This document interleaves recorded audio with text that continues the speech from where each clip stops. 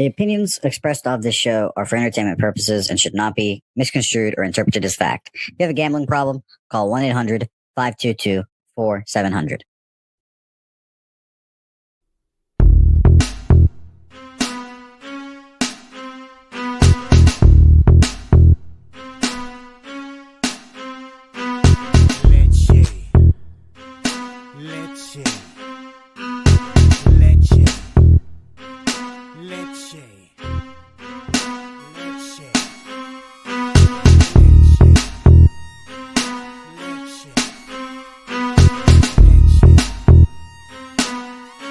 Introducing Pubcoin. Pubcoin is the rewards program for pub sports contributors. Regular chat contributors share their play of the day, POD, in the YouTube chat, including the phrase POD in their message. At the end of the week, the amount of units earned are converted into Pubcoins. Pubcoin can be used as reward points for prizes, shop discounts, and contests. Hey, what's going on, y'all? It's Mills here, Pub Sports Radio. Do you guys want to challenge the personalities here at Pub Sports Radio? Do you guys think you're better than them at entering in your MMA predictions and picks? Would you want to get paid for it? $100? Here's how you do it, man. You sign up right here at the link below. It's just this easy. PubSportsRadio.com. Enter your email. Pick your weekly picks. That's it. Oh, and you get bonus points if you can predict how they're going to win in what round. Every single week, a new winner's getting crowned. So every Saturday on Pub Sports Radio. So come on and check us out. You can win $100 just for signing up. Only thing you need to do is see if you can beat us here at Pub Sports Radio by entering your UFC predictions and picks weekly. Do it. I dare you. See you guys soon.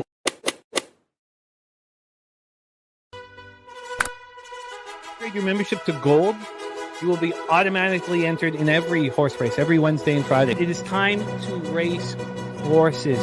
We are racing camels today. Shout out to the Gold members. We're racing in San Antonio immediately here. And we're off. 2 minutes, 74 canals on this racetrack. It's wide.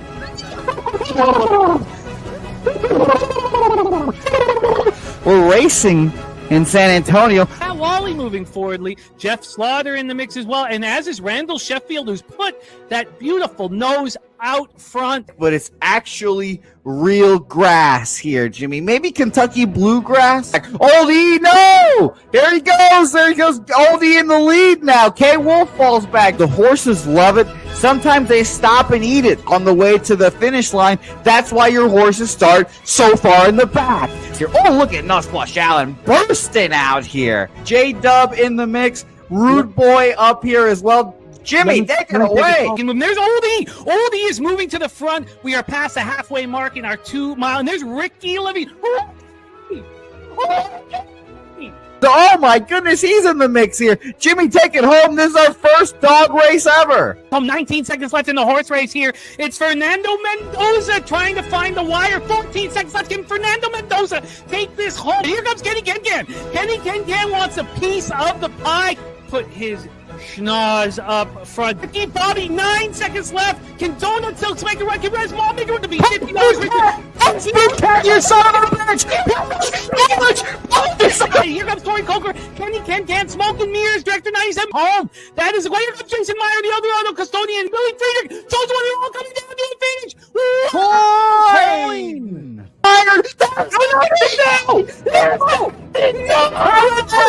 Nowhere! Oh no! Fanatical Jim!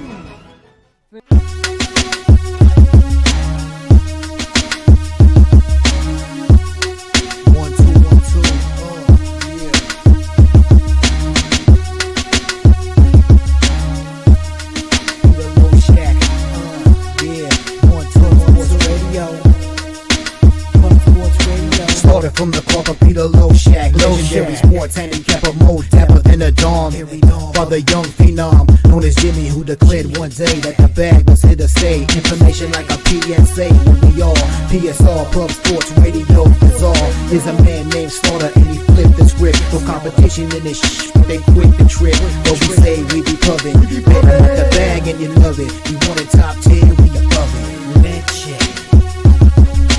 Legend. What up, cappers, gamblers, punters, hustlers, low baggers? Happy Friday, May 6th to all of you. Thank you for watching Betting with the Bag right here on Pub Sports Radio. The heater continues 8-2, plus 6.86 units. Yesterday swept the board in NHL. 6 straight live bet on the Oilers as well, but it's not part of that record. Oilers money line, Oilers team total over, and Washington, Carolina under. So that's back-to-back days we cashed, or back-to-back games we cashed Washington, Carolina under, and I'm getting off of it. But I am on the Hurricanes.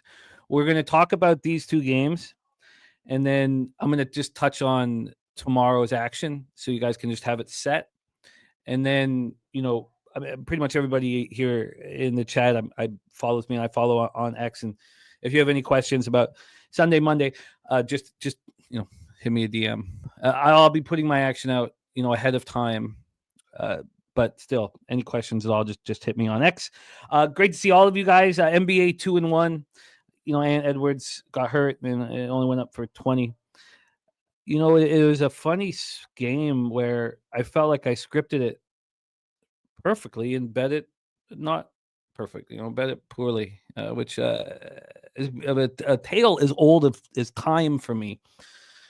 So 2-1 plus 0.9 units, and I'm just sitting there with just knowing that the bag was sitting there on the table, and I just let it sit there. Major League Baseball 3-1 plus 2.75 units, and got in live on the Braves. Went 3-0 live last night. I don't mean to hit this to you guys over and over and over again, but the live action we've done all the work. It's really easy to see if a home run or a bad bounce or something happens with all the homework done to then attack it. I wish I moved on the Phillies live. I didn't with their bullpen, but I moved on the Braves live, and I'd given up on that when they allowed 2 runs in the top of the ninth. But again, I just really, really want to hit home that all of this work that we put in allows us to be excellent live bettors. You have all of your notes. You go over what the plan was in the game. You see, what your pitcher hangs a curveball. It's a 2-run bomb or 3-run bomb. And then I don't take them on the money line. I'll take them plus 2.5 or plus 3.5, as we've talked about. I just want to win the bet and win a unit minus a little bit of VIG. I don't need the huge score. Now, in the National Hockey League, that's different. We'd never take the plus 1.5. At least I don't ever take the plus 1.5. So I want the big score live in NHL. But 8-2 plus 6.86 units, it feels great. Now, Wednesday was a slight losing day. So Tuesday was a winning day. But so we're not looking for the back-to-back week sweeps, unfortunately, because of Wednesday. Shout out to all the cappers in the chat. Let's get to work here. We have stacks play today. Cardinals over 8.5 and James Wood over 1.5 bases for Justin McKelvey. Troy Torrance in the house. We have AM with his action. Got some errands to run. Not sure if I'll make the show. I've copied and pasted his action so we can discuss it. Gerald Jones, best bet. Indiana, Cleveland over 226.5. Let's get this locked in here under the notes. Here, let's lock it in. Ordered Cash It t-shirt this morning. Let's go. I love it, Gerald. And Swiggy says NHL brackets are updated for our NHL playoff pool. I figure it's going to be less fun now to talk about the pool. I have moved into first place, and I have all 20 players remaining. So I don't want to sit here and pat myself on the back, but I'm in good shape. Now that could change. Winnipeg could step up, something I don't expect them to do, take out the Stars. The Knights could show their character and come back and take out the Oilers, something I don't expect either. So, it's not like it's locked in, but I'm the only guy with all 20 players left, and I've hit the lead. So I'm up a little bit. 2 points up on Dodge, 3 points up on Big Show, 8 points up on Dennis Garcia, and in fifth place, rounding out the top 5, Ramon Scott, 14 points behind me. Salty Pete, Crystal Craig right there doing great. Rushia, Slatsy. Rushia is always in the top 10. Loshak, 13th. Mr. Gokster, 14th. Thank you guys all for being a part of our hockey pool this year. And thank you, Swiggy, for updating it, my man. And Swiggy also is setting up the email to all members. That's going to be something we think we might be able to start next week, and we're really excited about it. So shout out to our guy, Sean Wig, Mr. Swig here. Czech Republic and Unikahamalaga and Pacers money line. DC Defenders team total over as well. And Rune money line for Gorky. Gorky hammering the board here. We got a great show. It's going to be NHL, and then we're going to move into Major League Baseball. Wine Time Sports joining us. He's been fantastic, man. 60.6%. I mean, that's just otherworldly. Over 71 bets, plus 15.48 units. His ROI is plus 21.8%. And he's done this all with an average line of plus 101. So Wine Time will be joining us here. Let me just keep getting this fixed up. So I got to do a little deleting here, make sure that it's all set up for Gorky's action. Gorky, thank you so much for sending us all of this action. And Nick's money line also for Gorky. Wow. My dude coming off a 2-0 day. Here we go. Nice job, my dude. Nick Gorky also on the Knicks money line. J-Dub Phillies money line. Was a wonderful comeback there from the Philadelphia Phillies. One I was not expecting last night. But again, those were just both pushes for me. I pushed both the Braves, but I had the live bet in on the Braves, so I was very pleased with that situation. And then I pushed the Phillies as well. Action Jackson ready to get to work. What up, Action Jackson? Big Daddy Boom. Steven Fehrenbach in the house as well. Oilers plus 200 live went down 1-0. When the book's going to learn? There's nothing they can do, Steve. There's nothing they can do. There's nothing they can do. It makes me feel so good saying that. My man Roy says aloha from Hawaii. Says thank you for getting me on the Oilers. The Oilers is a moneymaker, especially when they're down. Love it. Great job, Roy. Thank you for rocking with us. Wine time as well. Moving on the Oilers side. Not only that, but another thing. I don't know if you guys we talked about it too much, but when you like goals to be scored in the game, and I wasn't on the pregame over, but I figured we'd get at least 6 in that game. I wait for the 4.5. And so I had Slaughter and Jose, and I had TJ. We're all sitting there. I'm like, okay, guys, so 5 minutes in the third period is going to hit 4.5, and it's going to start at minus 200. And we got to wait.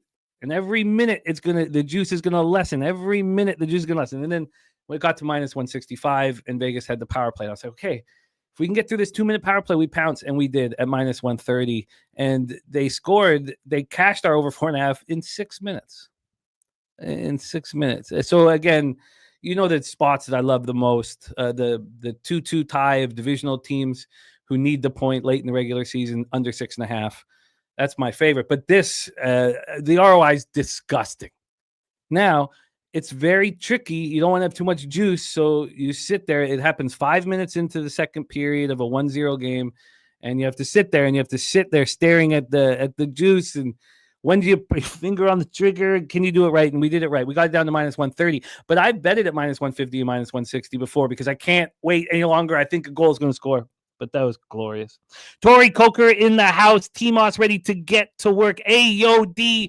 Crystal Craig says, what an exciting Oilers game last night. Keeps us up late. Spooner in the house with his action. Marlins, Giants, A's plus 1.5. And Phillies money line for Mr. Morgan Spooner. And he sent me a wildly interesting message on the San Francisco Giants game.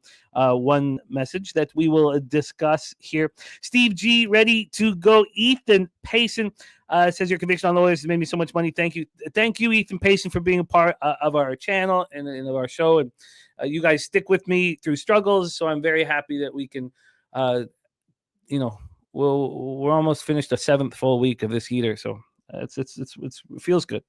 Just my 2 cents. TC in the house, star of the Locker Room Talk podcast off at 2-0 a day. Slati says Caps, Canes under Jimmy's Oilers and over 3-0 night. Stars moneyline 121. Nice job, Slatsy. That was another thing we were doing with Slaughter today. With Slaughter and TJ, we're like, Okay, we know there's going to be a move on the Jets. I haven't been timing this right because I'm always multitasking. So it's like, can we focus on when is the right time to bet it? And I did the same as you.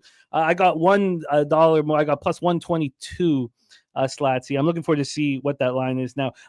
Ranton and Hintz point parlay at plus 135. There's Mr. Slaughter in the house, cashing with us on the Oilers. Kelly McInnes, Markel, Fernando Mendoza, chess and gambling here. It says, as an Astros fan, I can fully support taking the Reds plus 1.5, and I'm rocking a Nolan Ryan. Now, I mean, it's not quite a jersey, but you know what I mean. Steve G, ready to get to work. 9 Legacy here, ready to eat. Great to see you. 9 Legacy. Joe Tadero in the house. Steve G, Markel, Guillermo Zertucci. Jimmy the gift that keeps on giving. No, G, it's we work together, man. We work together. And shout out to you, the Zertucci family here, the ever-growing Zertucci family. Robert Cherry, Rogue Energy, Joe Tadero, another one of our stars of the Locker Room Talk podcast, ready to get to work. Kong's Clips, ready to eat. Thank you guys for joining us. Let's get to work here to make sure I'm not missing any action that I need to copy and paste. Michael Piccioni, my friend, thank you. It's great to see all of you guys. So let us get to work. Oh, nice. G says, my wife thanks you. Those other bets paid for Beyonce tickets. I was saying that last night. I was like, we're talking mortgage payments. We're paying for summer camps. If you don't have a mortgage, you're paying for your rent, car payments. 6 games in a row, we've bet them live. 6 games in a row. Now, one team total over 3 they pushed. 6 games in a row, we've cashed their money line. I don't remember a situation quite like this ever. And then the line comes out, of course, which we're going to talk about at the end of our breakdowns for today. The line comes out for the Orioles, and it's the fishiest line we've ever seen. The fishiest line we have ever seen. And I'm like, I don't care how fishy this is.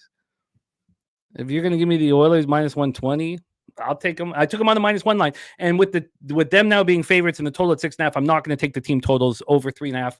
The added bonus is your team total over 3. Jermaine, what up? Okay, Jermaine, my bad, Jermaine. Sorry, there's a new name in the chat. What up, Jermaine? Great to see you. Robert Cherry's action. Robert Cherry has a new podcast coming out too. Also, Robert Cherry will be making his debut here with us on Pub Sports Radio on Saturday's call-in show with Jose and Dabby Cab. Kong's Clips, Kong Smash Play of the Week, Juica Devicious Moneyline and Sterling Moneyline copied and pasted. Daddy Beats ready to get to work. Okay, let's do exactly that. Action Jackson at CFL starts in a month on June 5th. I'm excited about that. We had a huge year. I think that's my best year in CFL last year. And, just doing it solo with you guys, it was very enjoyable. Let's roll. We start at 7 p.m. Eastern tonight. East, second round, game 3, Toronto leading the series 2-0. I'm 7-1 in my last 8 bets in the NHL. The one loss was Florida in game 2. And when I put the tweet out of what I'm out in the NHL, I just did the 7-1 because if I added in the exact score 4-2 and plus 900 and I wrote, I'm 10-2 plus 16, it just looks fake. So I didn't even bother with that. Let's go here though. Toronto Maple Leafs, Florida Panthers, Joseph Woll and Sergei Bobrovsky between the pipes. Let's go over the line history here. I thought about this series a lot, and I can't wait to talk about it. So first off, we have a line move towards the Florida Panthers. At one point, around about an hour and 15 minutes ago, it got to minus 241. We're back at minus 235, but 21 cents of movement towards the Florida Panthers from the opening line. On the total here, we have a 6. It's minus 113 towards the under. Open up minus 111 towards the under. I'm not involved in that here. Kong's Clip says Florida has to get right here, right? And so I've made 2 bets on this game. And, well, I don't know exactly how to start with this. But first off, let me just say this, that what is clear is the Toronto Maple Leafs are not afraid of the Florida Panthers. This is the first year I've said that. There's no fear there. Chris Tanev and McCabe have changed that. Max Domi running around, throwing that he's not a big dude, throwing that body around though. They're not afraid. They're not afraid. Marner has new confidence after climbing up to the first line of the Four Nations and being in on that game-winning goal. It is impressive. And Kong says, "Holy shit! I just seen the line. The value is obviously Toronto." Again, when we break down these games, you can take this information however you want. Kripke says the underdogs have covered the puck line each of the Maple Leafs last 7 games. Leafs +1.5, -135. So, Slatsy and I were talking a few days ago about after the game what to do with the series bets. What to do with the series action, and we talked. Did you want Florida to come back and win the series? And with Toronto owning home ice and Game 7 in Toronto, and if it got to that point, would I be surprised here if Toronto beat Florida? And the answer is no. So the bet I made on the series future was, and it's available right now, I took Florida +1.5 games at -120. At one point, I was going to put more than a unit on it, and I stopped myself. Just 1 unit. And then, shout out to Rochester, Johnny in the house, Chess and Gambling Daily, Black Thor King. And then with you guys saying that, talking about how the Toronto +1.5 is tempting, and I don't. Oh, and Slatsy moved on the same thing there. Yes, Lucas, it's a glorious thing, and I hope this lasts forever and ever and ever and ever and ever. But I moved on the Florida Panthers on the puck line tonight, -1.5 at +120. I felt that was the most appealing bet here. And also, if the Panthers cash the puck line without an empty net goal or comfortably, let's say, not like a last 10-second empty netter, I'm not going to back them again in Game 4. I'm going to take the money and I'm going to leave. Thank you, Mr. Belvedere. I feel like we've done this all together. This is all group stuff here. Rochester Johnny says, anyone watching the IHF, one of my favorite things to bet on, we got in on Canada +300. It was +130 last we looked. Pretty exciting, but let's stay focused here. So those are the 2 bets here. Dan Kelly also saying Garland, Mobley, and Hunter all participated in post shoot-around workouts in Indy an hour ago. Barry Smith giving us a final score of 5-4 Panthers. Barry Smith, very, very sharp capper. Keep an eye on his thoughts here. So Johnny Gunn says, why wouldn't you do in regulation bet instead of puck line? If it goes to OT, you wouldn't cash either way. It's just how I bet, Johnny. That's how I do it. That's how I do it. Always has been. I get a bigger score than the regulation, and it's just how I do things. It's also how I see the game. If I saw it as a tighter game, I would just take the -1. So it's just how I do it and how I see it. And okay, what do you mean, Lane? Do you want us to? You mean Panthers to win the cup? You can explain that, Lane, to us. Would help, or we won't, mention your comments anymore, which is fine if you want to sit around and talk nonsense. But let's stay focused here. So let's break this game down. Wall 4.01 goals against. Oh yeah, Panthers win the cup. Okay, thank you, because you wrote Panthers money line there. Lane, you'd probably get a better number now with them down 2-0, I would imagine, But good luck, Lane, and I apologize. I didn't mean to be on thinking you were just messing with us there. A 9 legacy for the puck line for sure, for 9 legacy. So Wall 4.01 goals against average, 875 save percentage. But he gained confidence from that last game, and I think he can carry that confidence over. Stolars will not be starting tonight. Now, if let's say the Panthers win 6-1 and we cash our puck line, Stolars will come back. And again, it's nothing to do with Stolars. I do fear the opposition, and we're going to explain a little bit why more than I've feared any opposition for the Panthers in some time, at least all of last year. The Toronto power play, 28% in the playoffs, 75% in penalty killing. And that's pretty much similar to what they did in the regular season. Florida's power play and penalty killing have been better. Florida's power play at 28.6% and penalty killing at 88.5%. I expect more from them. We will see. I expect more. Okay, Kong, I didn't hear that, but we can. I don't know anything about that, but let's stay focused here. So let's set this up here. Mitch Marner broke the tie, 5:50 of the third period, and it was a sneaky, clever play. It wasn't fluky or it was this. He's a sneaky guy. It reminded me of overtime goals in the past. I don't know if you guys remember, like Peter Nedved's overtime winner was a little bit further back when the Penguins had the stick going through the Penguin against the Rangers. I think it was a Game 7 double or triple overtime. We've seen goals like that kind of sneak in, and it was just a shrewd, sneaky play. Stopped the momentum for the Panthers, and it was impressive. Lundell had tied it up at 3:17 seconds earlier, redirecting a pass from Aaron Ekblad. I thought Ekblad looked very, very good. Pacioretty and Domi each had a goal and an assist. Who would have thought that Patches would be giving this much? I didn't. He's been broken for 2 years. We know he's a gamer, but good God, is he playing well? And I feel good for him. This must feel so good for him after all the work and injuries he's been through. And Max Domi playing out of his mind right now. So Lundell had a goal and assist, but let's remember Bobrovsky only made 16 saves. Only 16 saves. We're going to talk about Bobrovsky here in a second. Ekblad, though, played 19:59 as a return from a 2-game suspension. I expect him to play more tonight. He had an assist. He looked good.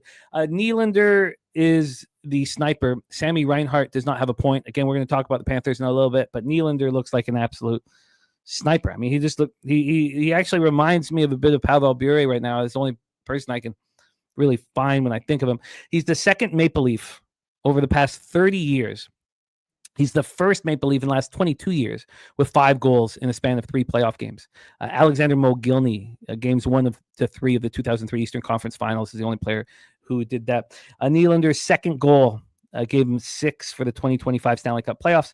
So he's behind Rantanen and Nate McKinnon. It's the most by a Maple Leaf player in a postseason since Hall of Famer Joey Nieuwendyk had 6 in the 2004 playoffs when Nylander was 8 years old.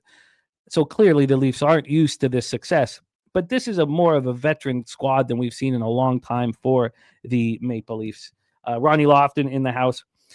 So yes, they're not used to playoff success, but this is a team that is now an older group and is more than capable of sustaining this, I believe. So listen to this. So this is more of how long it's been. So Toronto hasn't had a player score more than 6 goals in the playoffs since 2004.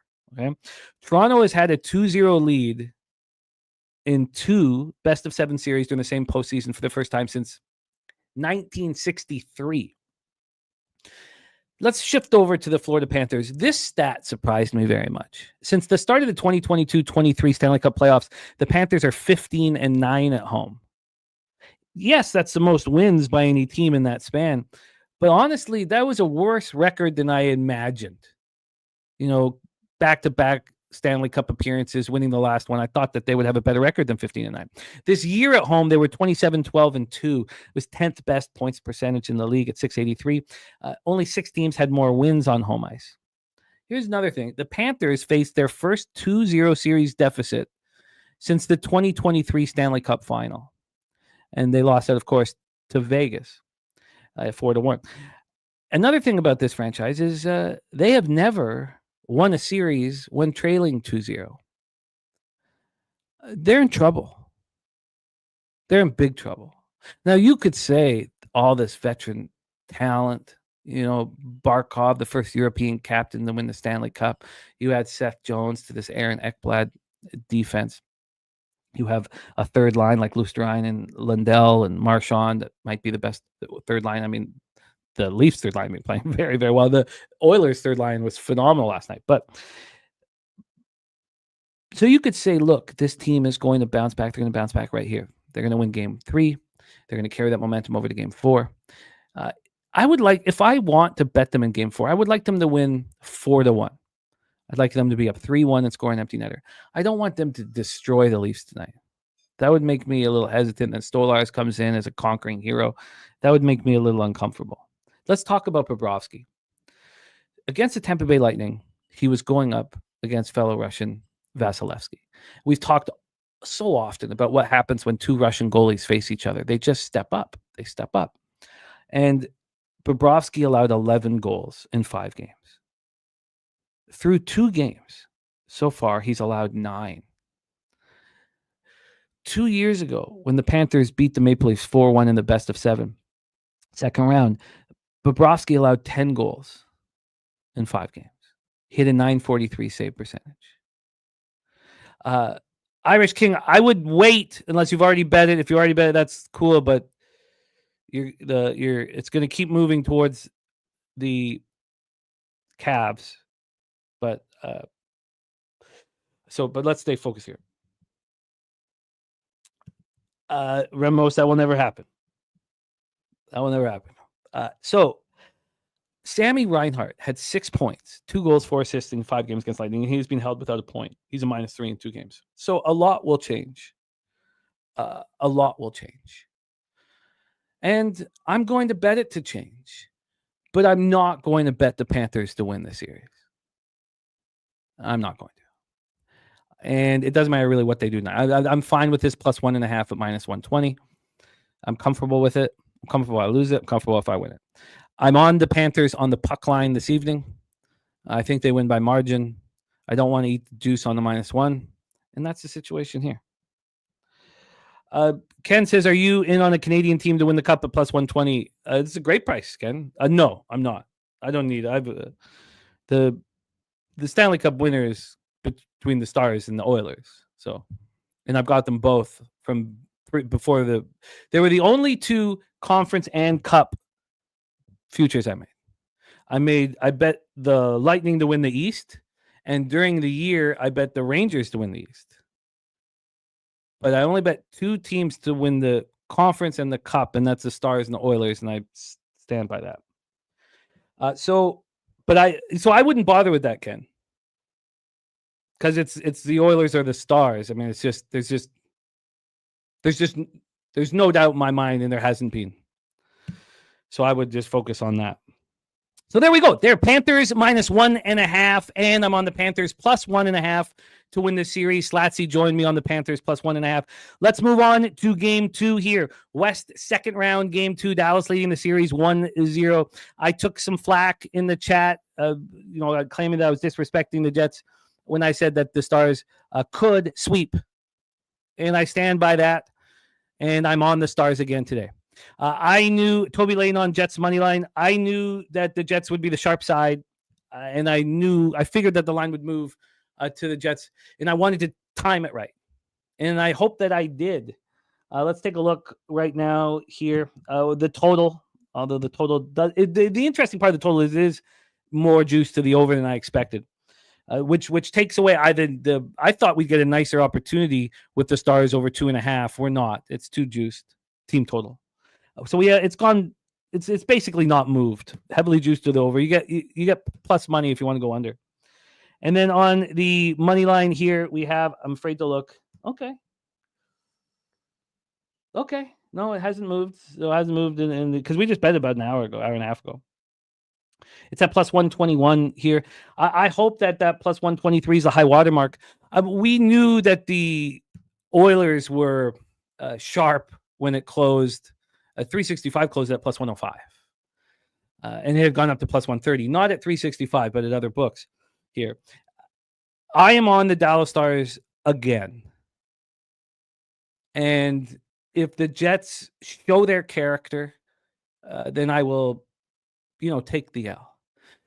But I am not going to stop betting the Oilers and the Stars every game and betting them as soon as they go down a goal with a full unit again. I'm not going to stop, and it feels so good to say that out loud. We have Jake Ottinger going up against Connor Hellebuyck. Look, as a hockey fan, I hope Connor Hellebuyck steps up. In that last series, he allowed 11 goals over his glove hand. I was listening to last week a goalie coach, a famed goalie coach, and he was talking about how he doesn't understand what's going on. He can't believe that Hellebuck is allowing all these goals up. And he said that he was explaining it in a way I can't, with the elbow and what's going on with the glove going up. But he said that he's got to work on it the nonstop between the first round and the second round. He is. I don't want to say him as a hockey fan. I hope he steps up. He's about to win his third Vezina, and his save percentage is .836, and he finally got out of the first round of the playoffs. Like, I cannot believe that clearly the Dallas Stars have the better goaltender in this matchup. I can't even believe I'm saying that. And again, put the gambler aside as a hockey fan. I kind of hope he steps up a bit for him and his sake and his legacy. In the playoffs, a 3.75 goals against average with an .836 save percentage. Good God. Dallas's power play was 17th this year in the regular season. It's 32% right now in the playoffs. Their penalty killing, fourth best in the regular season at 82%. It's even better now. It's at 88.5%. Winnipeg had the number one power play in the National Hockey League. I don't see it. Do you see it out there? I don't know what power play that is. And Lucas says the Blues broke them. Now Dallas finishes them. So their power plays at 19.2%. Their penalty killing wasn't even that good. It was 13th in the league, 79.4%, and now it's 75%. So the special teams have gotten worse here. Wager Detective says over 5.5 is a gift here. Screenshot and save says Jets score twice in the first period. So let's talk about this one. Mikko Rantanen scored the natural hat trick in the second period. I feel so good for him. He got let go from the Avs. I'm sure after witnessing this, they wish they had given him the cash that he wanted. He did want 13. I think you could have got him down to 12, but he wanted term. And then he went over to Carolina and didn't play very well. And then he wasn't going to resign. He wasn't going to sign the big contract, so they moved him. That was a smart move, I thought, for them. They pick up Stankoven and they made a mistake. He wasn't going to resign. The mistake was trading for him in the first place. But then he goes over to Dallas and he struggles at first. And so watching him explode here, you're seeing the size, the speed, the skill, the tenacity. The first player in Stanley Cup playoff history with 3 multi-goal periods in the same postseason. I mean, it's crazy. The first player in almost 40 years to have a hat trick in consecutive playoff games, and the third in NHL history. Most recent, Yeri Curry, fellow countryman, did it for the Oilers in games 5 of 6 of the 1985 Western Conference Final. He has 14 points in the last 4 games. He is factored in on 12 straight Dallas goals. That's the longest streak in Stanley Cup playoffs history. And who did it last? Lemieux, who did it. He did it 9 straight playoff goals he was in on for Pittsburgh Penguins in 1992. I remember that Stanley Cup like it was yesterday. That win over the Stars, and the Stars had somehow made it there, and Cicerelli and Lawton and Emma. It's just wild. And the issue here is that it didn't hurt Pittsburgh. It doesn't hurt teams. Like, you could listen to that cap and be like, oh, well, they're so reliant on one player. No, it's not quite that. It's just somebody is unbelievably hot right now, and they're scoring the important goals when they need it.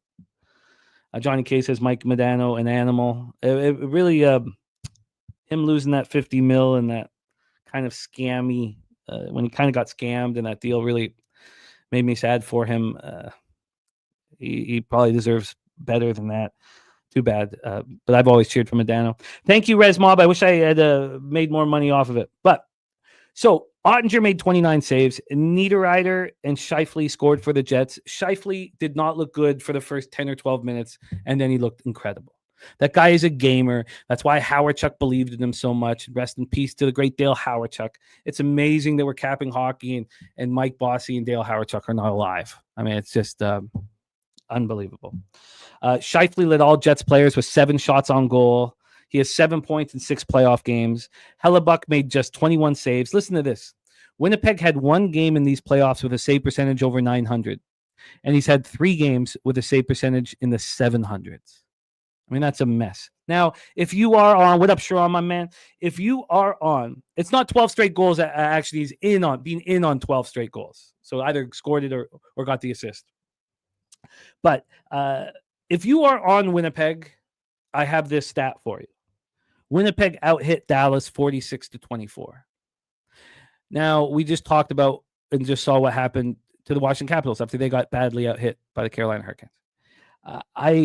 I think that stat actually helps Dallas. Now, you could look at it and say, no, it helps the Jets. They're playing big against a bigger team than them.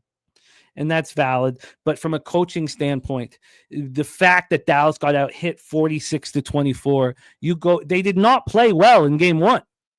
Dallas has no reason to be content whatsoever. If you play the same game you played in game one, you lose.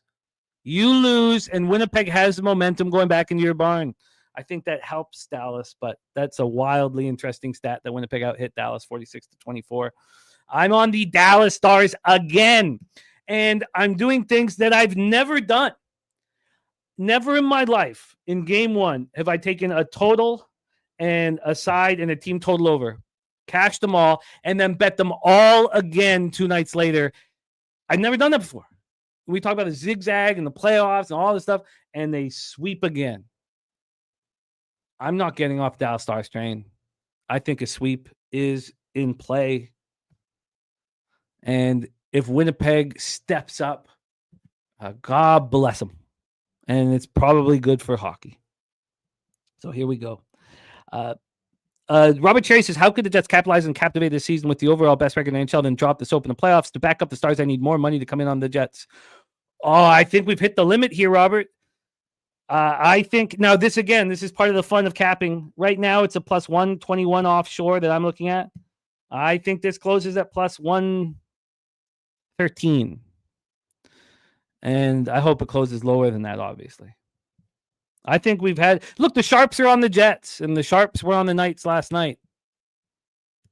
Okay, so there we go. That's game 2. Now, before we get into Major League Baseball, I want to talk about games 3 and games 4 here for you guys. Or sorry, excuse me. I just want to talk about Saturday night's action here for you guys.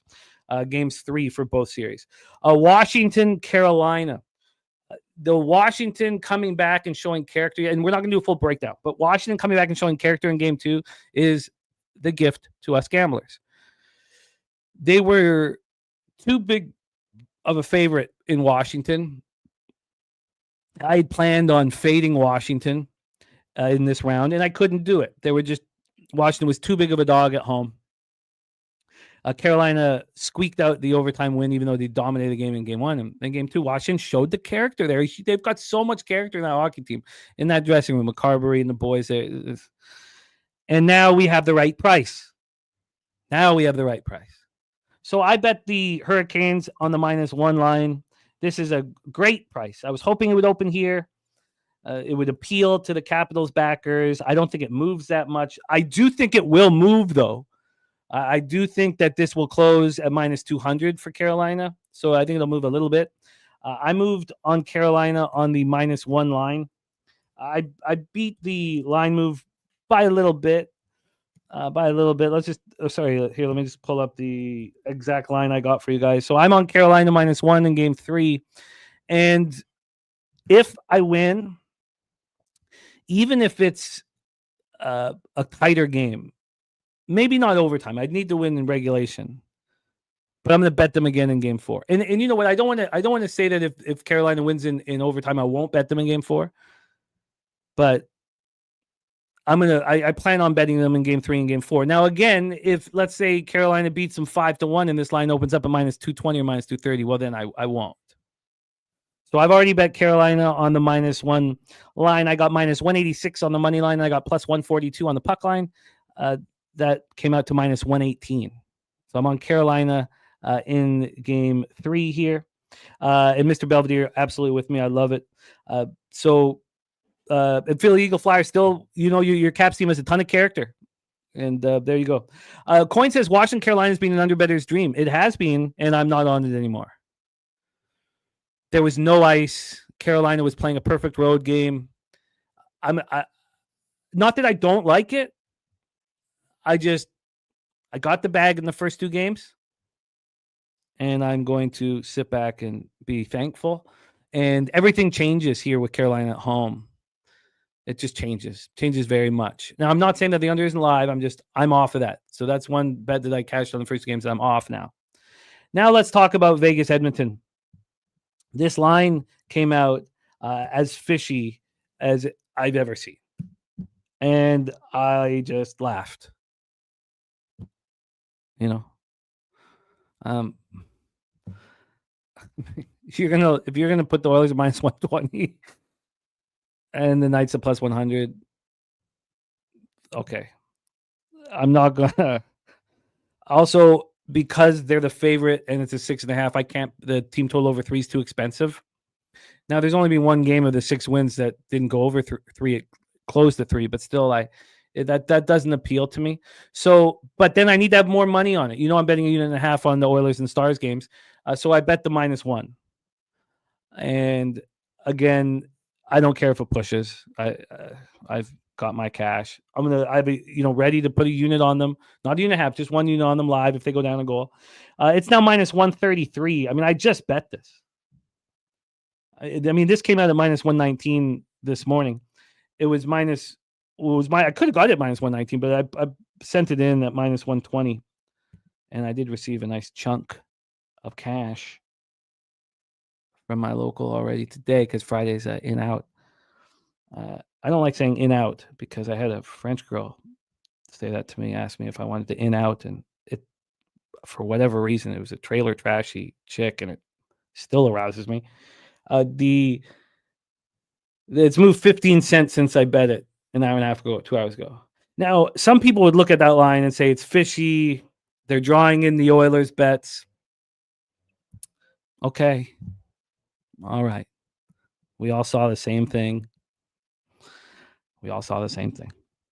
So, look, do I expect Vegas to come out guns a-blazing?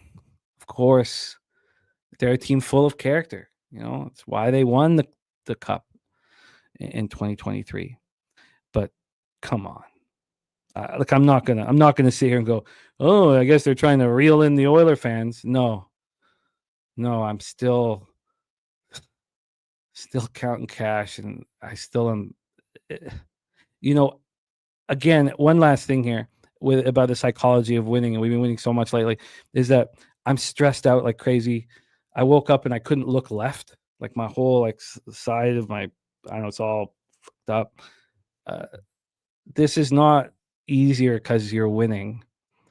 This doesn't get easier. You just have to work harder and figure a way through it. And you need to work out like in Wine Time and Troy, because if not, we're just not going to be long for this world. It's too stressful. So the last 2 weeks have been as stressful as any 2 weeks. I felt like I was in a depression on Wednesday and Thursday. I've never had to deal with that in my life, but I felt it hanging over me. So I don't understand the psychology of winning. It's not that much different than losing, really. Although my family's together, and rent is paid and shit like that. So, and that almost all fell apart in February and March. So, all right. Kripke says Oilers got hot at the right time. Kripke, it's nothing like that. Kripke, they have the 2 best players in the world on their hockey team. They didn't get there. It's the playoffs. So they lost their most important defenseman in Matthias Ekholm, and their defense was a mess, and everything was a mess. It took 2 games to figure that out. But it's not about getting hot at the right time. It's just they have the 2 best players in the world that have never won the Cup before, and everybody's following their lead.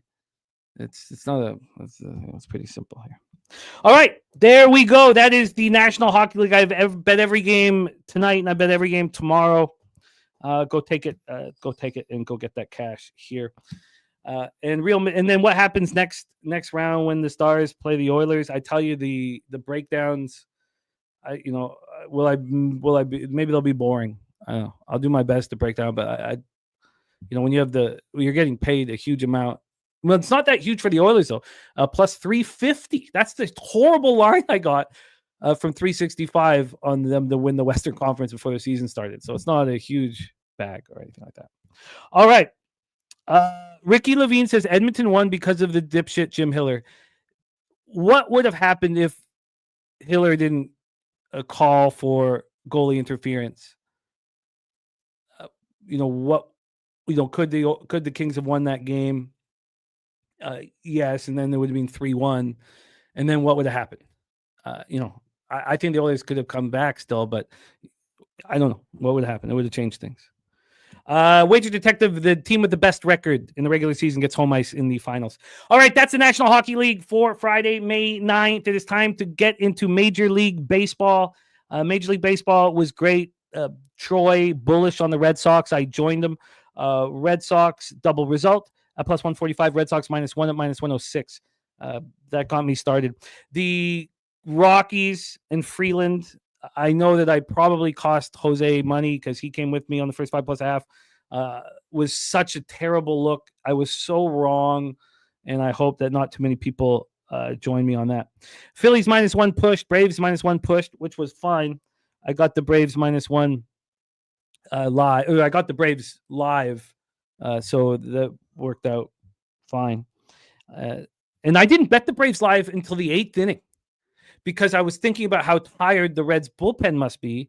And then, of course, top of the 9th, Reds scored 2 runs, and I'd given up on that, but still came through. And then all of you guys, your bullishness on the Diamondbacks, I just listened, agreed, and got paid, and a nice payday at a plus 130. So excellent work from you guys in the chat. I was listening, and we were getting paid 3-1 plus 2.75 units. Robert Cherry says, why not the puck line value and trusting that they will shellac and split them cheeks? I will wait to see the line flips and hammer. The Oilers character won't help. I hear what you're saying, Robert Cherry. I'm very comfortable with the -1. Very, very comfortable. I'm also a big hockey fan. And so when you guys talk about regulation or the -1, I like to be live for the push in overtime. Or in the regular season, in that 5-minute overtime in the shootout. It's fun. It makes it fun. This is still supposed to be fun, and I try to make it fun. Okay. Jerry Davis, yeah, I don't really know how to explain it. I'm surprised by how all of this has happened and what it's done to me. This is the longest winning streak I've ever been on in my life, so I'm not used to it. And I can't explain it. All right, let's get into Major League Baseball. Thank you guys for joining us. First, let's welcome the star of Say Hey Plays. He's coming to us from our home studio in the Southtown 101 in San Antonio, Texas, the best bar in Texas. If you guys are ever in San Antonio, please roll by the Southtown. Check out the studio. Check out that back room. The food is phenomenal. The peanut butter burgers, the chicken wings are the best in the business. Please welcome our friend, Mr. Jose Bouquet, to the show. Jose, how are you? I'm doing well, Jimmy. Good day yesterday. And shout out to you for the Oilers bets and the over. That was hilarious. Yeah, that was fun, eh? That was a funny one. That was really funny. It was really enjoyable. Like waiting with all you guys, waiting every minute, staring at it, waiting, getting through the power play, and then betting it, and then cashing it 6 minutes later. That's pretty nice. TJ says peanut butter burger. Dear Lord, that sounds terrible. Look, some of us like peanut butter more than others. All right, TJ. Some of us like peanut butter more than others. And that was the burger I puked up in Pubapalooza 3. But that's after like 4 or 5 burgers. That was near the end of the week in the back room where we store the storage room. Yeah. Okay. And let's welcome our next guest. 43 wins and 28 losses on our show. 60.6% plus 15.48 units. ROI plus 21.80%. And doing all this with an average line of plus 101. From Los Angeles, California, the star of our new show, Walk Off Wagers, alongside our friend, Mr. Morgan Spooner. Please welcome Wine Time Sports to the show. Wine Time, what's good, man? How are you? Jim in the bag, Jose Bouquet. Happy Friday, guys, man. It's been 7 days since last time we shared the screen, man. I'm looking forward to breaking this MLB card down with you guys and the NBA card, of course, after. And, man, am I stoked for this Sunday. Walk-off wagers. Me and Morgan Spooner. It's going to be 8 a.m. my time out here on the West Coast. So it's going to be 11 a.m. over there on the East Coast, 10 a.m. Central Time. We're going to have my guy Jose on the 1s and 2s. I'm sure you're going to be hearing him a lot during that show as well. We're going to be going back and forth. We're going to be breaking down games. We're going to have a couple guests come on. We're going to break down weather. We're going to break down the market, what's been happening that week. It's going to be a great show, and I'm really looking forward to it and see the future of the show. So if you guys are in the chat right now, make sure you stop in on Sunday, Walk Up Wagers. I love it. We're very excited about the show, my friend. And one last thing on the peanut butter burgers. I had my first peanut butter burger at the Green Dot Stables in Detroit City. It's an incredible slider bar. Kangaroo, ostrich. You pick a fucking crocodile, whatever you want. They have those sliders. The peanut butter and kimchi slider. First time I had it. Peanut butter and kimchi slider, and we make them now. We make them here. Peanut butter kimchi sliders. So shout out to Green Dot Stables, and shout out. The bar used to be owned by a horse racing. So they have all the horse races up. It's magic. Go in there, drink a mint julep, and eat some crocodile. And shout out to the great city of Detroit, Michigan. Let's get to work, fellas. Let's roll. We start at 6. Oh, one last thing. Starting Tuesday, I'll be adding the road and home splits for the starting pitchers.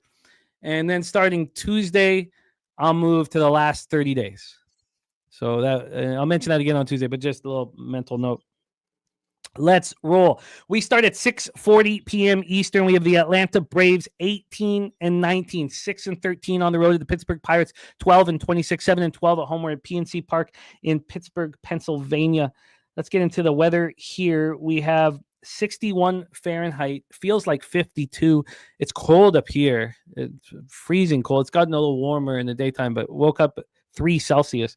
10.7 miles per hour out to right field, dies down to 8 miles per hour. It's a pitcher's park. It's cold, not freezing, but cold, and the wind is blowing out though to right field. We have, come on, Justin. Come on, man. No jelly burgers, man. Bryce Elder going up against the lefty Bailey Falter. Bryce Elder 2-1, 5.06 ERA, 1.38 WHIP, 22 strikeouts in 32 innings with 12 walks. He's not looked good, but I like that last start at home against the Dodgers. 5 innings for it, 2 earned runs, 6 Ks, and 2 walks. His splits are okay. It's righties that hit him the hardest. 282, 832 OPS. I'll pull up my lineups here in a minute, although none are confirmed, but just to see the righties in the lineup. Maybe Jose can touch on the righties in the Pirates lineup that we need to be afraid of. And then here we have Bailey Falter, 1-3, 5.06 ERA, 1.21 WHIP. I have a problem. I don't handle him right. I believe in him, and I cashed last game with him when he looked great. 2-1 loss at home versus Padres, 7 innings to its 1 earned run, solo shot, 6 Ks, 2 walks. He's got the reverse splits. Lefties are destroying him. Again, I want to see that play out a little longer before I put too much onus into that. And Coin says first game after manager fired angle. I don't use it for baseball, but let's hear from Jose and Wine Time. Maybe it should be used because I still don't think of baseball as a team sport. We can get that another time. Braves versus lefties, 209, 618 OPS. Pirates versus righties, 218, 633 OPS. Both bullpens have been okay. Braves bullpen's been pitching really well. Got off to a terrible start. So overall year long, their numbers aren't great. 3.77 ERA, 1.14 WHIP, but they are pretty good, but they have been a top 5 bullpen over the last few weeks. Pirates bullpen, 4.26 ERA, 1.29 WHIP. Now, speaking of the Braves bullpen, BJ says that Braves bullpen is cooked. We have Chain Kim in the house, my man. I hope you've been cashing with the Oilers with us because so many times you've asked for our best bets and they haven't come through for you. So I hope you've been cashing with the Oilers and making all this money with us. But absolutely, we'll parlay a three team parlay. I know exactly who I'm using for mine, but we'll close the show with friends and family here. And I screwed up friends and family last Friday. Everybody cashed. And I screwed it up, and we all bet it. By the way, spoiler alert, everyone, it is the Dallas Stars. It's not. No, it would be. Oh! It would be the Carolina Hurricanes. Oh, okay. On the money line, yeah. That's that. I mean, you want to give the most confident position. That's it for me. But okay, so let's take a look at the line history now. If you were just making one bet, I like the risk reward there. But if I'm putting it into a friends and family, I'll use the Hurricanes. Let's get into the line history here for this one. We have, and it would just be on the money line as well. But we have the Pittsburgh Pirates right now at plus 128. Plus 128. They opened up at plus 125. So basically no movement, just a tightening of VIG. Braves are at minus 139. They open at minus 139. Then from a total standpoint here, we have an 8.5. It's juiced to the over. This opened up at 8.5 at minus 115. Jose, why don't you get us started here on this one? And if you could touch on the cash flow numbers as well as the righties in the Pirates lineup that you think can get to Elder, my friend. Sure. Let's start off with the market. We've got nothing for the total here, but we have 72% of the bets, 51% of the money on the Atlanta Braves here. So very interesting. The smaller amount of Pirates bets, but the bigger bets on them, which is very interesting. For the lefties and righties in here, righties in this lineup, McCutchen, Joey Bart, meh. Keep Ryan Hayes is a meh at this point. Tommy Pham and Jared Triolo rounded out. Brian Reynolds is a switch hitter, and he'll be hitting number 2. The lefties, O'Neal Cruz and Manuel Valdez and Adam Frazier there. So they've got the righties that can do something, but I just don't trust the Pirates here. I will say that I do think they come out a little, offensively, I think they'll come out with some fire for the fired manager. I kind of believe that's a thing, one game maybe, but I've ended up staying off this game. I lean Pirates, bigger bets on them here. We've had a line movement of really not anything, honestly. Where we used to play poker at minus 140 opener, it's still there. It came down a little bit to minus 138, but not much going on for the line movement here. So if I was Justin McKelvey and I was at this game, it'd be a Pirates bet for me, but I'm staying off.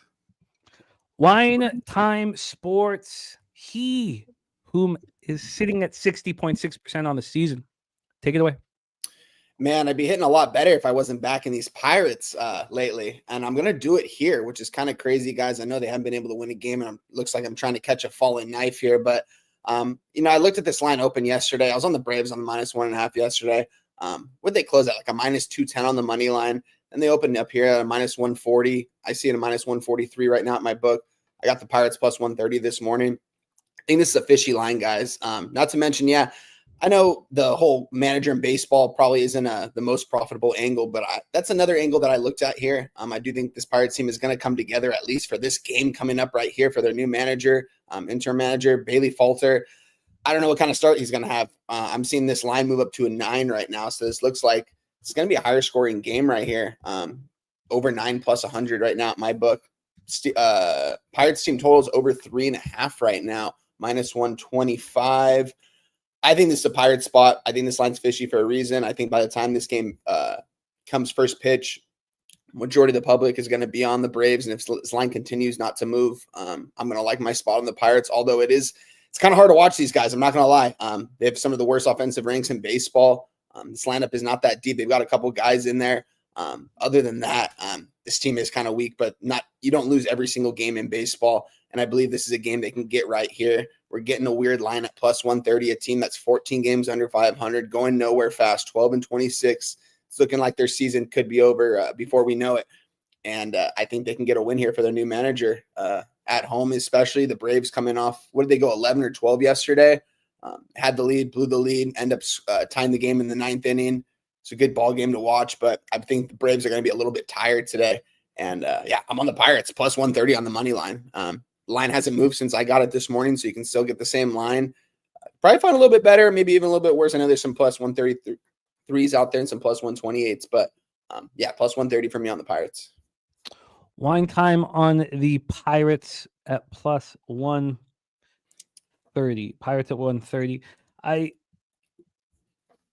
Usually I would be all over the new manager coming up, Don Kelly. I don't know much about him, but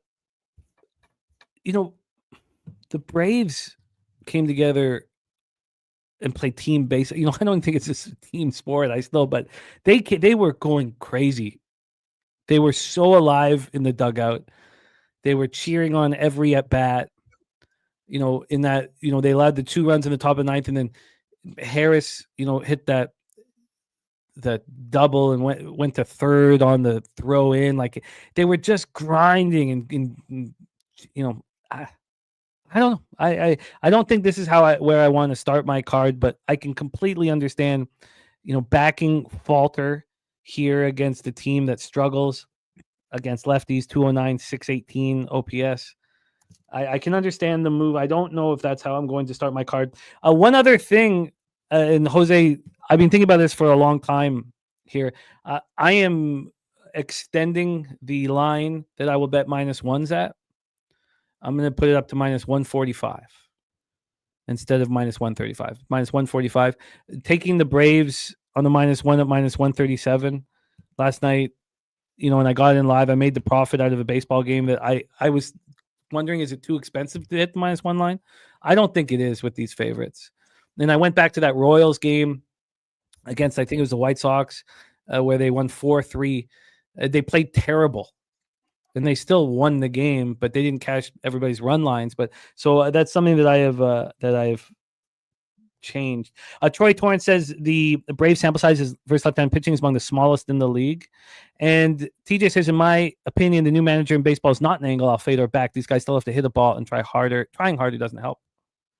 And Justin McKelvey says Braves are back. Damn it, I agree with the Braves are back. All right, let's roll on. Wine time is fired at the first game, and that is it. None of us did. We move on to game 2 here on the board, 6:40 p.m. Eastern, with the Texas Rangers 18-20, 6-12 on the road at the Detroit Tigers 25-13, 13-3 at home, where Comerica Park in Detroit, Michigan. Not far away from those peanut butter and kimchi burgers at the Green Dot Stables. Let's go to the Detroit Tigers weather here. 63 Fahrenheit, feels like 55, 7.2 miles per hour to right field, dies down to 5.4, and it's all out to right field. Let's get to welcome to the Moss 140 Club. Thank you, Justin. Thank you. I'm new here, and I come with cash. We have 7.5 is the total. 7.5, and it is -110 to the under. It opened up -103 to the under. This got up to -120 to the under at 11:03 a.m. So we've had 10 cents of buyback on the over, which is interesting. On the money line here, we have the Tigers at -261. There has not been a huge move towards them. This opened up at -256. That's very, very interesting. Maybe it's just too big of a line here.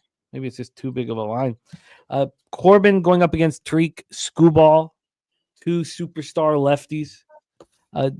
Corbin coming off a nice start, 2-1 loss at home. Did you say 2 superstar lefties? Yeah. 3.28 ERA. I mean, who's made more money in their career? Corbin? Fucking not poor ass Tariq Skubal. No, not even close.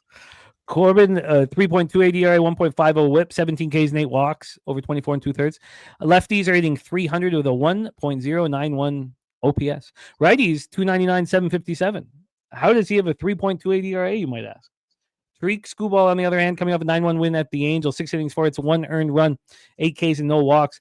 Lefties, 150, 300. There won't be lefties in this lineup. Righties, 257, 683 OPS. Now, Rangers versus lefties, horrific. 229, 622 OPS. Tigers versus lefties, they're smashing them. 279, 817 OPS. Tigers bullpen, 2.43 ERA, 1.06 whip. Every single spot here, in every conceivable angle, the Tigers have a huge advantage. Wine Time Sports, is this too expensive? What do you think here, Rangers, Tigers? When I saw this line, I mean, I couldn't believe it. Looking at the Texas Rangers, Detroit Tigers sitting at a -260 right now on the money line, -1.5, they're -120, so it's juiced. I could only move on the Tigers here in this spot, and I kind of really want to. Texas Rangers just have not been playing good baseball. Skubal had a really good start against the Angels. He gave up that leadoff home run on the very first pitch of the game, high fastball to Neto. Didn't allow anything else after that. And he was talking his shit the rest of that game as well. So he's definitely going to come into this game confident. When you have a pitcher who's confident, it's kind of hard to stop him and stuff, especially when he has good stuff like Tariq Skubal. Really like this pitcher. I think he's going to be able to shut these guys down. Seeing this total at 7.5. I mean, guys, Texas Rangers team total is under 2.5, -110. It's telling us everything we need to know here. Skubal is going to go lights out. I'm going to move on this game right now. I'm going to move on the Detroit Tigers. I'm going to move on to -1.5, -120. And I'm very close. I'm not going to do it yet. I still want to look at it a little bit more, but I'm very close to moving on the team total for the Rangers under 2.5 runs. I find it very hard to believe they're going to get 3 here against Skubal. I expect Skubal to go deep into this game. This price like this for a reason. I get it. Patrick Corbin's on the mound for the Texas Rangers. It's pretty much an automatic fade to a lot of people. Surprised that he's actually signed another contract in the MLB. I get all that stuff. He has had some good starts this year. But this line's telling us everything we need to know here, and the Detroit Tigers are going to take care of business. If you're on the Texas Rangers today, guys, it has to be on the price alone just because they're over +200, but that's got to tell you something. I'm on the Detroit Tigers -1.5, -120. I'm going to move on it right now and tweet it out, and I will let you guys know if I move on the team total under 2.5, -110. TJ has Skubal to record the win at -115. Oh, I like that. That's an interesting way of handling it. AM has a system play here on the Rangers +225. Philly Eagle Flyer tied after 2 at 152. And Samit says Skubal over 7.5 Ks. And Rogue Energy says that he has a system play here as well. It would normally be in play if it wasn't the Tigers. Interesting here. Interesting. So let me just write this in here for for Wine Time. Wine Time is on the Tigers -1.5 at -120. Yep. Jose Bouquet, take it away. Yeah, I've got nothing on this game. It's obviously super juiced, and my only play would be the Texas Rangers because of how I feel about them. 78% of the bets, 92% of the money on the Tigers, and 86% of the bets, 94% of the money on the under in this game. I wouldn't be surprised at all if Corbin pitched well and matched Skubal. It's definitely one of those cases where I kind of like the shitty pitcher going against a really good one because that shitty pitcher obviously I think accepts the challenge of pitching against a really good guy and tries to match 0 for 0. Does it always work out? No, obviously. Full season, Tigers are 3rd against lefties, 132 weighted runs created plus. And from the 15th to today, they are 2nd at 168 weighted runs created plus. So no thanks. I'm out. Yeah, I don't know exactly. I mean, I looked at the -1 on the first 5, but you have a bullpen advantage too, so it's a little cheaper. The -1 on the first 7 is, getting too expensive. The -1 on the full game is way too expensive. It's this is also not, a line that opened up at -256, and we're looking at a -306. Like, there's no sign from the books that they're overly concerned. Now, maybe you could say, well, they lined it at a point to make it unbettable for people, and that's a fair thing to say. Crip Key is on the Tigers run line here. Crystal Craig parlayed the Tigers money line with the Padres money line for +116. Did you either of you think about using the Tigers as a parlay piece? No. Yeah, I might as the show goes on. We'll see. As of right now, no, but I might look at another team later. We'll see. Huh. What an interesting spot. Patrick Corbin going up against the best lefty in the game, and Rogue saying it's beautiful here in Detroit on a Friday. The fans will be hype for this team with Skubal tonight. Yeah. Oh man, I love Detroit. I miss Detroit, man. Let's roll on. 6:45 p.m. Eastern. We have the St. Louis Cardinals 19-19, 4-13 on the road at the Washington Nationals. The Nats in play here, 10-9 at home. Troy Torrance is moved here on the Washington Nationals, and he says he loves this spot here. At this point, it's a first 5 spot for Troy, and I feel extremely fortunate that I get to look at my friend's action before the show starts. I'm really looking forward to when we can have all of our focus on baseball and only baseball. And I think it'd be easier for me to come in with a whole bunch of action, but still, I just feel like the importance is having all the notes set up. Eric Fetty going up against Mitchell Parker. Fetty, 2-3, 4.78 ERA, 1.46 WHIP. He hasn't looked very good so far this year. 21 Ks and 21 walks, almost as bad of a K walk ratio as Mitchell Parker. 21 Ks and 20 walks for Mitchell Parker. There's Big Zoe in the house. What up, Zoe? Last start for Fetty, 5 innings, 6 hits, 3 earned runs, 4 Ks, 5 walks, and 6-5 win at home over the Mets. Lefties hitting 210 with a 605 OPS. Righties 273 with an 812 OPS. Mitchell Parker's last start, 4 innings, 4 hits, 5 earned runs, 1 K, 4 walks, and that 6-1 loss at the Reds. So he's not looked good now for a couple starts. His splits are still great. Lefties 200, 604, righties 202, 560. Cards versus lefties 252, 703 OPS. Nats versus righties, pretty much the same, 242, 714. The big difference is the bullpen. Cards bullpen is average or below average, and the Nats bullpen is absolute trash. Let's get into the line history here for this one. We'll get Jose to get us started here. 63 Fahrenheit, feels like 58, 8.9 miles per hour left to right. Dies down to 6.3 left to right. Interesting that Troy would love this spot here. Rogue says Cardinals are cooked. Jerry Davis on the Nats team, total over. 9 Legacy on the Nationals, double result. And AM also on the Nationals. Very, very, very interesting. Dave Redling says Fetty stinks, walks a lot of batters, maybe play on the over 8.5. I mean, we didn't think he stunk last year. Last year he was bet on. But I've always been higher on Fetty than others. And I'm not high on him right now. We have Washington opening up at -112. They're now -109. We had, from a total perspective here, we have an 8.5. It's -109 to the over. It opened up -109 to the over. So we've had no movement here. None at all. None at all. And the weather, again, wind is blowing in. 8.9 down to 6.3, but in. Take it away, Mr. Bouquet. Nationals at home to the Cardinals. Yeah, we'll start with this. Taint is the under 8.5 in this game.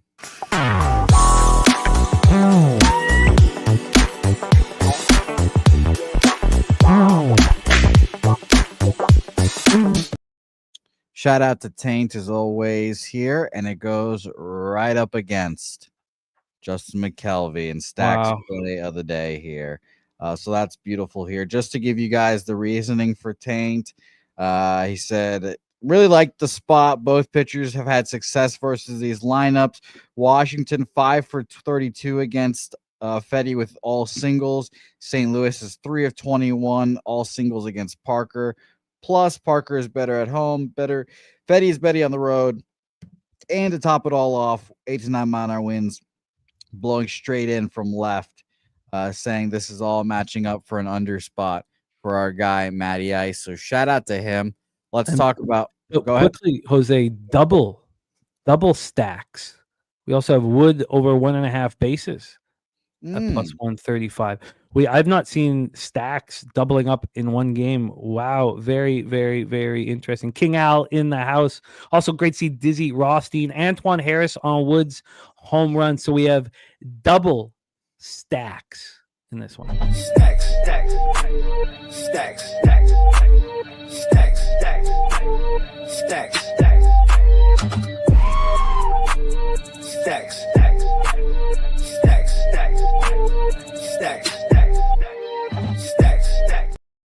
First time ever double stacks in the same game, says Mr. McKelvey. Take it away, Jose. Yeah, so that's very interesting that we've got a bunch of cappers on this game. Admittedly, when I woke up and I saw this line at a pretty bettable price for the Nationals, I was kind of surprised. I was expecting -130, -140. Maybe I have an inflated view of the Nationals. Maybe 66% of the bets, 85% of the money on the Nationals. So I'm like, okay, I guess I'm not alone in this. And I have not seen this line really move at all. And if anything, it's gone towards the Cardinals. So I'm going to stay off this game as well. 67% of the bets and 57% of the money on the under in this game here as well. And it seems like it's going down. I'm going to double check that right now. I had a juiced 9 where we used to play poker at, but that was at like 3:00 yesterday. So better opener here at the 8.5 at Penny, and it is now juiced to the over where it once was. And Heritage here as well, kind of the same deal, going back to where it once was. So I stayed off of this game. I do like the Nationals, and I think they are a better team, so I lean their direction. But Eric Fetty is a guy that's got plenty of motivation to pitch well this year. Last year of his contract, wants to, I'm sure, get traded to another team and hopefully be competing for a championship this year because the Cardinals are going to be sellers. And again, this is the last year of his contract, so he has to get another one. So I like Eric Fetty generally. I don't know what the right word would be to be a good pitcher, to pitch well. I just think he'll be a pitcher that we can back on certain occasions with all that motivation to pitch well. So I'm off of this game. Wine, what do you think? Yeah, it's interesting enough that everyone in the chat, everyone seems to be on this game. My guy Troy, I know he's very bullish on the Nationals today. I like my guy Mitchell Parker. It's one of my favorite up and coming pitchers in baseball right now. Like him, Eric Fetty. The guy was out of the league 2 years ago. Goes to the KBO, has a great year, comes back, signs a contract last year, signs another one this year. I do agree that this line is a little bit weird, though. I would think the Nationals would probably be like a -120, -125. Right now, I have them at a let me pull it up, -105, I believe, last time I saw, which has me kind of scratching my head a little bit. But at the same time, I do still believe in that the Nationals can get it done. Cardinals been playing some really good baseball. Last 5 games, they took care of business on that doubleheader against the Mets, and then took care of business, obviously, against the Pittsburgh Pirates, who aren't beating anyone until today. But that being said, I'm going to stay away from this game. I kind of had a lean towards the under because I do think both these pitchers can deal today. I saw my guy Stacks those on the over. Nothing for me in this game. This is going to be a pass for me, which is surprising. I usually like betting the Apple TV games. I feel like they're always good games on Friday nights. And this probably will be a good game, which means I want to stay away from this one. I don't want to get in the Cardinals' way right now. I don't believe in this Cardinals team. I don't think this team's going to be 500 by the end of the team. I do think they'll be sellers. At this point in the season, though, I'm not really sure. So I'm going to take a pass on this game. Nothing for me in this spot. Wow, the line. So during the breakdown, the line moved 5 cents for me on the Nats. So it's -115 for the Nats full game and -120 for them the first 5. Yeah, I'm going to have to sit with this one longer. Dabby Cab in the house. What up, Dabby Cab? And Kong's Clips giving a shout out to the mothers as Mother's Day is coming up this weekend. Thank you, Kong. That's great, man. Thank you for doing that. Wow. I'm going to have to sit with this a little longer. So, Wine Time, what are you looking? It's back down to -108. Wow. Said Mr. Belvedere. What would you be looking at? Like what line did you want to see on Mitchell Parker here? Like, did you want to see like a -125 or -130 or like a sign? I assumed that it would probably be -125, -130 around that range, which makes a little more sense. I know the Cardinals are at 500 right now and they're playing good baseball, but I think the public knows how good Mitchell Parker is. So I don't know. It's a tough game. And seeing them price at this price right now at I see -108 right now. So it did just move 2 cents actually in their direction. Cause I just saw I thought I saw -106 a couple minutes ago. We'll see where this line goes. Eric Fetty, just not even a dog really against Mitchell Parker. It's a little bit confusing because both of these lineups, I think, match up pretty well. If you look at both these lineups up and down, I don't think there's a lot of mismatches in there. I think they're pretty even if you ask me. And if you look at both these pitchers, it's Mitchell Parker. It's not even close. And so it's like, why not take him at -108? It seems a little bit too good to be true for me. Troy saying only line up the profiles like this. Nats team with heavy lefties. Fetty got destroyed. Even that throws me for a loop. Righties have always hit Fetty harder than lefties. Lefties so far this year have 1 home run against them in 62 at bats. They're hitting .210 with a .605 OPS.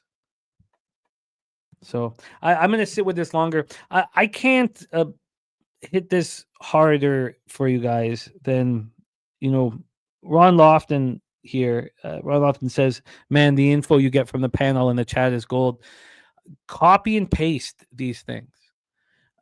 Sometimes it doesn't illuminate to you until afterwards. We do the show, we do the work, you've done the prep, do the show, and then sit with it and go back over it all again. And then you see, Troy said this and he said that, and Justin's on that, and then you've got it all here listed, and it's being I remember my ROI when I would come to the show with a bet, and then only in MLB. But when I'd come to the show in MLB, it was negative. The bets that I was making with you guys were positive, and then the bets I was making after I sat with it at 5:30 p.m. after I sat with it for 2 hours were the best of all of them. Yeah, so just that's funny, Jimmy. I actually have noticed that it's the games after that we don't move on, but we talk about, and then I move on later in the day. My ROI this year after the show is just crazy on these later night games because you just have more time to sit with it. You see what the market does. You see the lineups get posted, and just everything makes sense. Everything comes together. Absolutely, it saved my day with the Rockies first 3, Royals, White Sox. So that was on Wednesday. If I don't add those 2 bets, it's a pretty bad losing day. I add those 2 bets late. End up 4-5 overall, which is a losing day in baseball, and it hurt. But the pain was lessened because of those extra bets afterwards. So important, very important. Ray says I'm old school. I take notes. Ray, I get that too. I'm old school. I just can't do it fast enough. That's my problem. So that's why for everyone, and I know a lot of you guys know this, and I don't mean to keep hitting this, but that's why under our video description will be the exact schedule of the games. So if you just take a worksheet on your computer, whether it be Pages or Notes or whatever it is, I use Pages.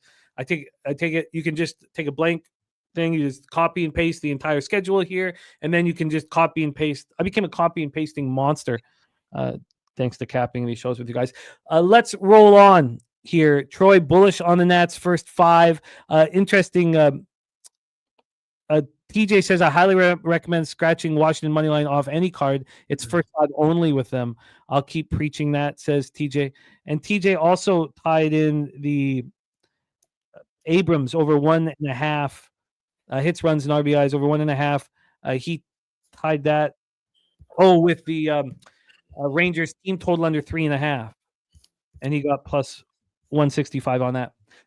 Let's roll on. Let's roll on to a spot that again, you're getting this information from people, and it's so helpful.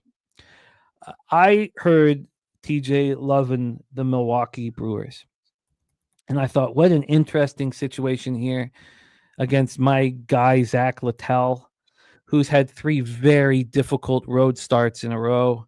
He went into Arizona, he went into San Diego, and he went into New York, into the Bronx, and faced the Yankees.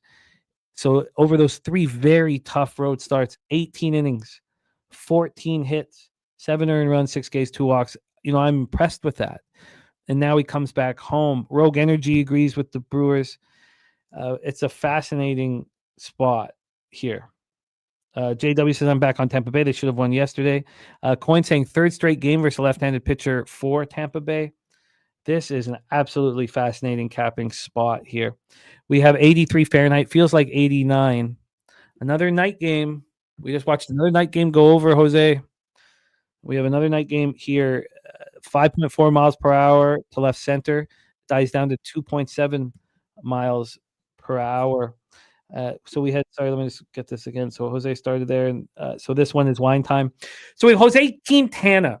This guy is the Energizer Bunny, man. He just keeps, every time you think he's done, he climbs out of some ditch. TJ says, I'm working with AI to pull certain people's comments from the chat into a spreadsheet that auto-populates for each game every day. Wow, that's dope. Work in progress, lots of glitches right now, investing time soon. Wow, that's dope. Rogue Energy says Quintana is rejuvenated.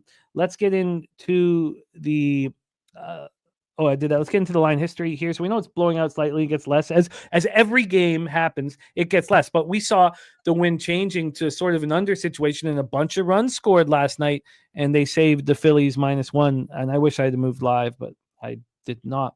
This total is a 9.5. It opened up at 9. It's now a 9.5, and it's juiced to the under. It's plus 102 to the over. So let's call it a 1/4 of a point move. On the money line here, we have the Rays at plus 107. They opened up at minus 107. So we have a dog to favorite situation with the Brewers, who've gone from minus 103 to minus 115. So Quintana, lefties how many of these lefties are throwing us reverse splits early in the year? And I'm still trying to figure out what exactly to do with that. 269, 808 OPS against lefties. Righties, a 238, 652 OPS. A very strange situation. Last start, he got lit up. Quintana did by a Cubbies team that rakes lefties. That's not the Rays. 197, 569 OPS versus lefties. But as Coyne stated, this is the third game in a row where they're facing a lefty. Zach Littell, 2 earned runs, 2 solo shots, and that 3-2 win at the Yankees. I went over those 3 very difficult road starts. Brewers hitting 244, 704 OPS righties. This Brewers bullpen, 4.91 ERA, 1.37 whip. We're still waiting for them to turn it around. The Braves bullpen turned it around. Why has the Brewers bullpen not turned it around? This Rays bullpen looked very good there for a little while, but last night hit a hiccup here. So let's roll into game 4 on our card. I think, sorry, I've got it noted now, but Jose, get us started here on Brewers Rays. Muted, Jose. And by the way, shout out to Dabby Cab. A great interview with just now on In the Building. Cab came on, told some stories. It was a great time if you guys missed it. Oh, nice. Shout out to you, Dabby Cab. Yeah, I'm obviously inclined to bet the Brewers here. I was looking at their first 5 line just now because I kind of wanted to avoid betting the bullpen.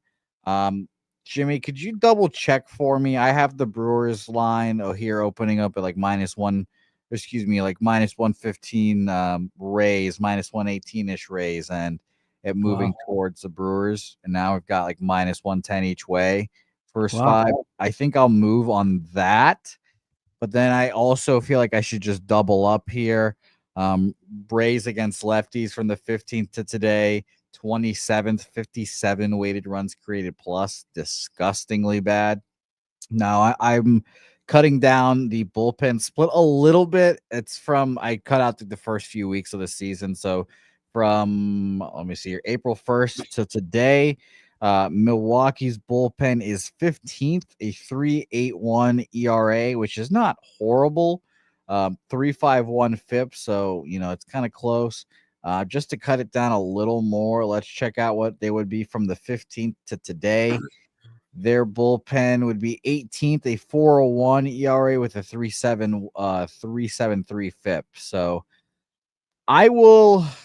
Oh, excuse me. I was looking at the Cubs at 4.81 FIP. So I will take both, I guess. I'll take first Jose, 5. Can you the site that we used to play poker at, that's what you use for your line shopping, right? Yes, yeah, that, and I was looking at the other books for first 5 as well.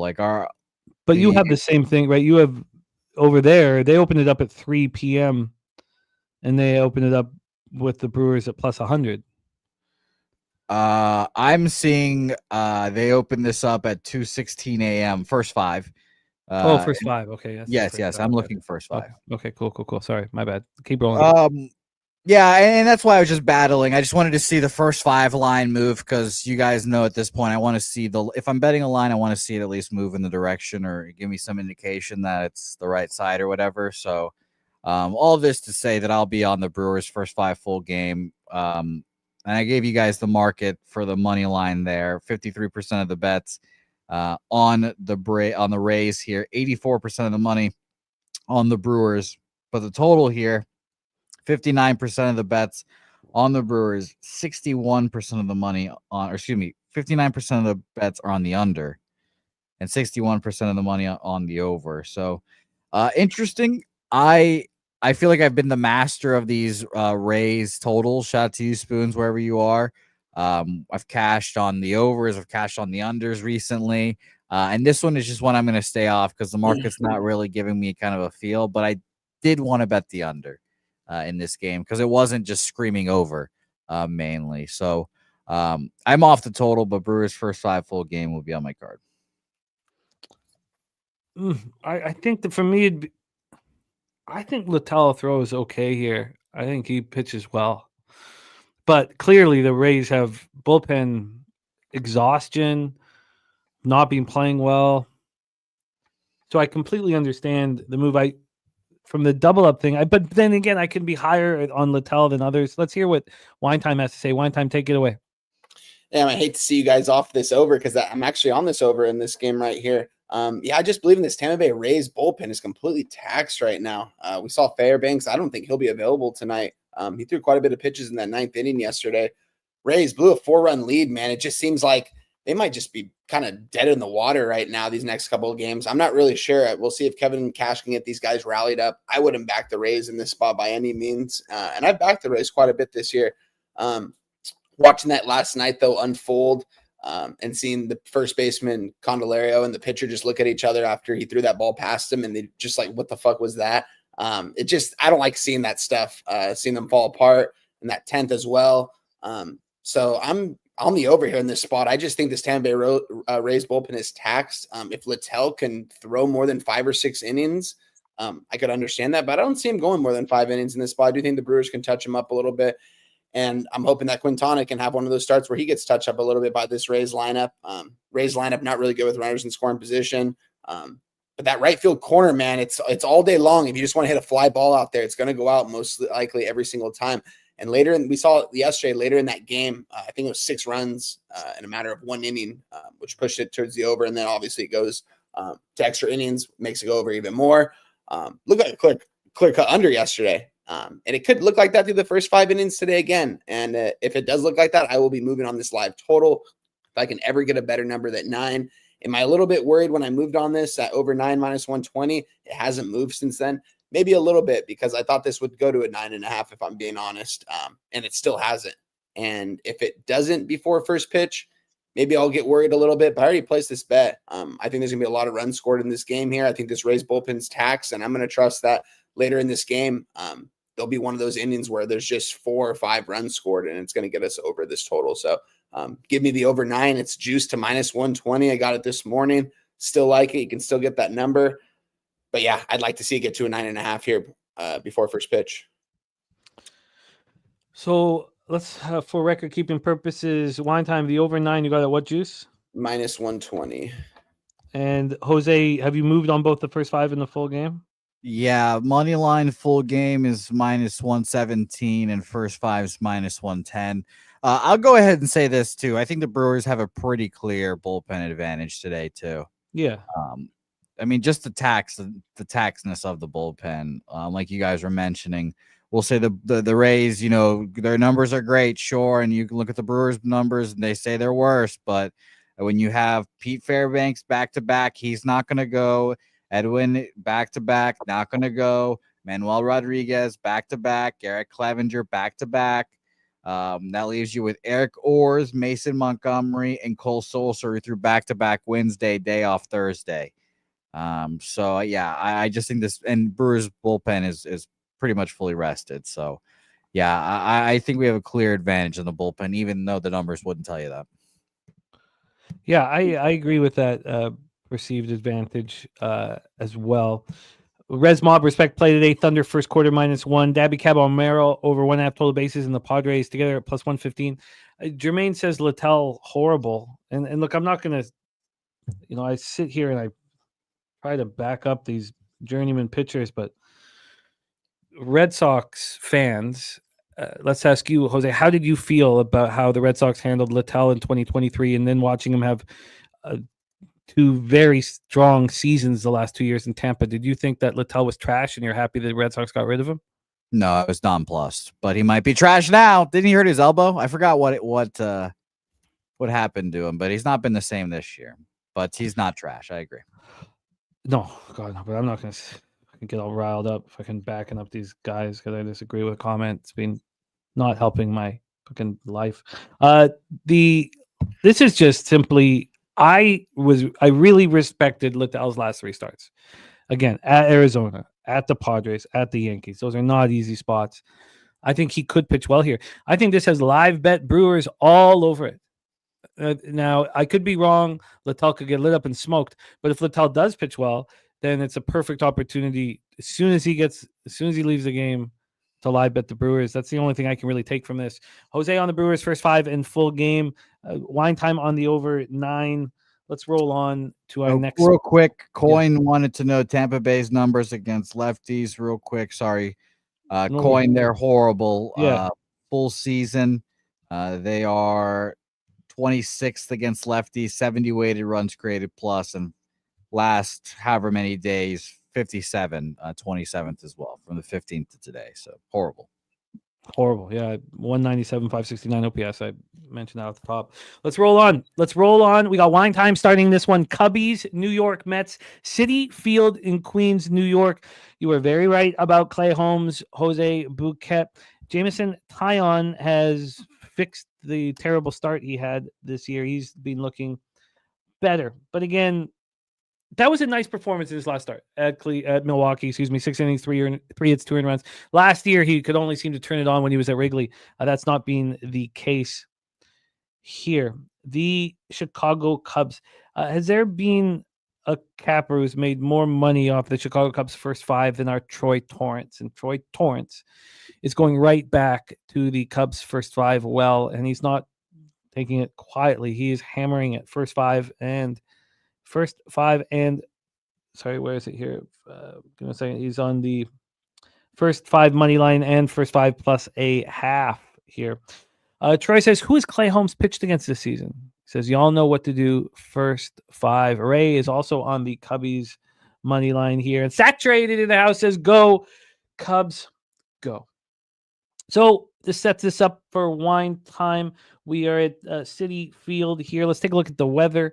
We have 59 Fahrenheit, possible drizzle early and a possible drizzle late, but this game is going to go. It's going to go. There is a 100% chance of precipitation, though, during the game, but it's supposed to be very light here. And TJ says, Troy, that was in my write-up today about Holmes. He is on Chicago first 5 plus a half as well. Opening up at 59 Fahrenheit, feels like 56. It stays around that temperature. 8.9 miles per hour, right to left, but in. Left to right, but in, and then it gets down to 8 miles per hour. But by 2 hours into the game, it's more left to right than it is in. JW says, can't fade the Mets at home. No way. Mets money line. Now, these guys are on the Cubbies first 5. And Action Jackson following the same suit. First 5 money line and the first 5 plus a half. And Joe Yurkovich made the line Mets minus 25. Let's take a look at what that line is right now. Joe Yurkovich made it minus 125 for the Mets, and we are looking at minus 143 for the New York Mets. It's opened up at minus 151. It's now minus 143. So we've had a slight move towards the Chicago Cubs. When we get to the total here in this one, we have an 8. It's minus 111 to the under. This opened up at 7.5, got up to 8, dropped back to 7.5, and now we're back at 8. So this is a move towards the over, even if it was juiced towards the under. Cash flow wise, we're not going to bother talking about any totals from the Action Network, but when Jose will do both. But here on the side, they have 31% of the tickets and 50% of the cash on the Chicago Cubs. Justin McKelvey now tailing the Cubs first 5. Taillon is getting touched by righties. The lefties have had no chance against him, 164.44 OPS, but righties have been getting to him. And then we see the righties in this lineup. Frankie will be hitting from the right side. Pete Alonso, Starlin Marte, right. Vientos, Alvarez, and Taylor all hitting from the right side. The only lefties in the lineup, Juan Soto, Animo, and McNeil. Now that's the expected lineup. For the Mets, we have Clay Holmes coming off allowing 3 earned runs at the Cardinals over 6 innings. His splits are pretty strong. They seem to be he's not getting barreled very often. Cubs versus righties, 253, 761 OPS. They're incredible. Mets are very good too, 244, 738 OPS. The Cubs bullpen has looked a little better lately. That's important. Looks a little better lately. Mets bullpen's been great all year and has looked a little worse over the last 15 days or so. But they still have a 3.13 ERA, 1.19 WHIP. Wine time sports. Cubbies, Mets at Citi Field in Queens. Take it away. Oh, man, this is going to be a good ball game to watch. Shout out to my guy Troy Torrance, man, watching his baseball team just win, man, and not just win, but put cash in his pocket. That's the most important thing, and that's what the Cubs have been doing to us this year. It's a team I believe in. I've talked about over and over. I'm going to continue to talk about him here, and you know what? I'm going to follow my guy Troy Torrance. I'm going to get my first official play out on a first 5 bet, not only on the show, but on Twitter. I'm going to move on the Chicago Cubs plus a half at minus 120, first 5. I think Taillon could deal right here against Clay Holmes. when I look at both these pitchers, I like Talion, and if I look at these lineups, I like the Cubs lineup better. Looking at the market right now, earlier this was a plus 138 for me, I believe. It's now a plus 128 right now. I might move on the Cubs full game money line as well. I'm going to let that sit for a little bit, but I am going to move on this first 5 because I think they can get it done here, and we're getting a half point at just a little bit juiced to minus 120. I think this game will at minimum be tied after 5. If not, the Cubs will have the lead here. Cubs lost the last 2 games too, so expect them to come out in this one hot. So I'm going to follow my guy Troy Torrance. Looking at the market, looking at the line movement, all that stuff makes sense. On Action Network, it's giving us 30% of bets, 50% of money on them. I'm curious to see what our my guy Jose numbers are going to have from Odds Logic over there. But yeah, I'm going to move on it officially because I literally just bet it. So I'm on the Cubs first 5 plus a half at minus 120. Cubbies first 5 plus a half at minus 120. Jose, what do you think here? Yeah, it's a tough game for me, honestly. You know, I did expect Clay Holmes to pitch well this year. And he has, but as you guys in the chat are mentioning, at St. Louis, at the Washington Nationals, home for St. Louis, at Minnesota versus back-to-back versus Miami, home and away, and at the Houston Astros. So it's not like his, opponents have been too good. So I'm not going to be taking a victory lap yet, but I just kind of knew that this guy is not built for the 9th inning. So I think he'll obviously try his fucking damnedest to show that he can be a starter, and he's shown that he could be. Maybe this is an LCS preview, according to Wine Time and Troy and all them as well. So this will be an interesting series to watch, but I'm not going to be on it. I'll tell you guys right now, the market is very interested in this game too. The where the bets are, there's 77% of the bets on the New York Mets, but there's 88% of the money on the Chicago Cubs. So huge bets on the Chicago Cubs this game. I think it's a little excessive how high this line is, honestly. Me personally, I'd set this maybe minus 120 New York Mets here. Maybe. I think these pitchers are kind of pretty similar.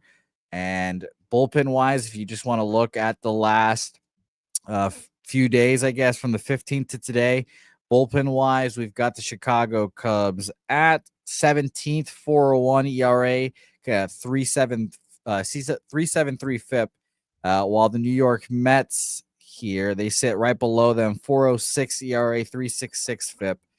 Bullpens, maybe it's a wash. I've kind of back and forth on this game, so I stayed off ultimately. And there's 75% of the bets and 92% of the money on the under in this game here. I lean under for sure as well.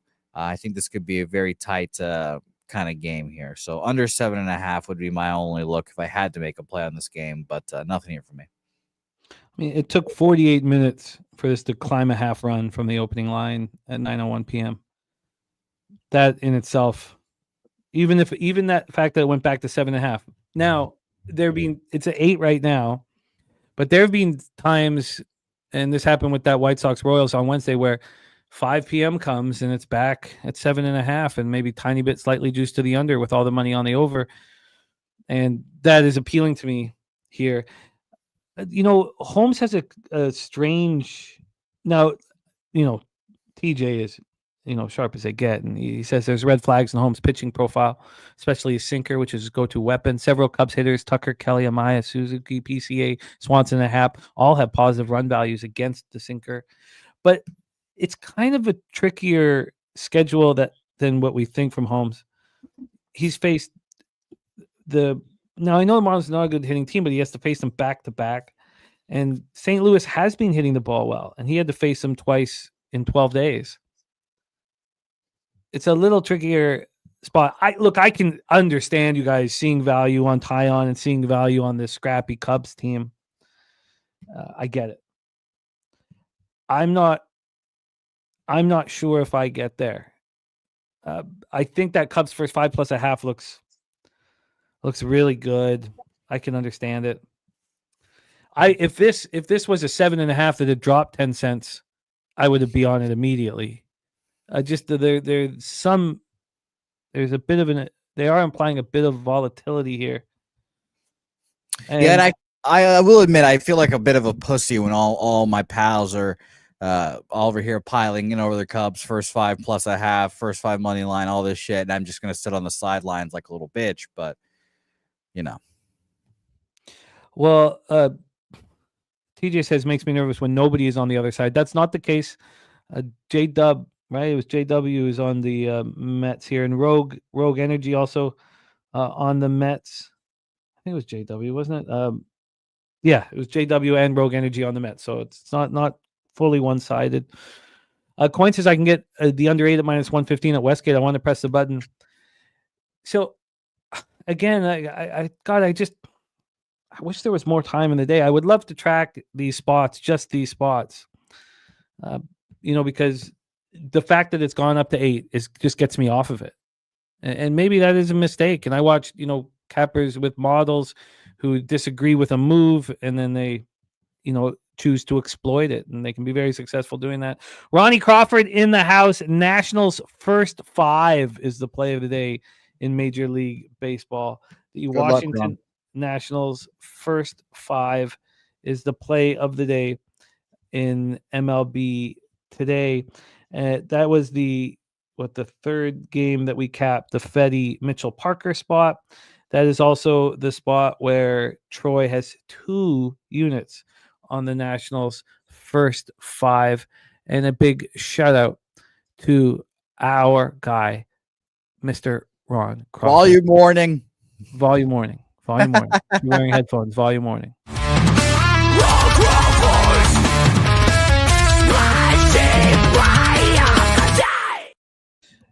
Wager Detective gonna push that up to 8.5. How expensive is that wager? I'm curious to push it up to 8.5. All right, let's roll on here. It's cool, very cool Kong task, Ron, that question. And I was fortunate enough to get a message from him. We'll see if he answers it. I don't want to talk about those things, but all good. And, that's good to hear. By the way, sorry, I don't want to interrupt a fucking nice thing. I feel like a prick now just to say that I do have a bet on the board, so don't you worry, Black Thor King. Well, Black Thor, I have been very cautious here as well. But yeah, our guy Ron Crawford battling more than just the books right now and doing all of that with such class and dignity. He's such a great guy and great leader. Let's roll on here. Our next spot on the board is 7:10 p.m. Eastern with the Philadelphia Phillies, 22-15, 9-9 on the road at the Cleveland Guardians, 22-15, 11-5 at Homer Progressive Field in Cleveland, Ohio. And we have action from our friend TJ on this one. He is on the Philadelphia Phillies first 5 here. So let's use that as the base. Nola versus Gavin Williams. Let's start with the weather in Cleveland. We have 57 Fahrenheit, feels like 56.3 miles per hour in, dies down to 4.5 miles per hour. So the weather is non-issue, but it is kind of chillier than usual. We have Aaron Nola.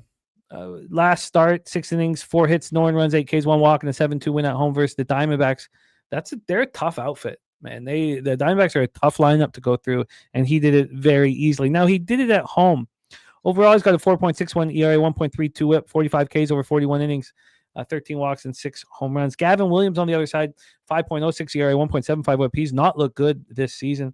Coming off allowing 2 earned runs over 4 innings, laborious innings, 9 strikeouts, 5 walks. I mean, this guy was sweating buckets against the Jays.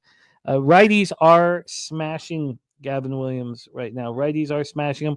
It feels like we say that so often in Philadelphia Philly games. We say righties are smashing him, and then we look at the righties, and not too many of them. The same 4 we talk about every time. Trey Turner, Castellanos, Real Muto, and Bohm are those righties here.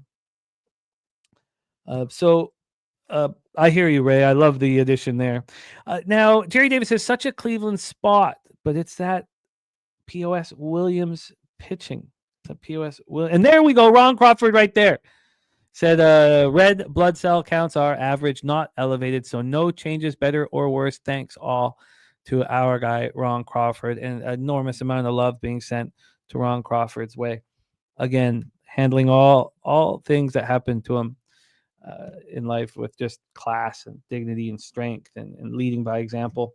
Let's get into the line history here for this spot. We have a 7.5 here, minus 115 to the over. This opened up at 8, and it took 32 minutes to get to 7.5.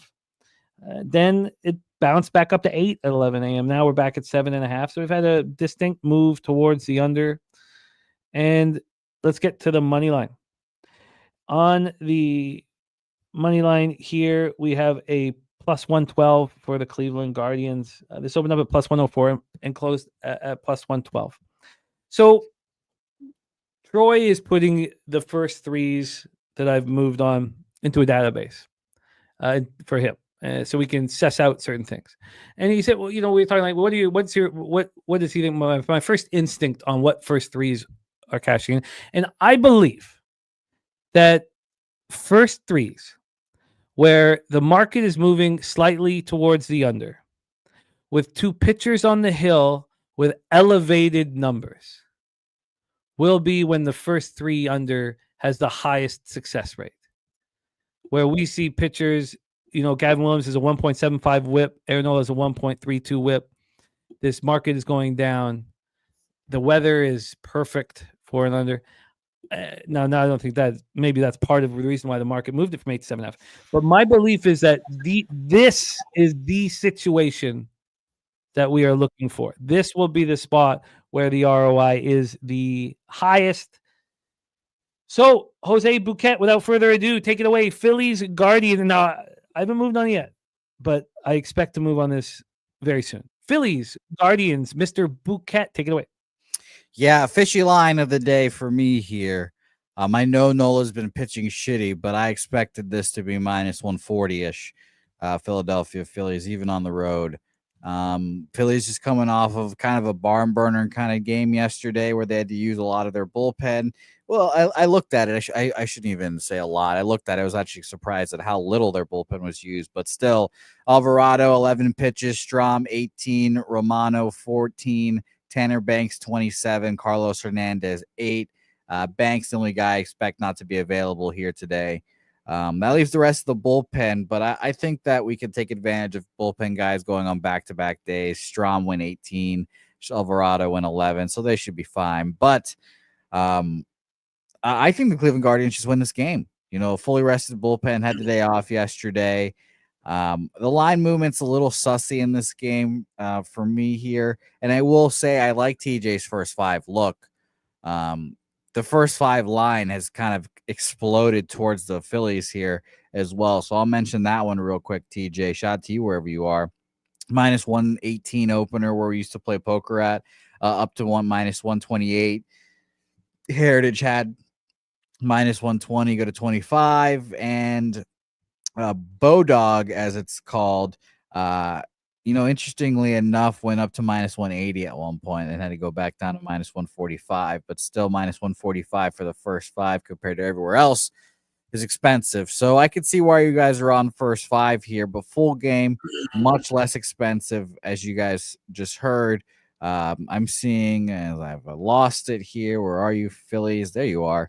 Minus 115 opener up to minus 120 where we used to play poker at. So not really too much of a movement, but Heritage from 117 to 119 in Pinnacle here as well opened it up at minus 115 going up to minus 121 here. So it's not much movement towards them. And I will say that there is 57% of the bets, 91% of the money on the Philadelphia Phillies here, 58% of the bets, 61% of the money on the under. I lean towards the Guardians here. I think it's just going to be one of those bets where I can't really make it official, but I'm going to wait. I'm going to wait until Aaron Nola comes out till the end of the 5th inning because I assume they're going to be down after 5. And then once Nola's out or after the 5th inning ends, I will live bet the Guardians then. TJ says his 5.06 ERA. We were talking about Gavin Williams here. Backed by an even worse 5.81x ERA, and of late he's averaging 3+ walks per outing, coming off a 100-pitch 4-inning effort against a mid-Toronto lineup. Last time he hit the 100-pitch mark, he was blown up in a 2-inning disaster versus Minnesota. He's allowing too many fly balls and hard contact, a dangerous combo when paired with poor control. And I imagine that, because remember, Jose, Troy would talk about the home dogs. And I imagine in the database, and Troy, can you touch on this? Great to have Rod Zwacky in the house. Can you, is the fact that this line is moving away from the home dog make it, I believe that makes it more appealing in the database, Troy, that this line is moving towards the Philadelphia Phillies.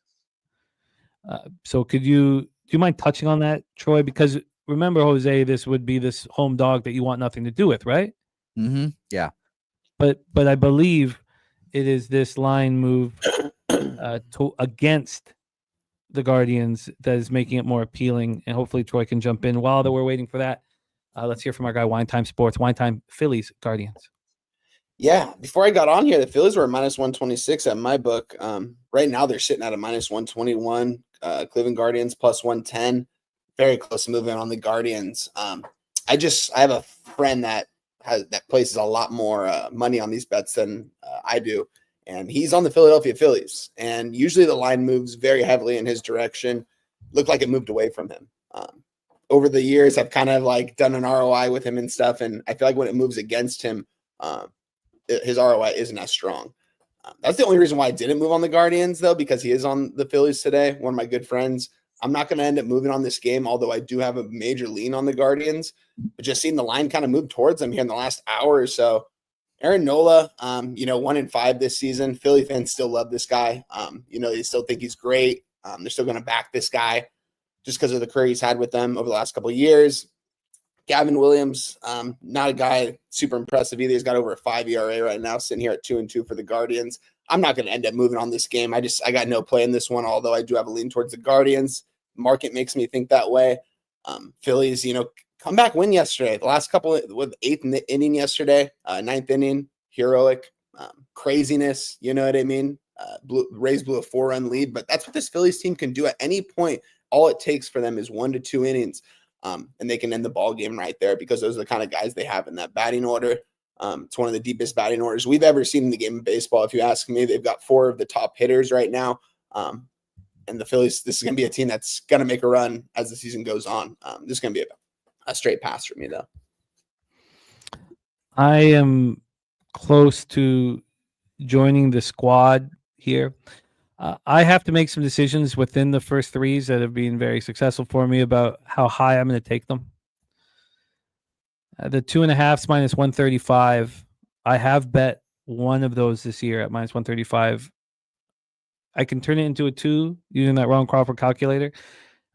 Troy was saying, yes, that is correct about the, because there was a fear about home dogs in this number, but as the database, the market efficiency database that Troy's created says, the non-conference matchup turns it into a juggernaut market. It says, whatever the case, I want to see this line barely move with all the action on Philly.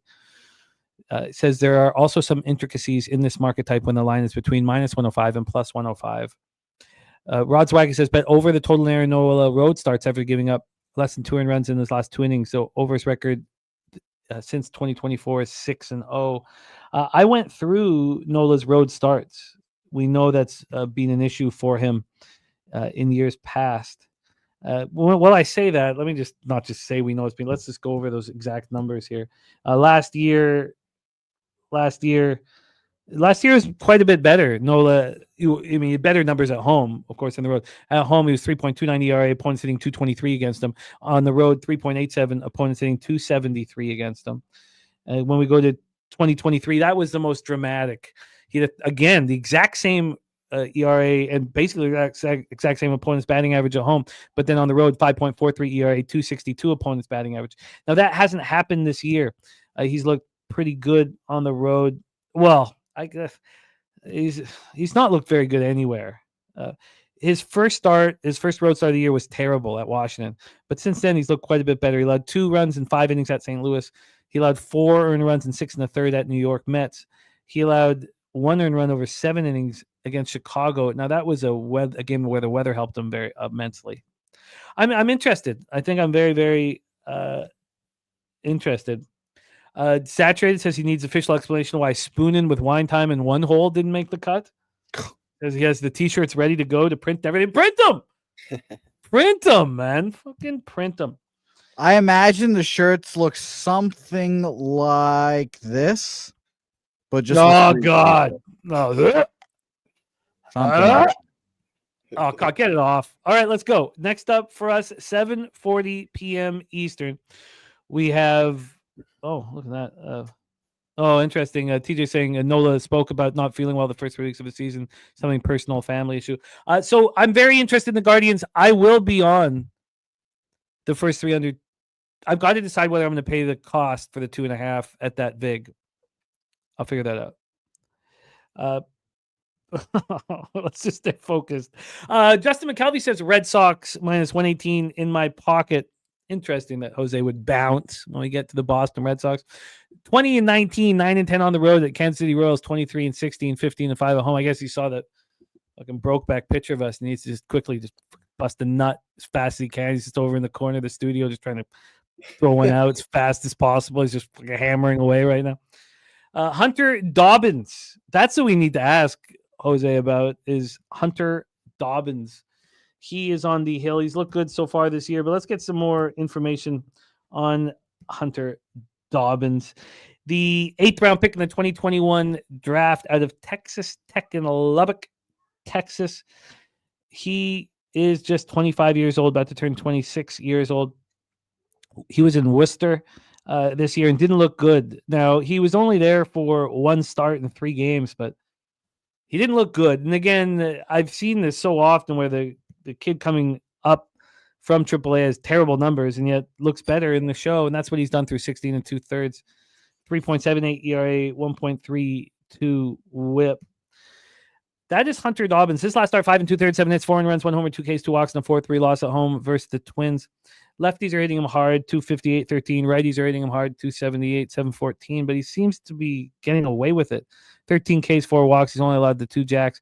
Going up against Michael Lorenzen, what an ugly performance he just put on. It didn't affect the Royals because the Orioles are such a bad baseball team. It's so crazy that they're this bad. 4 2/3, 7 hits, 5 earned runs, 4 homers, 5 Ks, 1 walk, and 11-6 win. He did not look good. Both splits are hitting him hard. Lefties 267, 803. Righties 254, 808. Red Sox versus righties. So Red Sox are hitting 252, 748 OPS. Jermaine says Red Sox have locker room issues. They do. I mean, this whole trying Devers saying he's not going to play first base. We need Jose to talk about the issues. We need Jose to talk about Hunter Dobbins. Royals versus righties 246, 684 OPS. And both bullpens are pitching well. Red Sox bullpen seems to be gathering everything together. It's similar to what they did last year, where they didn't look very good through the first 40 games and then started getting it right. The Royals bullpens looked excellent all season long. Let's start with the weather here in Kansas City. We have 74 Fahrenheit, feels like 68, 7.2 miles per hour in, dies down to at 4.5 miles per hour. And then line history-wise here, we have the Royals at plus 106. They opened up at plus 103, basically be no movement. Then on the total for this one, we have the 9 minus 113 to the under. This opened up minus 105 to the under, so we have 8 cents of movement to the under here. That is the situation at hand. Cash flow, we'll let Jose touch on that part of it. We do know on the side, according to the Action Network, 52% of tickets, 69% cash on the Kansas City Royals. Again, this line not moving. Wine time sports. Red Sox Royals, take it away. Yeah, I've actually been seeing a little bit of movement towards the Red Sox here. Earlier, actually, no, it's minus. I still seen them at a minus 117 right now. It's kind of been around that all morning. Yeah, I want to back the Red Sox here. Backed them a couple of days ago. Gave me a heart attack during that game against the Rangers where they won 6-4. Texting my guy Jose back and forth about that game. That was a wild one. But this seems like a Red Sox spot. I kind of want to back Hunter Dobbins here on the road against Michael Lorenzen. Michael Lorenzen, if you can't figure this guy out after a couple innings, then you're going to have some serious problems, if you ask me. But Red Sox right now might have some more serious problems going on in that dugout right now. Whole situation with Devers right now. maybe never wanting to play the field again. I mean, who could blame the guy though? After you tell him not to. So I can blame him. Wine time. I can fucking blame him. He's your second best hitter on that team. So, and he's potentially he's one of the future guys on that team, but I don't know for how much longer. But with that being said, this Red Sox team, I still like the batting order. I like Hunter Dobbins. I expect him to have a good start. I think they should be able to hit Lorenzen here. Lorenzen's numbers, decent. He's been able to stay in the league the last couple of years. I honestly thought he was on his way out, his last stint with the Angels, but you kind of think that about every pitcher in their last stint with the Angels. And then all of a sudden, they have a nice rest of their career. With that being said here, by the fourth or fifth inning, we're going to see Lorenzen moaning grown out there. Second, third time around this Red Sox order, I think they'll be able to hit him. So I'm most likely going to move on the Red Sox here, -117. Haven't done it quite yet. I'm still going to look over a couple things. Just have a lot of action today. But I want to, if I have value in games, I want to give them to you guys. And if I do post them, and I want to share them with you guys. So I'll end up posting it if I do, but I'm pretty close to pulling the trigger on the Boston Red Sox. I kind of want to see the line move a little bit more towards their way here in the next couple hours. So a big lean towards the Red Sox, though. Mr. Belvedere, we discussed this is a tricky MLB card. He came in saying the only move I've made thus far is the Boston Red Sox. And then we have Rod Zwaracki saying bet on Kansas City in home games on the money line after allowing 2 runs or less in 2 straight games. Kansas City's record since 2024, 15-3. Jose Bouquet, Hunter Dobbins report, please. And what the hell is going on in that locker room? Yeah, Hunter Dobbins. Well, let's talk about fucking Rafael Devers first, I guess. It's extremely annoying that this has been a storyline throughout the whole season. First, he didn't want to play DH. Now he complains about not wanting to give up his glove and the whole bullshit. Now the Red Sox ask him to grab his glove again. Now he's complaining about fucking not taking fucking glove. It's very annoying. It's extremely frustrating. And this is the first time I feel washed up. I feel old. This is my old man takes. And I'm sick of Devers and the complaining. You know what, Jimmy? I was thinking about this. Has there ever been a public case of this in the NHL where a player doesn't want to switch positions publicly in the NHL? No. Do you know where this happens? The NBA, with fucking little bitches like Anthony Davis not wanting to play center and just bitching and complaining about playing power forward the whole time. The MLB does not want to be the NBA. You don't want to go down this path. And Rafael Devers is trying to fuck me in the butt. I had to hide my cum rags around the studio because that image made me pop a stiffy real quick. God damn it, Rafael Devers. You make it deflate real quickly, and I don't want to back this Red Sox team. I mean, what are your teammates going to say? What is Trevor Story going to say? Fucking the guy's been hurt every year. He's been battling through injuries, and this fucking guy, Rafael Devers, can't pick up a glove. And it's not like we're asking him to because, just shits and giggles. Tristan Casas' knee exploded. You selfish son of a bitch. Stop being an eye guy. You got paid your money. He's already paid. Fernando Tatis switched. He switched from shortstop to center field and won a platinum glove. Fucking kidding me? Devers, stop being a whiny bitch. Hunter Dobbins has been solid this year, though. Oh, good. Okay, good. Hunter Dobbins, good. Screw his AAA numbers. Hunter Dobbins and this Red Sox development of pitching has been solid. Sure, there have been hiccups along the way, like Tanner Houck sucking ass for the first few weeks of the season, but I generally trust the Red Sox pitching development, and I think Hunter Dobbins can be a guy. One of the reasons why I like the Red Sox this season was I love their pitching depth. They've got bodies. They've got guys like Richard Fitz and Hunter Dobbins and all these guys just kind of waiting in the wings here. No one's going to know about Hunter Dobbins, but guys like me, fortunately, will. Now, again, I'm not backing this Red Sox team because I don't know what the fuck to expect from this lineup. I said I was like, is Alex Cora going to bench Rafael Devers for being a whiny bitch in public? But Alex Cora said in spring training he wants his players to be vocal and let them know everyone know how it feels. So I don't know. I just can't expect anything from this Red Sox team right now, especially after all that bullshit. 88% of the money are on the under. 84% of the tickets are on the under. I understand why people are betting the under. I'd lean in that direction because I don't trust this offense, and I don't know what to expect from the second best player on this team right now. 55% of the bets, 76% of the money on the Red Sox. I wish all of you betting the Red Sox good fortune, but I will not bet on a Red Sox team that clubhouse cannot get their shit together. So no action for me.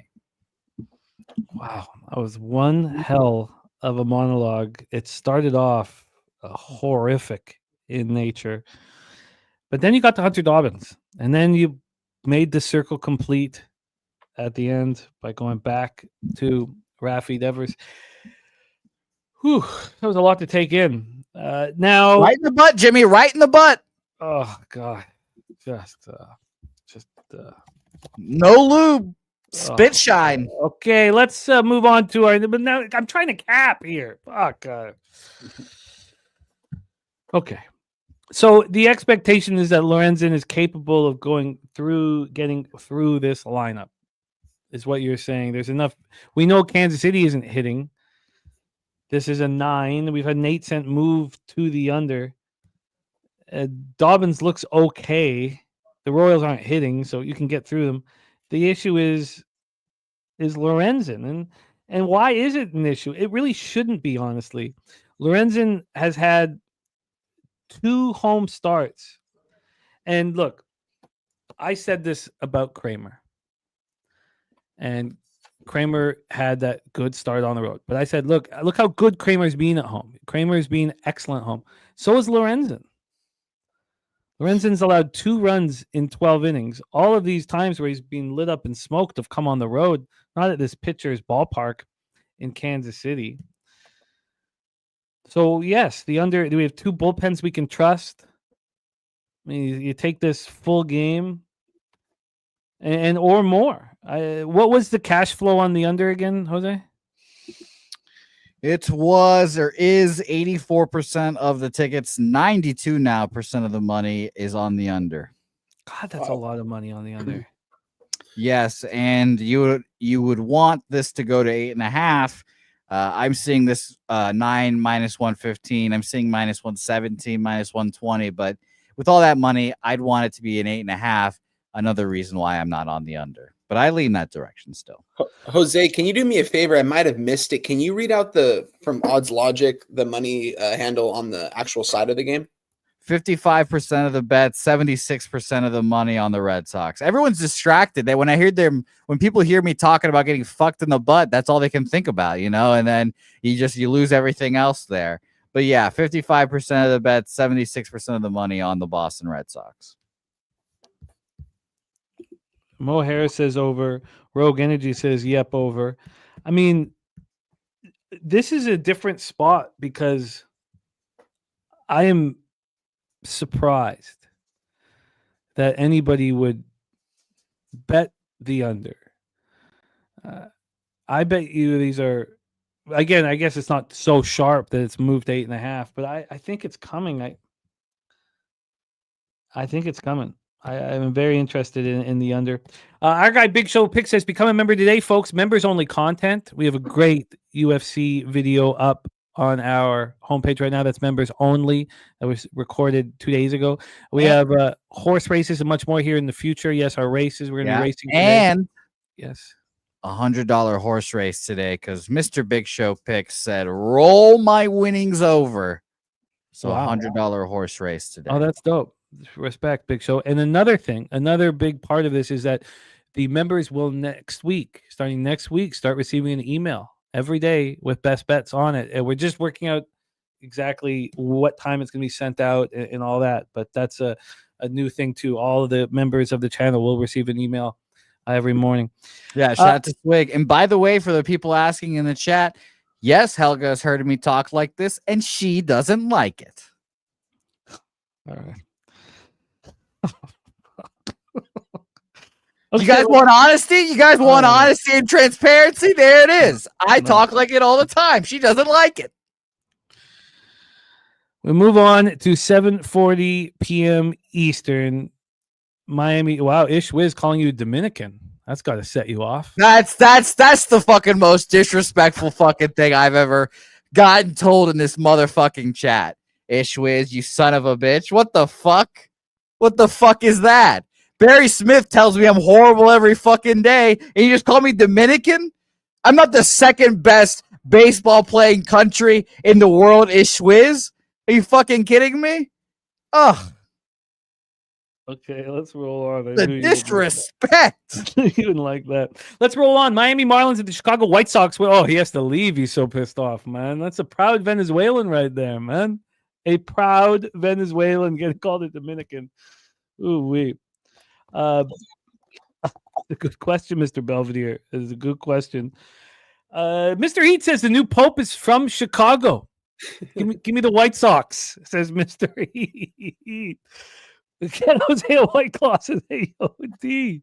We have Maximus Meyer on the hill. Pitcher I was extremely high on coming into the season. Coming off back-to-back starts where he's being lit up and smoked.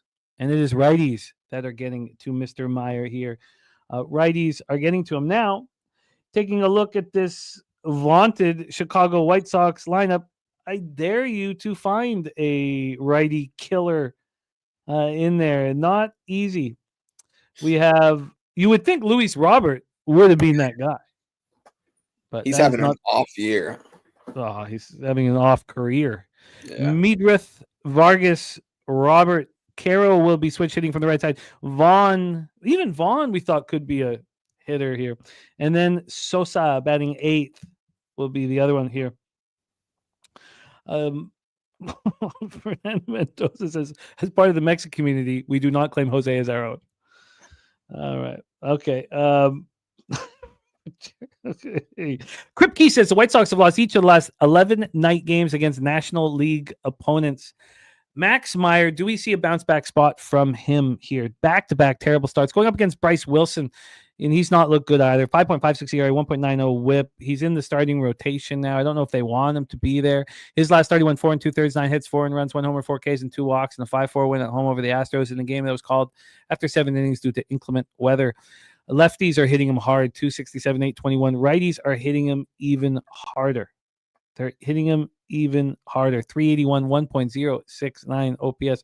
Marlins versus righties, 245, 696 OPS. You would say that's not very good, but it's much better than the White Sox versus righties, 215, 616 OPS. Then we have a bullpen advantage for the Chicago White Sox. This is a bum fight of the highest order here. 55 Fahrenheit on the south side, 3.6 miles per hour left to right, slightly in, it dies down to 2.7 miles per hour. Line history wise, we have an 8.5. This opened up at 8.5 and is at 8.5 with no movement. I say that because as I see it right now, there's only one other 8.5 on the board. So the book that we deem the sharpest has not moved at 1 cent off the 8.5 when all the other books are at 8. That's very interesting. And we've seen all these White Sox games go under. That's just very, very interesting. So no movement. The sharpest book in the land, offering anybody who likes the under to bet it there. On the money line, we have a plus 131 for the White Sox. They open up plus 127. It's basically just a tightening of VIG. It's not really a move. Take it away for us here. Wine time, Marlins, White Sox. Yeah, 2 of the worst teams in baseball right here, Jim. White Sox coming off scoring just 4 runs in 4 games against the Kansas City Royals. You touched on it. I mean, this batting order is weak over in Chicago. They don't have a lot over there. Miami Marlins, another young lineup. Max Meyer, he's still having a good year. ERA still under 4 after getting lit up the last 2 games. This guy's going to have a promising career, and there's going to be spots to back him. And I do think that this is a spot where we can back him. I'm not going to do it, though. If I was going to do it, I'd lay the -1 here. I just have too much action today to even be paying attention to this game right here. Although I do think there is some value at the Marlins. Line slightly moving towards them, although it does seem like everyone is taking the Marlins right now. It just seems like the right side to be on with Meyer here in this spot, but I can't get to the window on this one. I can't actually make a play in this one, although the lean is towards Marlins. Shouts to my guy Spoons Bets in the building. I think he said he was on the Marlins -1. Definitely support the look. I think Meyer, this is the lineup you want him to face. You know what I mean? Who's going to really be able to hit him in this lineup? I'm not too sure. He should have a good start here. Who knows? I might move on Miami -1 before first pitch. so much action today, just so many games I like. It's a loaded card today, guys. But at the same time, we can't always bet every single game, but this is a game I might end up adding to my card later. And if so, I'll tweet it out. What Spoon's Max Meyer in a perfect get right spot, triple lineup, and the weather is pitcher friendly. So with that being said, lean towards the Marlins, but I'm off this one. What do you got in this one, Jose? I have a salty pussy, I'll tell you that. Fucking Dominican, unbelievable. Unbelievable, that guy.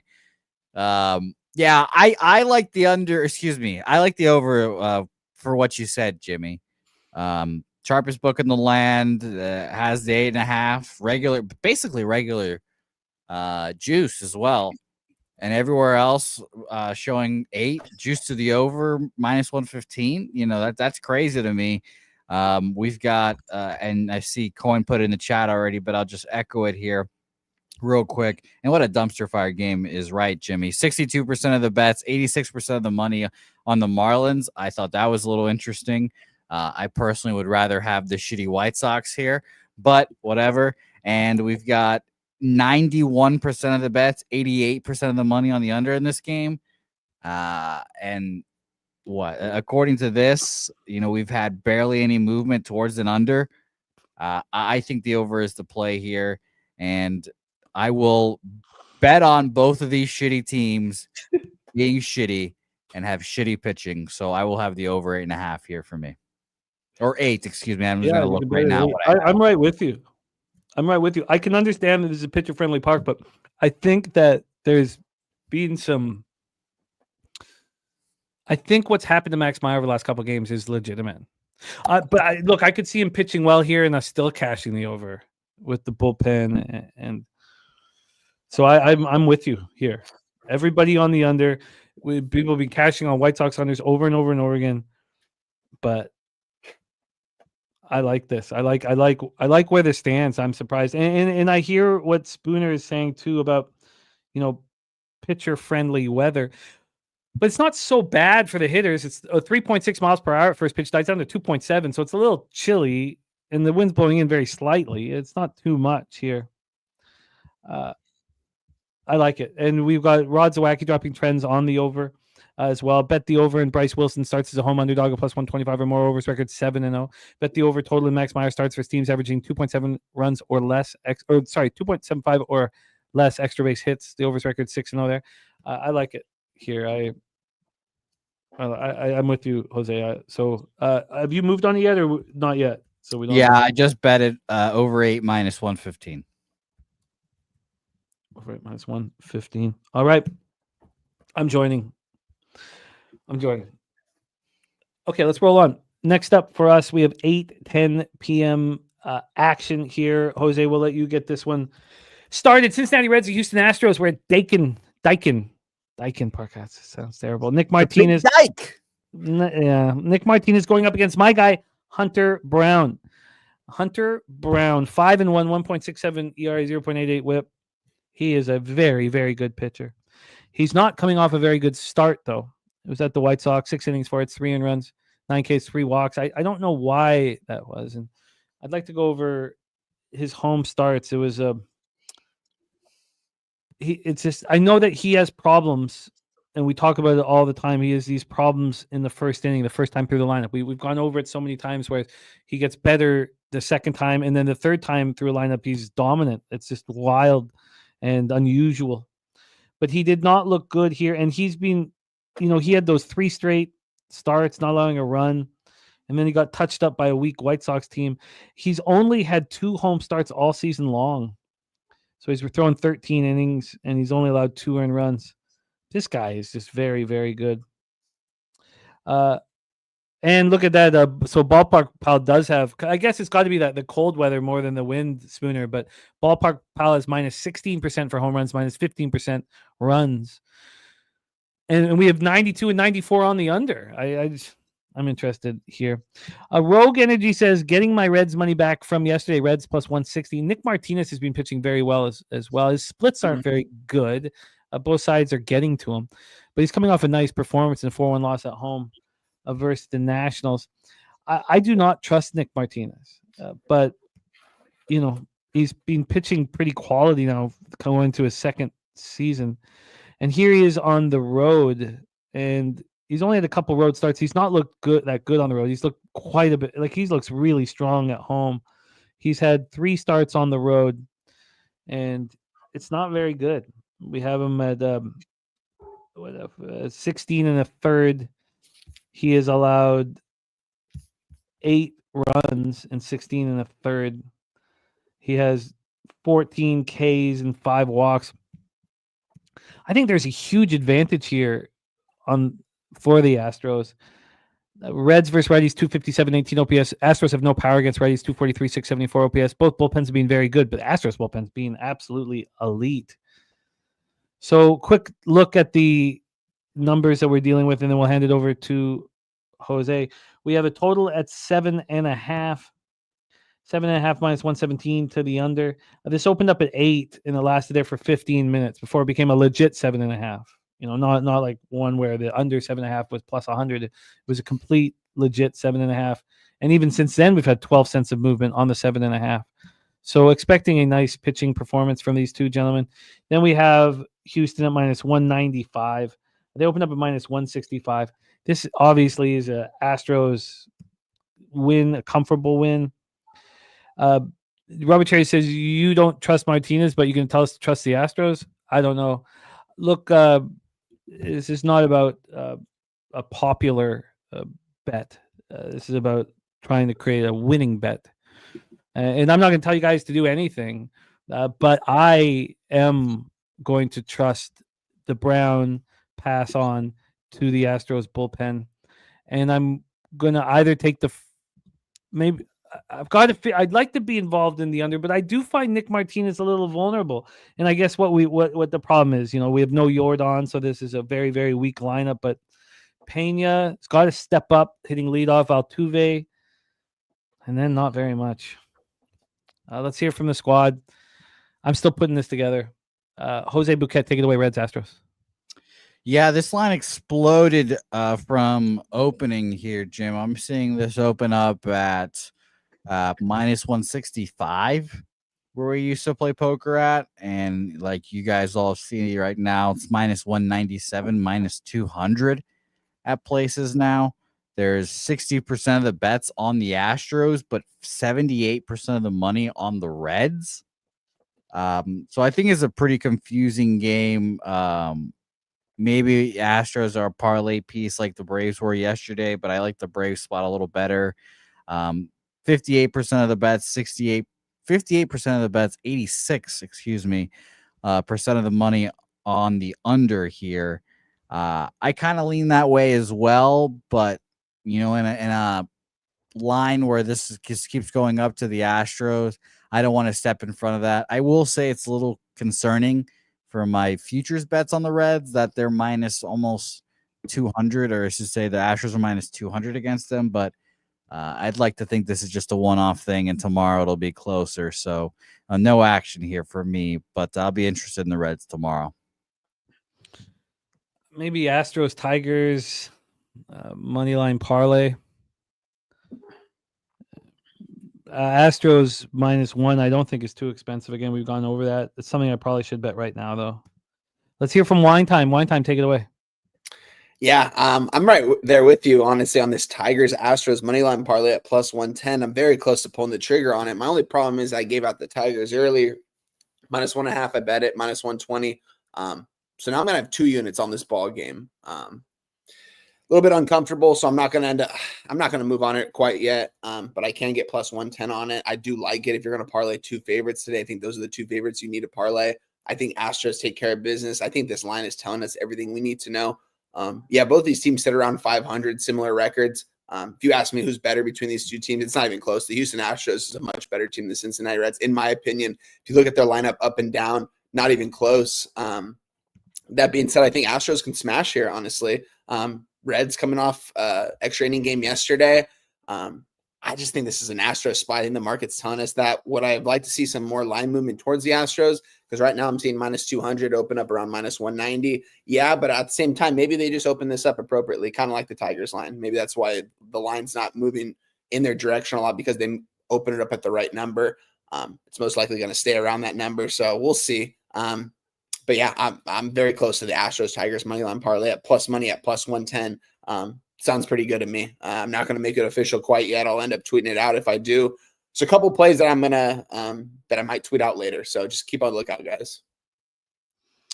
We have AM back in business. Phillies, Red Sox, White Sox for him. Yeah. We mentioned no Alvarez. I mean, that's why Robert Cherry was like, "How could you, trust the Astros here?" And I can't take a first three under 2.5. I thought that's where I was going to end up. I think I need to bet this Astros -1 right now. BJ on Cavaliers money line, Astros money line. It's an interesting way of handling it as well. Wager Tech says Reds or nothing line is way off. I wonder. I could easily see an Astros Carolina Hurricanes kind of thing as well. For those of you looking to cross sports as well. I like this. I like this, and the opener wasn't way off. Wager Detective. It was just that cappers believe they had an advantage here with Hunter Brown going up against Nick Martinez. Hunter Brown has only had 2 starts at home. But Rodswag says bet against Hunter Brown on the money line is home favorite -175, 250. The team's record since 2023, 2-9. We've had a real, multiple ways. I'm with you, BJ. And racing Astros trap. None of this is going to concern me at all. Although I like seeing these trends. That are great. They help the show. It's important. But the market, the books are clearly concerned, and the line has moved drastically. And again, if Hunter Brown gets touched that first time through the lineup, it's a live betting glory. And again, I really believe that you don't need to take the money line. It's different than hockey. You take the +2.5 or the +1.5 or whatever it is. I really, really believe that. My ROI has been very strong since I stopped going for the big score and took what the books were giving me. I'm going to get involved here.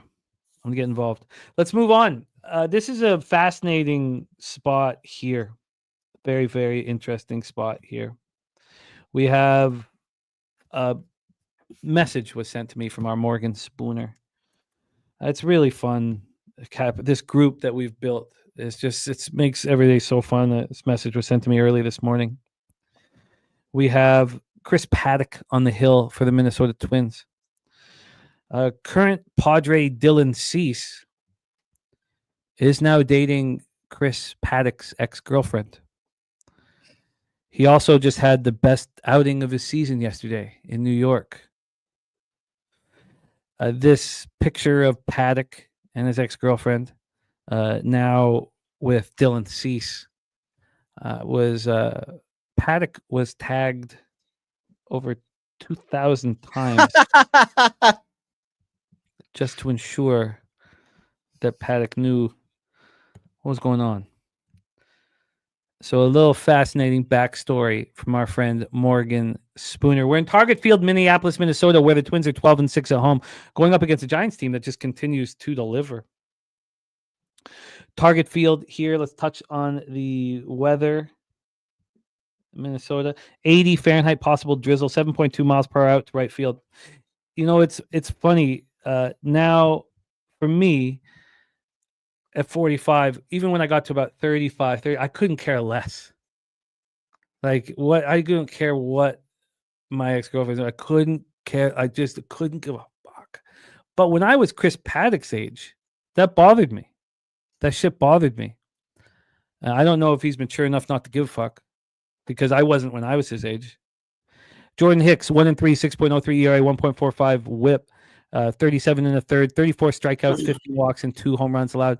His last start at home over the Rockies was weak. 5 innings, 3 hits, 3 runs, 7 Ks, and 2 walks. Lefties are hitting him very hard right now. Lefties are getting after him. So let's take a look at the Twinkies lineup. It's very difficult to find lefties. This is going to be a lineup full of righties. Larnach is the only real lefty. If Brooks Lee and Willie Castro can decide to hit from the left-hand side, this might be a real opportunity for Hicks to have a good start. Paddock has been better than we expected this year. he got off to a horrific start, and he's been looking a little better. That wasn't a bad start, and Jose can vouch for it. It was at Boston. He went 5 innings, allowed 3 earned runs, 2 Ks, and 2 walks. It's righties that are getting to Paddock. The righties in the Giants lineup, they're hard to find. We've done this before. They're just hard to find. They're not good. So very weak. Adames is great, and Chapman, and I maybe I'm being a little harsh there because you have, but Flores, Ramos, it's just nothing to worry about. So maybe both pitchers are capable of pitching well. Giants versus righties 243, 722 OPS. Twins versus righties 241, 691 OPS. This Giants bullpen has been phenomenal all season long, and the Twins bullpen's really got their act together over the last little while. Line history wise, we have the San Francisco Giants at minus 107. They opened up at plus 109. Dog to favorite and 16 cents of movement towards the San Francisco Giants. From a total perspective here, we have a 9 minus 101 to the under. So we've had a pretty big move to the over, which opened up at plus 104, 16 cents of movement towards the over. Ronnie Lofton, the first 500, 4.5 at plus 110. And it is time to hear the breakdowns. Wine Time Sports, Giants, Minnesota Twins. I'll be right back. I got to take care of one thing very, very quickly. Yeah, you're good. I'll be right back. But Giants, Twinkies, and I'm all. Yeah, good ball game right here. I mean, the Minnesota Twins, Jose, I feel like this is a team that you've kind of been high on the last couple of years. When they made that trade for Korea, you kind of like this team. And, this team's kind of taking a turn, only 2 games under 500 right now, sitting here at 18-20, at least a 5-game win streak right now. Chris Paddock on the mound. Yeah, I heard all that information. I don't really know if he cares that much about it. I'm sure he's got another smash piece that he's not really too worried about. This other one. And he already got done with that business. So, I mean, if anything, if I would be Cease, I'd be feeling a little weird about that. With that being said, I don't think that's going to bother Chris Paddock too much in this game. Although the line movement might make me think that way. I got that same text from Spoons. He said his favorite play of the day was the Giants. Sent me all the information. Love all the info right there. And seeing this line move towards the Giants this much, I think it's telling us everything we need to know that Giants are the play here. Maybe Chris Paddock does get let up. Personally, I think that might piss him off more than anything and kind of give him more motivation than get lit up. But it's a spot that I don't really want to get involved with. Chris Paddock has been getting let up all season long. Minnesota Twins, I don't think they're going to keep up this pace that they've been going ever since that Angels series. They have been playing some good baseball. I mean, if you guys look at Byron Buxton, man, he's playing some of the best baseball right now, man. Clutch time, he's getting on. He's scoring when he's on base. It's fun watching him run around those bases, man. He's explosive still at the age that he's at, and he can still hit the ball, and he's still a really good defender. He's playing some big-time baseball for them the last couple of weeks when they've been on this win streak. We'll see how long they can keep it up for. This is going to end up being a pass for me. Although I loved all the information my guy gave me, and I think that the line movement towards the Giants sitting right now, I mean, they were a slight dog, I believe, at plus 103. Right now they're minus 107. Definitely like the play here, but I'm not going to move on this game. This is just going to be a game I'm going to watch. Jose, what do you think? Because this feels like a Giants bet. Yeah, everyone knows, especially my guy Lynn Belvedere, I do not bet Giants games typically. I don't know what it is about them. The market never really says anything about them because I guess they're on the West Coast. I don't watch them often, so I don't get to absorb much of their offense or games. But here's mark it down, Lynn. First time I've bet the Giants all season. Giants money line for me. Jordan Hicks is a pitcher that I've liked. You guys remember last year I was on him in the same vein as I was with Clay Holmes. I generally trust these relievers that are becoming starters in the first year, especially because they know they have to perform or else they're going to go right back to the bullpen. Now, Jordan Hicks is in the second year of that. So he's established himself as a starter, a little more comfortable, I'm sure. But on the other side, Chris Paddock is just not a guy I like backing. Another pitcher that I'm like 2 degrees of separation from. I know a guy that's played with him, and he's just not good. Or he's, at least I've been told he's not that good. I didn't like him in San Diego. I didn't like him in Minnesota. I don't trust Minnesota's pitching development all that much, if I'm being honest. I know they've had good pitchers and have done a good job with their pitchers, but Chris Paddock's just not a guy I trust. So with all that being said, San Francisco Giants, full game money line, official on my card at -108, I believe. I just hit submit on the bets, but let's see if I actually went through. But Giants money line official for me. Yeah, I like it. I'm with you. I'm going to move on this as well. My card's starting to come together. I don't think I was being pensive. I think the first 4 or 5 games were very difficult. And this is a huge card, and everything's opening up now, and our action's opening up now. -108, and the market in this game, by the way, 58% of the bets, 82% of the money on the San Francisco Giants there. So kind of big, sharp bets, as we call them, on the Giants, and 66% of the bets on the over, 65% of the money on the under. So Giants for me, -108. I like it. Let's move on and talk about these bums on the mound in Colorado. Randy Vasquez versus Antonio Senzatella. Randy Vasquez has allowed 1 home run in 32 1/3. Not bad. He's got 13 strikeouts and 24 walks. But it's working. It all seems to be working. When is that going to stop? When is he going to start getting hit? Is it the thin air in Colorado that's going to do the trick here for Vasquez? It is 71 Fahrenheit. It's warm, 7.2 miles per hour, right to left in slightly. But then after an hour, it just goes right to left across the diamond. Antonio Senzatella looked so bad. And he's coming off a start where the conditions were perfect for him to deliver, and he still allowed 4 runs in 5 innings in a 4-0 loss of the Giants. Righties are hitting .371 with a 1.122 OPS against them. They're just destroying them. Lefties are hitting .388, .910 against them. They're just obliterating them. Padres versus righties, .263, but just 717 OPS. Not a ton of power. Love it, Gorky. Been a while. Miss Radke. Been a while. We have Rockies versus righties, .216, .636 OPS. I miss Corey Koski. If you want to start throwing back old Twins. Padres bullpen 2.42 ERA, 1.01 WHIP. Rockies bullpen 3.77 ERA, 1.40 WHIP. Let's get into the line history here for this one. The 11 has become 11.5. When it first got to 11.5 here, it was juiced to the under, started creeping up to the over. We got to like 8 a.m. and it started getting, the over was getting juiced. And then all of a sudden, there was a big move towards the under. There was a, not huge, but a 9-cent move towards the under. That was right before the show started. Now we have a slight move towards the over. These are just pitchers that are, you would think, when are they going to get annihilated? It's now the time that they get annihilated. Let's take a look at the money line here. Senzatella is not getting any better. We have the Colorado Rockies at +147. They opened up at +149. Very fishy. Now there was a big move against them.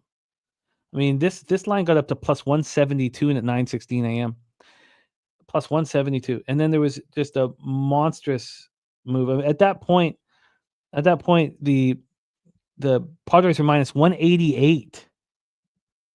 If you were betting this on line movement at all, you would think, wow, the sharps moved on the Rockies and moved this line heavy. AM feels that way. Let's hear from Jose Bouquet. Vasquez Senzatella, take it away. Yeah, a stay off game for me. It's funny, Jimmy, the constant theme is that, or maybe not, I don't know, constant, but a theme of sharps. They bet these shitty teams a lot across the sports. It seems. The Browns were that team for the longest time. They just kept betting the shitty Browns. And last year, it felt like it was the White Sox. Now we've got the Rockies here with seemingly some sharp action, or whatever it may be, and moving down the line. We have 78%, 79% of the bets, 88% of the money on the Padres here. So again, you could say the Rockies are semi-live in this game, but I don't want to touch them with a 10-peat poll. I don't want to touch Senzatella. 54% of the bets on the under, 62% of the money on the over in this game. Again, sure, I could see why the Rockies would appeal to people, especially market guys. but not for me. I'm not going to bet this game, so I'm off. This is wild. The total for the first 5 opened up at 5.5. God, what the hell was I doing? Just watching hockey. I don't know. Opens up at 5.5, and it lasts there for 57 minutes. Moves to 6, and then it lasted at 6 for 1 minute before it moved 6.5. God. And now this over 6.5 is juiced. It feels like I would want to attack this as early as possible. You know, whether it be a first 3 over. I'm 0-1 in first 3 totals, by the way. First 3 overs. The first 3 unders I've been destroying, but the first 3 over, 3.5 at -130. How do we not bet that? You know, I don't. But again, do you want them to see the lineup a second time? Probably. I don't know. First 3 over or first 5 over. I think these bullpens can shut this down even in the thin air, and the Rockies bullpen's been better than expected. Wine time, we haven't heard your take. No pressure if you don't have one, but we got a Padres-Rockies game in Coors Field.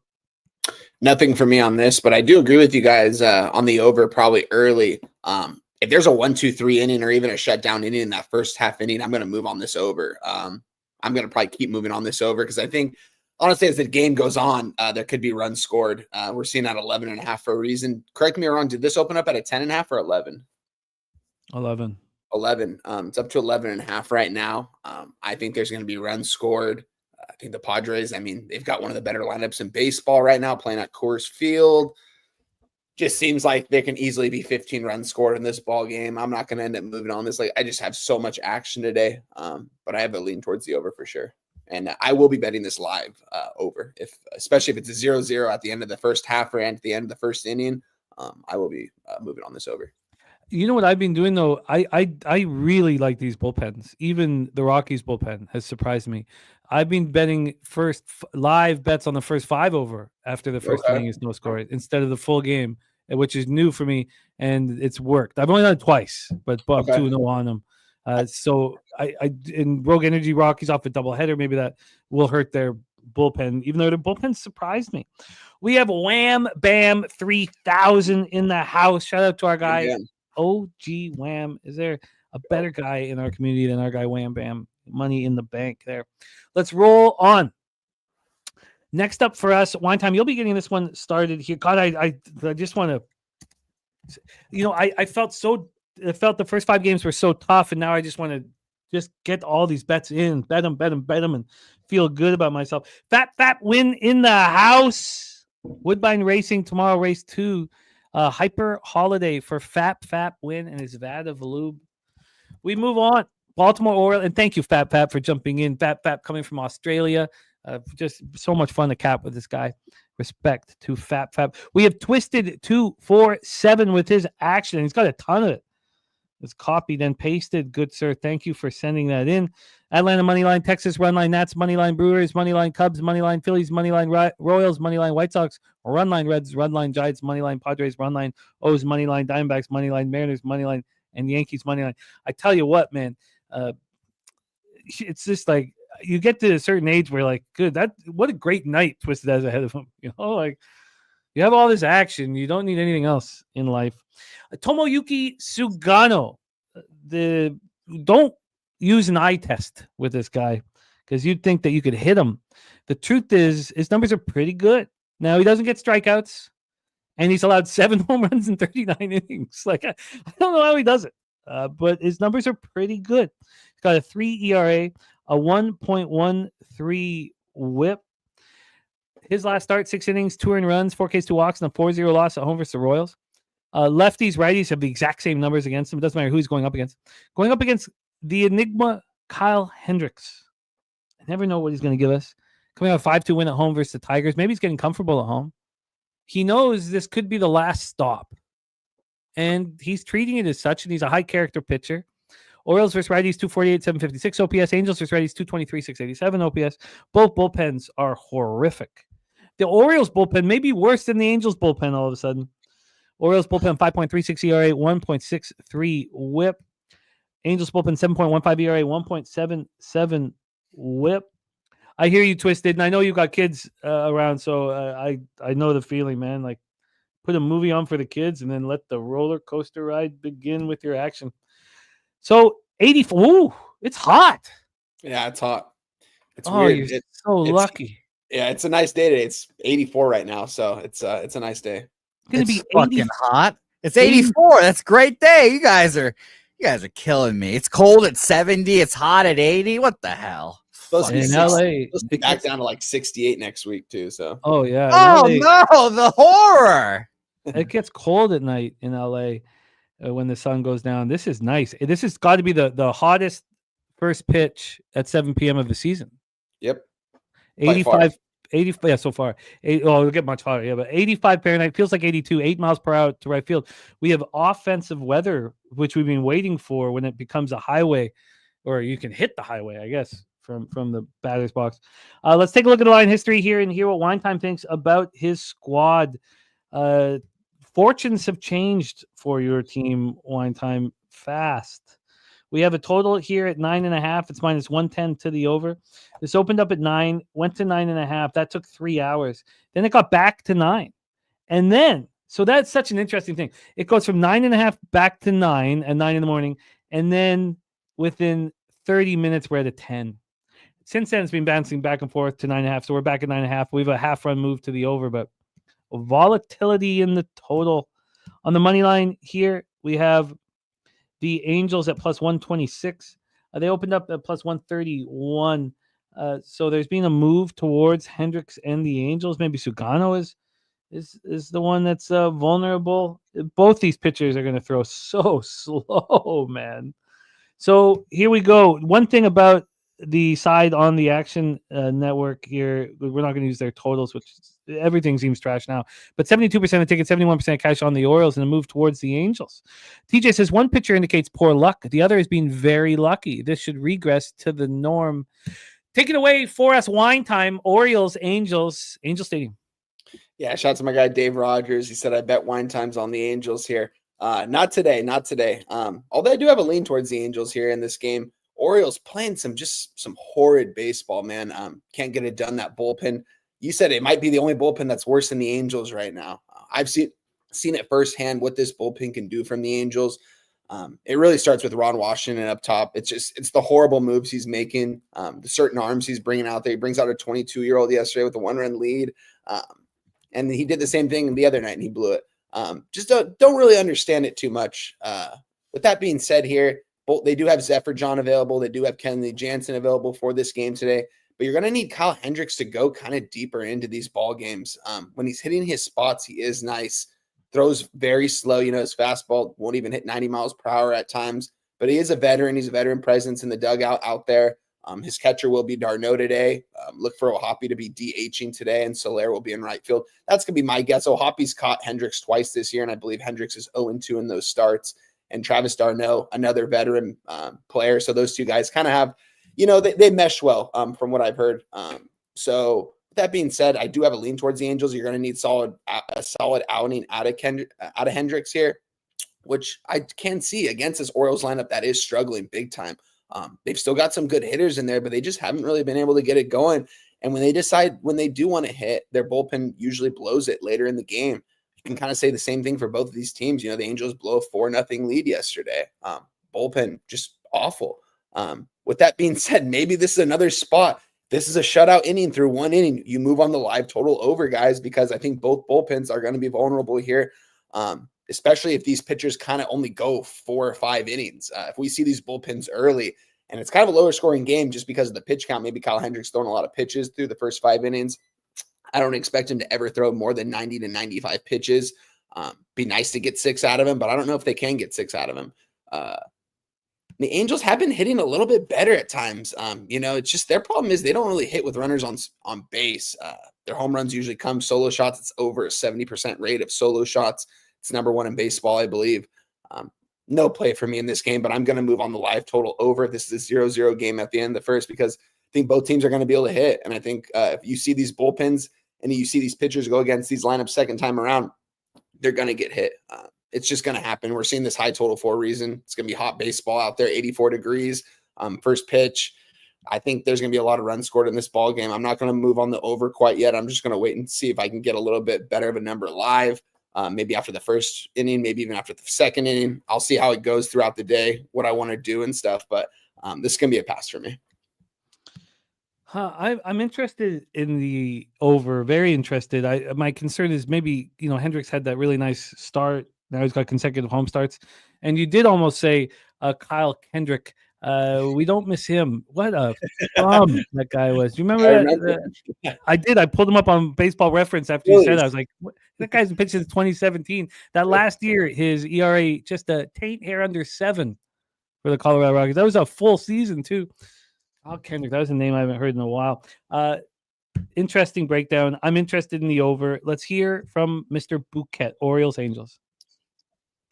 Former Boston Red Sox Kyle Kendrick, by the way. Yeah. That's why I was like, that name sounds familiar, actually. No action. Yeah, I'll keep this one short and sweet. No action here for me. Market in this game, Jimmy, because you like the over 54% of the bets on the over, 93% of the money on the over in this game. I'm seeing this go from 9 to 10 right now as well. 63% of the bets and 80% of the money on the Orioles here. No action for me, but I can see why you like the over. I won't. I can still get a 9.5. I'll only get a 9.5. And I think that TJ might be on it here. The TJ special. We know what that is. Doesn't have to say it. That's the dog first 5 plus a half. I mean, Hendricks can throw with Sugano. They both, again, you can't use your eye test on them. They're both the same pitcher. How much do I want to have invested in this one? I'm not sure, but I like that look here from our guy TJ. That's a first 5 plus a half. And I have his action here. I should have realized that was his move. Let's roll on. Fellas. Next up for us, we have 3 games left on the card. And we start with the LA Dodger game. This line move was absolutely wild. It's come back a little bit. It's come back quite a bit, but good God. Oh, maybe it hasn't come back that much. This opens up here with the LA. Yeah, it's come back quite a bit. The LA Dodgers opened up minus 126, 9:02 p.m. At 10:08 p.m., they're minus 130, 4-cent move towards the Dodgers. So you might be thinking, well, what's it going to be when I wake up? Now, again, it depends when you wake up, because when I woke up, it was still, there had been about 8 or 9 cent move away from them. But if you woke up after 8:44 a.m., you would have seen the Dodgers at plus 106 and then plus 111. And then at 10:30 at plus 113. Now we're back at plus 105. But when it was at plus 113, that was a 39-cent move against the LA Dodgers. Now we had Sharpie jump in our chat there shortly. He said that Sasaki this is the first time they're asking him to go on 5 days rest. Yoshi yesterday as well. Another thing is Barnes is his better catcher. Now the Diamondbacks spot was the market imploring us to move on the Diamondbacks. And it was, and we knew that the travel situation was bad for the Dodgers. And here we have the same thing happening. Absolutely wildly enormous move against the Dodgers and a little bit of buyback. We have this total sitting at 10 at minus 111 to the under. This opened up at 9.5 and now it's 10. We went over the roof situation yesterday, but just for those of you who weren't with us, we'll just go over it once more. It is open and then closed all weekend. So we have an open roof. Weather-wise, here it's 98. Feels like 93 though at first pitch.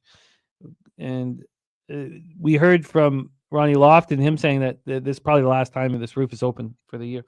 3.6 miles per hour to left field. I mean, it moves all over the place, but it's 3.6 miles per hour, so it's not a big deal. We have Roki on the hill for the Dodgers. Last start, 5 innings, 3 earned runs, 6 hits, 4 Ks, 2 walks, 10-3 win at the Braves. 3.86 ERA, 1.45 whip, 24 Ks and 20 walks. Not the K to walk ratio we're used to from these Japanese pitchers.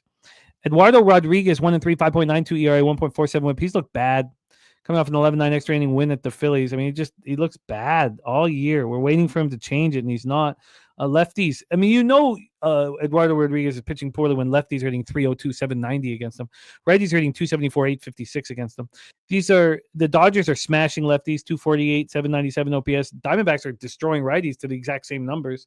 The Dodgers bullpen has been quite a bit better than the Diamondbacks bullpen, which has been a problem here. So let's roll. Jose Bouquet, Dodgers, Diamondbacks.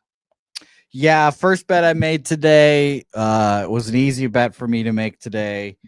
The Dodgers, the Diamondbacks money line here. I got a shitty price compared to what it is now, I guess. I bet it at -121 this morning. You can get it like -117, -116 right now.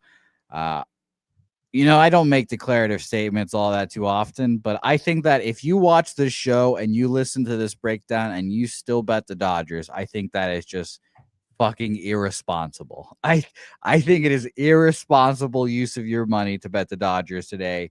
If you listen to this breakdown, 72% of the bets, 78% of the money on the Dodgers here, and we flipped the line. I think Sharpie, a great analysis of the Austin Barnes note and the 5 days note, I think is going to be huge. I think Sasaki gets touched up today. Sure, maybe Eduardo gives up some runs today as well. That total is high for a reason. But I think the Diamondbacks win this slugfest. And I think the Diamondbacks win. So Diamondbacks full game money line on my card here, -121. And you can get better than that now. Total market real quick as I wrap this up. 52% of the bets are on the under in this game, but 68% of the money is on the over. I'd lean over in this game as well, but Arizona Diamondbacks for me, I think they win this ball game -121. Yeah. Ronnie Lofton agreeing with that whole take. I think both bets should be in business here, Diamondbacks and the over. Let's hear from Wine Time. Yeah, I'm right there with you guys. I moved on it earlier this morning. I almost moved on it last night. I could have gotten +110 with the Diamondbacks. I got 30 cents difference today. I got -120. I could probably find a little bit better of a line right now or around that number. And I'm with you guys on the over. I think it all makes sense. It's moved to a 10 right now as well. Dodgers didn't really get anything going up at the plate yesterday. I do think both teams are going to be able to score today. And I think Sasaki could just get lit up today, honestly. If he starts walking batters in the Diamondbacks and someone comes up and hits a 3-run shot, something like that, like Gino Suarez comes up and does something like that. They've just got so many hitters in this lineup that if they get runners on base, all it takes is one swing of the bat. You got Ketel Marte, you got Corbin Carroll. You've got a lot. This is a deep lineup. I like this Diamondbacks team. I think they match up really well with the Dodgers, and I think they can take care of business here. It was crazy right before you said that, Jim, that there was some buyback towards the Diamondbacks. I was on my page, it said Diamondbacks were -130. I refreshed, -118 right now, 12 cents of movement in maybe 20 minutes. I'm not sure really what happened, but yeah, kind of actually 14 cents of movement. I see a -116 right now. So and more coming. Yeah, and so this is gonna we'll see where it is before first pitch. I already moved on it, but I'm gonna add to the show the over 10. I want to see if I can get them. I can get -105. Over 10 -105 for the Dodgers, Diamondbacks, full game. I think this goes way over. You could probably even take a look at both team totals over, but I think in the end, I think Sasaki's gonna be a little bit vulnerable, especially if he gets runners on base early and these guys take him deep early. So I'm gonna be on the Diamondbacks. I'm gonna be on the over. You are locked in, my friend. Now, again, and this is very, very important, I think, very important. We have the exact same thing happened yesterday. When you are fading the Dodgers and the market is implying that that's the move, wait. Because yesterday, the Dodgers got up to -167. And then there was a big move away from them, right? So the line moved back to them late as well. Exactly. Yeah. It's going to happen every time. Like people, they just don't believe. Like Kripke could win this. There's nothing wrong with it. But we had cappers in our chat who didn't believe that. We're like, oh well, now I'm getting the right price on the Dodgers. And sitting back, Troy treated out his record.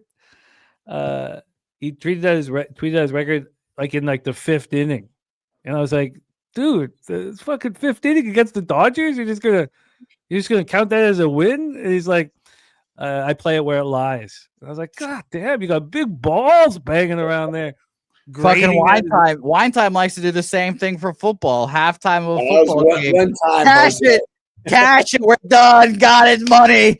Clean money. I didn't say cash it. I said I remember this exact text. It said Baylor in all caps lock at halftime. Yeah. Fucking just no sweat for wine time halfway through. Fuck We're those gonna guys. have that memory for forever, Jose, my guy. Fucking Baylor. Fuck those guys. And Kripke, I like it, man. I get it. And, we watch you win a lot. That's why I mentioned what your action was, because we want to know. And, you have a ton of respect here with the squad, Kripke. We love hearing, when your model's giving us the scores. We love everything that you do in the chat. We respect and we're better for. So thank you for all you do. And nothing wrong with going heads up against the market move. We watched Bobano do that last night with the Capitals. We did it right here on the show. He wasn't going to bet the Capitals, but then the line had gone too far. It had gone too far, and he moved on it, and it was richly rewarded. We crushed the NHL yesterday on that cap. It was just winner after winner after winner. The only thing that didn't win was that first period over 1.5 that Bobano was on in the Vegas game. Everything else, every single other bet we placed. So I think we went 8-1 on those two games. 7-1. All right, let's move on. We have Blue Jays, Mariners, Gossman, and Castillo. I have been in several fights with Mikey Money over Gossman, and several fights. And I can't watch Gossman without thinking of Mikey Money's, who does not believe in Gosscan, as he calls him. But Troy Torrance also fading my friend Kevin Gossman today. Troy Torrance on the Seattle Mariners first 5, going up against Luis Castillo as well. Damn, Kong. Damn. I hate hearing that, my man. A wager detective on the money line here. Let's start with T-Mobile Park. If it's beautiful in LA, that means the weather is going to be nice in Seattle. So we have 66 Fahrenheit. Roof will be, fully open. We have 2 and 3, 3.83. Oh, I should tell you guys about the wind, even though it's not as big of a deal there. 5.4 miles per hour in, stays that way the whole game. Picks from Dave says Gossman's road splits better on the road last 5 seasons, not this year. Yeah. Last year he couldn't pitch at home. This year he's struggling on the road. That's strange. 2 and 3, 3.83 ERA, 0.93 whip. He's allowed 4 home runs over 40 innings. Last start, 6 innings, 1 hit, 9 Ks, 1 walk, 5-3 loss at home versus the Guardians. Splits are great. Lefties 182, 600 against them. Righties 183, 531. Luis Castillo on the other side, 3 and 2, 3.29 ERA, 1.33 whip. His K to walk ratio has got to be the worst of his career. 30 strikeouts, 16 walks. Very strange to see him that. I love it, Zoe. I love it. So, Zoe, you've been running with me and the Oilers since, because I've always been saying how everybody was on the Kings except for Justin McKelvey, Kong, and Mr. Slaughter. But you have been with me that whole time too. I should add you in that group. I'm glad that you're putting up money, man. Castillo's last start, 2-1 win at the Rangers, 6 innings for its 1 earned run, no Ks, 2 Ks, 2 walks, no home runs allowed. Lefties, both pitchers have they're such vets. There's nothing. There's no split. There's no side that gets to them. TJ says Seattle back home to where they are below average at the plate. Give me Toronto first 5 plus a half. Jays versus, so we have TJ and Troy going heads up there. Not a fun place to get in the way of that. Jays versus righties 242, 655 OPS. Mariners versus righties 249, 770. But of course, they're at home now. Remember how bad their numbers were after those first 2 series of the season? And Spooner's like, watch their numbers change when they get on the road. That happened. Blue Jays bullpen 4.24 ERA, 1.25 whip. Mariners bullpen 3.46 ERA, 1.35 whip. Quickly for the line history here in this game. So over here, we have the Mariners at minus 133. They opened up at minus 136. So there's been no movement. So I'm extremely interested at the odds logic cash flow or wager talk cash flow, whatever Jose is using here. This total's a 7. It's juiced to the over minus 118, but it opened up at 7.5. It wasn't a real 7.5. It was plus 106 to the over, minus 119 to the under. And now it's minus 118 to the over and plus 105 to the under. So it basically hasn't moved. So basically the money line hasn't moved and the total hasn't moved. Here. Let's get the cash here just on the side. On the side for the cash, we have 80% of the tickets, 77% of cash on the Seattle Mariners. This line's not moving. This line is not moving. What a fascinating situation here. God, I just wish Troy wasn't on one side and TJ wasn't on the other, because I get why TJ's on the Jays first 5+1/2. Take it away one time, Jays Mariners. Tough game, Jimmy. I heard a lot of people kind of on Twitter yesterday saying like if Schneider blows, if he gets swept by the Angels on the road, might be time to fire the guy. Kind of seemed like they kind of saved his job last night. That late game. I wouldn't even say late game because they were coming back throughout the whole game. It was a 4-0 game through the first 2 innings. So with that being said here, Mariners though, Jim, just not a team I really want to fade at any point this season. It was a team that I wanted to going into this year. It's crazy you're going to hear me say this because I hate the Seattle Mariners. Seattle Mariners is probably the team I hate the most in baseball. I hate Julio Rodriguez and I hate JB Crawford. With that being said, this team's got heart, though. When it comes to later in the games, they always seem to never be out of the fight, whether it's at home, whether it's on the road, when it's in those final innings, when they're down 2 or 3 runs, they just get stuff going. They get guys on base. They start walking and they start playing. They just start doing the little things, and it always seems to work out for them as the game goes on. They never seem to give up. This team does love playing with each other. Blue Jays, on the other hand, a team that I was really high on going into this season, a team I wanted to back every single game this season. Glad I didn't end up going through with that. Did make some cash on them, did lose some of it, but still, I do think they might be a bet on team throughout the season, but maybe not at this point. Is this a game where I might want to take them, though? Yes, it kind of does seem like it from a market standpoint, from a line standpoint. Line not really moving too much. I'm getting a plus 123 right now on the Blue Jays. I could have gotten a plus. I think last night I saw it open at a plus 115 on my book. So 8 points of movement towards them. I don't know, though. It's just a tough game. Both these batting orders, you really don't know what you're going to get from these guys. Blue Jays, they have the talent. It's just if they can get it together, if they can score when they have runners on base. I mean, the first inning yesterday, 4 pitches? They had 3 singles, you know what I mean? And didn't score in the first inning. Soriano struck out the side after that. They've got the talent. Once they put it together, this is going to be a good ball club. This is the time to do it against a good team like the Seattle Mariners. I will be going for the Blue Jays here in this spot, so I want the Mariners to lose. I'm not going to back the Blue Jays, though, just because my ROI fading the Mariners has been bad. I was on the Athletics the other day when they blew a 5-0 lead to these guys, and it's happened to me numerous times. And I don't know if I can sit back and watch it because this team has a lot of heart. So I'm going to stay away from this game. I can't trust Gossman. He's such a Jekyll and Hyde pitcher. God, I mean, at Fenway, he's spectacular. The other road starts, he's looked very vulnerable. I mean, why is he throwing 8 innings of shutout ball at Fenway, but can't do it in the Bronx? Couldn't do it in Houston. Jose Bouquet, your take on this one? Yeah, I've got nothing really. I'd lean Blue Jays here. I can see a first 5+1/2. Shout out to you, TJ. 70% of the bets, 83% of the money on Seattle, and we've, if anything, gone towards the Blue Jays. So it's a nothing game for me here. 78% of the bets, 65% of the money on the under. I do lean over in this game, though. With these pitchers, I don't believe in Castillo, and you just talked about Jekyll and Hyde. So over lean, but nothing here for me. I'm gonna have to stay off of it. I want to bet the first 3 under 2.5, but I mean that I don't want fandom to fuck with the bankroll or mess with the bankroll here. And neither pitcher looks as good consistently. I mean, look at the Castillo K to walk ratio. I mean, even J Dub saying Gossman walks a lot of guys. I mean, when he pitches well, he doesn't. He just went 6 innings with 9 strikeouts and 1 walk. But I was listening on the radio. I was driving the kid somewhere for the Yankees game, and he threw 50 pitches in that second inning. I think it was 50. It might be in the third inning, but 50. I mean, he couldn't get anyone out. He couldn't. I can't do it. I can't do it with confidence. If I was just, like giving out a pick or like let's have some fun, I would make a bet on this game. But this is not fun. This is a business.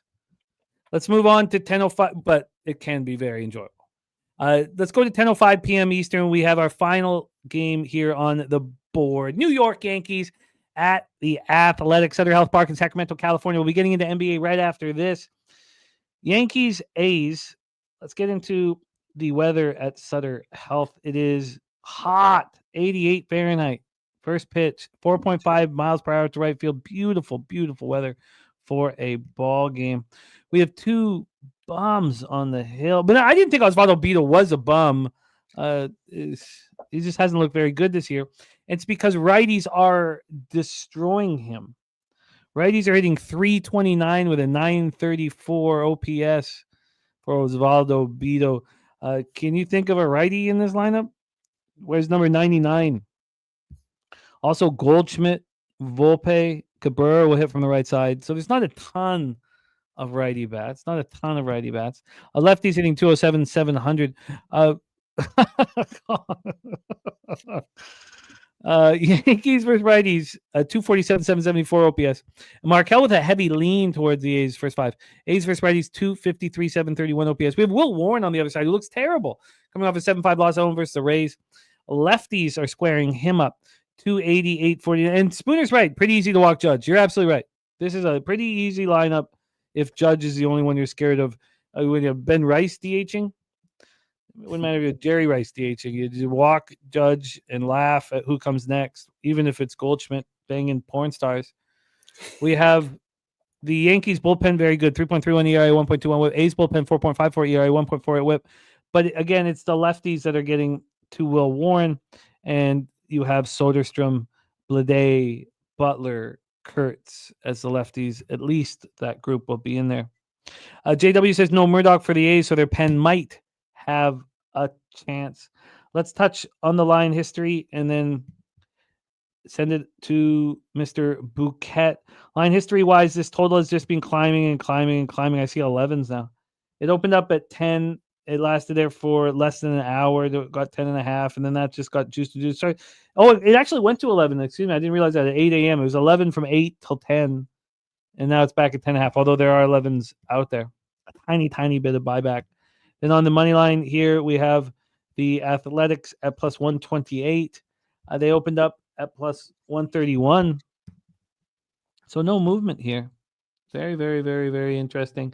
And the only cash flow help here that we'll discuss, just being the side here, 87% of tickets, 91% cash on the New York Yankees.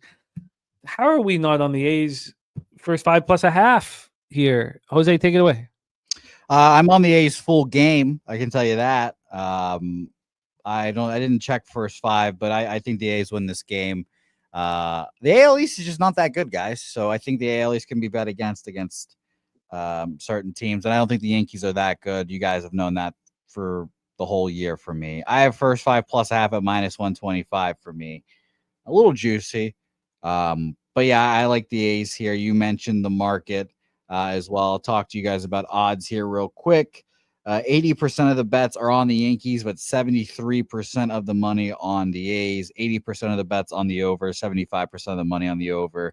I expect this to be a high-scoring game. Maybe Bido sucks, but give me all 9 innings and give me the A's here. Obviously, Mason Miller available here as well. He hasn't thrown since Monday, so that's a good thing here. Devin Williams threw 21 pitches on when was that? 2 days ago on Wednesday. He should be available. The whole Yankees bullpen had a day off, as well as their actual closer, Luke Weaver, who threw 18 pitches. So we'll see, but I like the A's here, plus 130 for me, full game. Yeah, if it's too expensive, the first 5 plus, maybe I just take first 3 money line. Let's hear from Wine Time. Yankees A's final game on MLB card. Yeah, this is one of the games that moved on pre-show, guys. I'm on the over here in this spot. I'm on the over 10.5. I got minus 110 right now. It's at my book. It's over 11 plus 100 right now. I think there's going to be a lot of runs scored in this ball game. Looking at both team totals, is 5.5 juice to the over to the Yankees, 4.5 juice to the over for the Athletics. I think both teams can score here. I'm not going to take a side. I think both teams can easily score probably 12 to 13 runs in this game. I think it's high for a reason with both these lineups. I think the A's can hit Warren, and I think Osvaldo could probably get hit as well. So I'm just going to move on the over 10.5 minus 110. It's a good job grabbing that 10.5 while it was available. Let me double check. I want to make sure that was the juice I got on it. Actually, let me just double check right here. All right, let's do a quick review here. Let's roll through. Apologies, Jimmy. It's minus 120. I got minus 120 on that, not minus 110. Still helps getting a 10.5. Let's review action here. Stacks play today number 1, Cardinals over 8.5. Stacks play today number 2, Wood over 1.5 bases. Stacks both bets same game.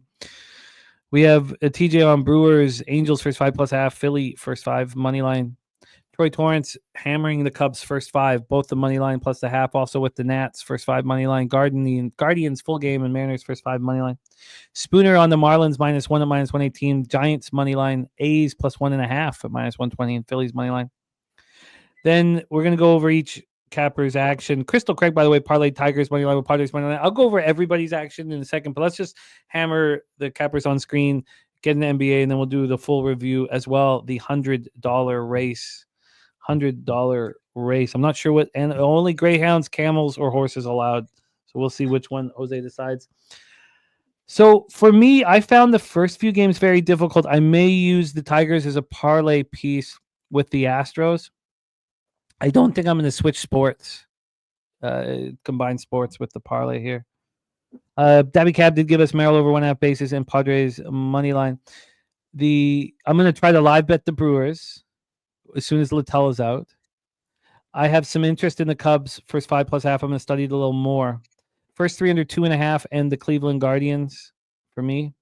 The under 9 in Boston, Kansas City. I'm also going to look at the first 3 under there as well.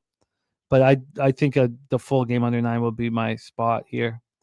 Then Jose, I'll let Jose talk about that. The over 8 that Jose moved on, I'd like to move on as well in Marlins, White Sox. The Astros -1. It's expensive. I'm not entirely sure. Maybe I'm too late. I have to figure that out. The Giants, I'm going to be on either the first 3 over, the first 5 over in San Diego, Colorado. The first 3 over, I've only bet one this year and didn't work. It's not going to one bet that's not going to take me off of it for good. But the over 9 in Baltimore, Los Angeles, and the Angels first 5 plus a half as well. Also, then I have a lot of action late. Diamondbacks money line and the over in Dodgers Diamondbacks. Again, the over is not a for sure bet. It's quite likely, and the Diamondbacks will be a bet. Then will I join the over 10.5 or 11 in the Yankees A's? I'm not sure. The A's first 5 plus a half or the first 3 straight money line. I'll have to decide about that. But that is my MLB card for today, Friday, May 9th. Wine time, your MLB action. Yeah, I'm going to go over the plays that I made pre-show and then after the show. Starting it off, we're on the Pirates money line plus 130. We are on the Rays Brewers over 9 minus 120.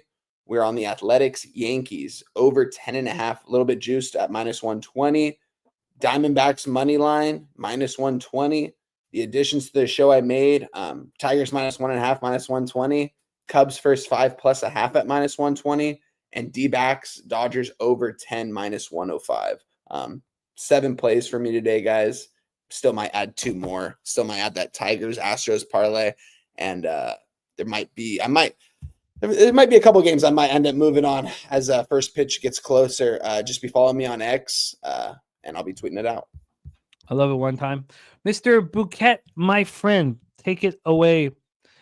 My friend, take it away. Hammer your MLB card.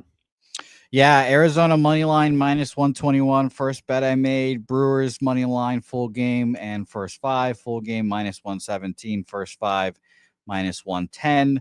Miami Marlins White Sox over 8 minus 115. Giants money line minus 108. First Giants bet of the year for me. And the money line for the Oakland, Sacramento, Las Vegas A's at plus 130. I love it. I love it, Jose. And Jose, we'll wait till wine time comes back and hammer NBA. Very quickly here, Mr. Belvedere says a series hedge question. He has got the Pacers, plus 400 for $500. Says, would you hedge back now with the Cavs at plus 170? He says, if I put 925 on the Cavs this series, I lock up 1,074 either way. I think that. I'm on the puck line with the Panthers. I also think that the line isn't moving because it started out so ridiculously huge and heavy. But look. You don't talk a friend off his dog, and if I will tell you this, if I'm right, let's say the Panthers win 5-1 or 6-1, something like that, I'm not going to be on Panthers in Game 4, and I only took the Panthers plus 1.5 series bet. I didn't take them to win the series, but if you, Mr. Belvedere, if you don't have, if there's not a side that you like more than the other, then yes, I would do that right in the middle. Guarantee yourself glory, guarantee yourself over a K. If you do really kind of think the Pacers are going to win this, or vice versa with the Cavs, then you can put a little more on one side so that you still have a cheering spot. But yes, I would definitely do that. I don't think there's a team that showed more character this year than the Cavaliers.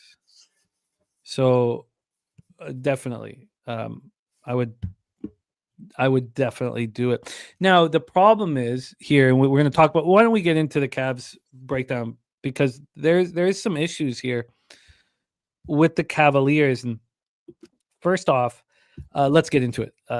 Welcome, Wine Time, my man. Thank you guys for joining us here. Mr. Belvedere says, feel like the Pacers pull it out. Well, then I don't think you need this split. I don't think it needs to be a 50-50 hedge. I think that you should still be rewarded a little more and then keep that rooting interest for the Pacers, because the issue here in this basketball game tonight is not that Garland is going to be back. The issue to me, and it's very, very simple, and we know that they were all at shoot around this morning, and Mobley's ankle, I'm sure, is better. I'm not concerned about Mobley's ankle as much as I'm concerned about Garland's big toe.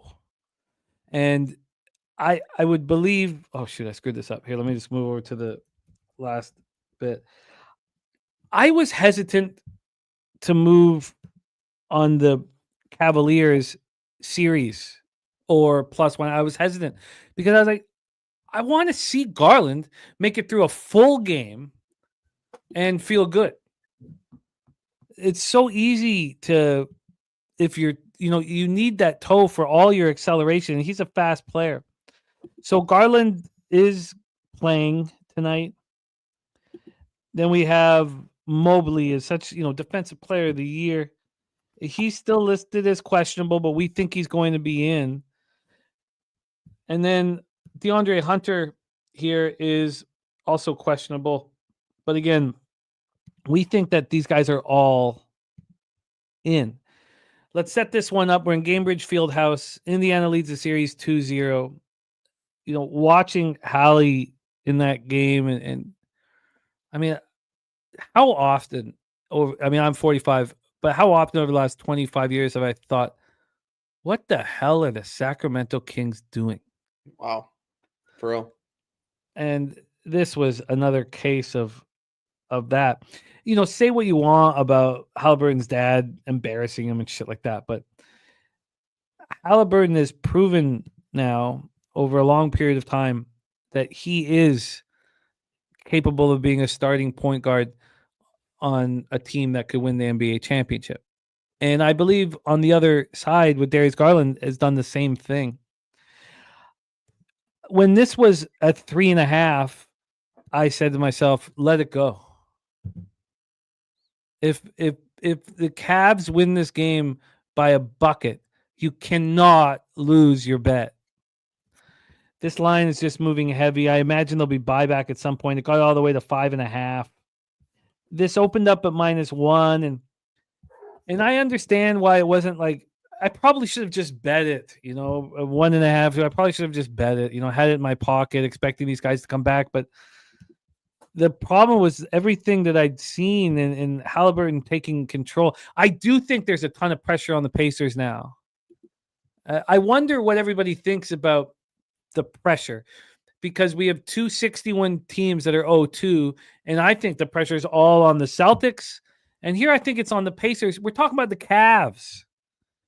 Yes, they were, the best team this year in the East, but it's still the Cavs who need to prove it, and something they haven't done. I don't think there's that much pressure on them. I think the Pacers have to shut the door. That's a tricky thing to do at home.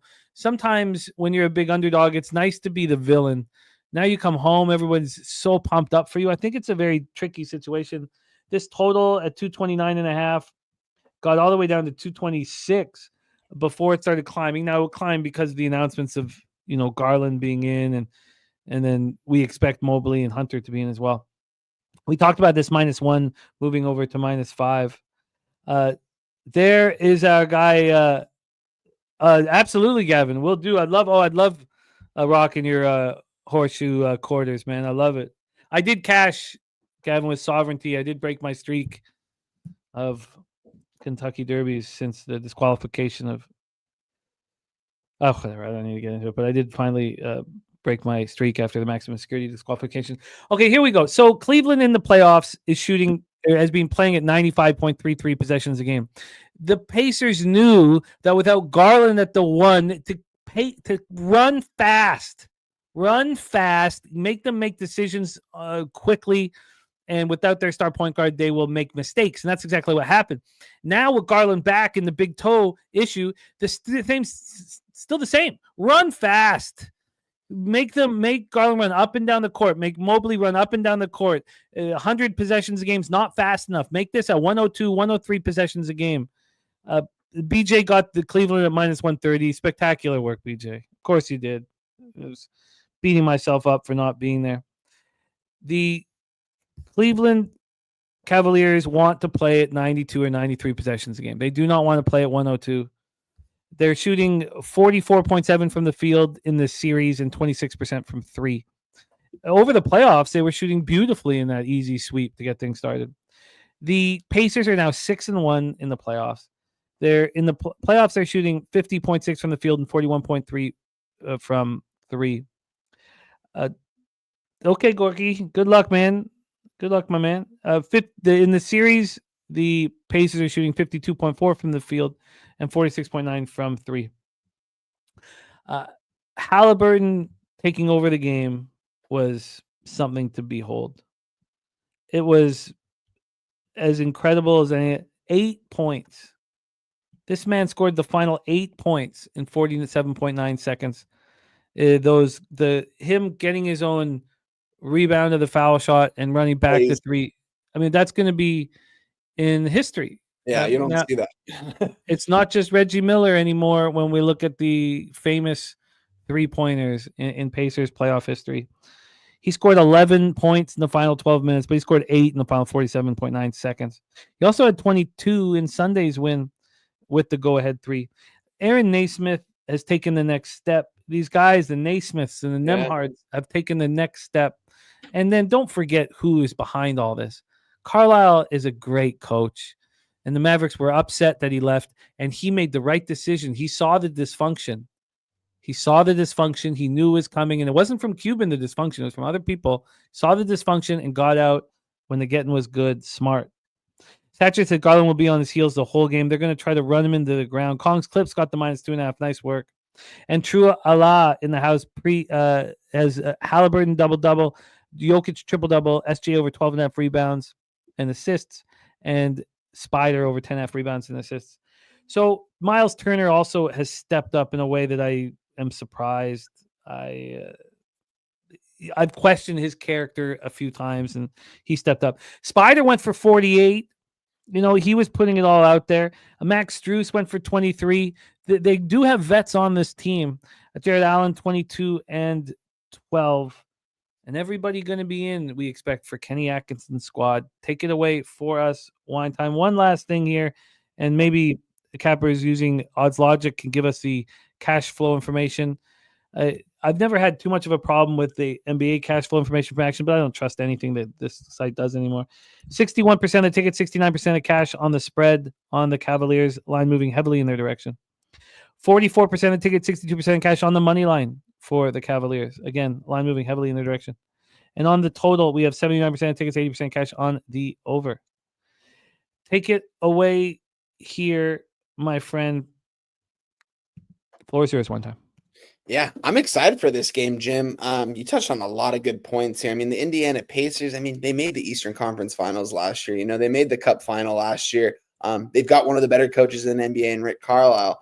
You look at this roster, I mean, up and down. I mean, they're starting five. They've got a good starting five out there, man, and they've been developing these guys over the last couple of years. It's been the same group. I remember when Miles Turner wanted to be traded, all these guys wanted to be traded, and all of a sudden some cohesiveness within the group.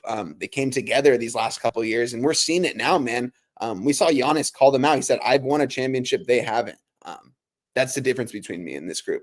I think that group probably took that a little bit took that personal here, taking the first two games in Cleveland, taking care of business. Your goal is really to win one game, but no, they win two games in crazy fashion. I mean, we're looking at the line right now, guys. We're seeing up to a -5 right now. I think that tells us everything we need to know in this spot, that the Cavaliers are live in this one and that they are going to be at full strength. Not saying Darius Garland's going to be out there at full strength, but he's going to be out there, and I do think he's going to be dishing some assists out as well.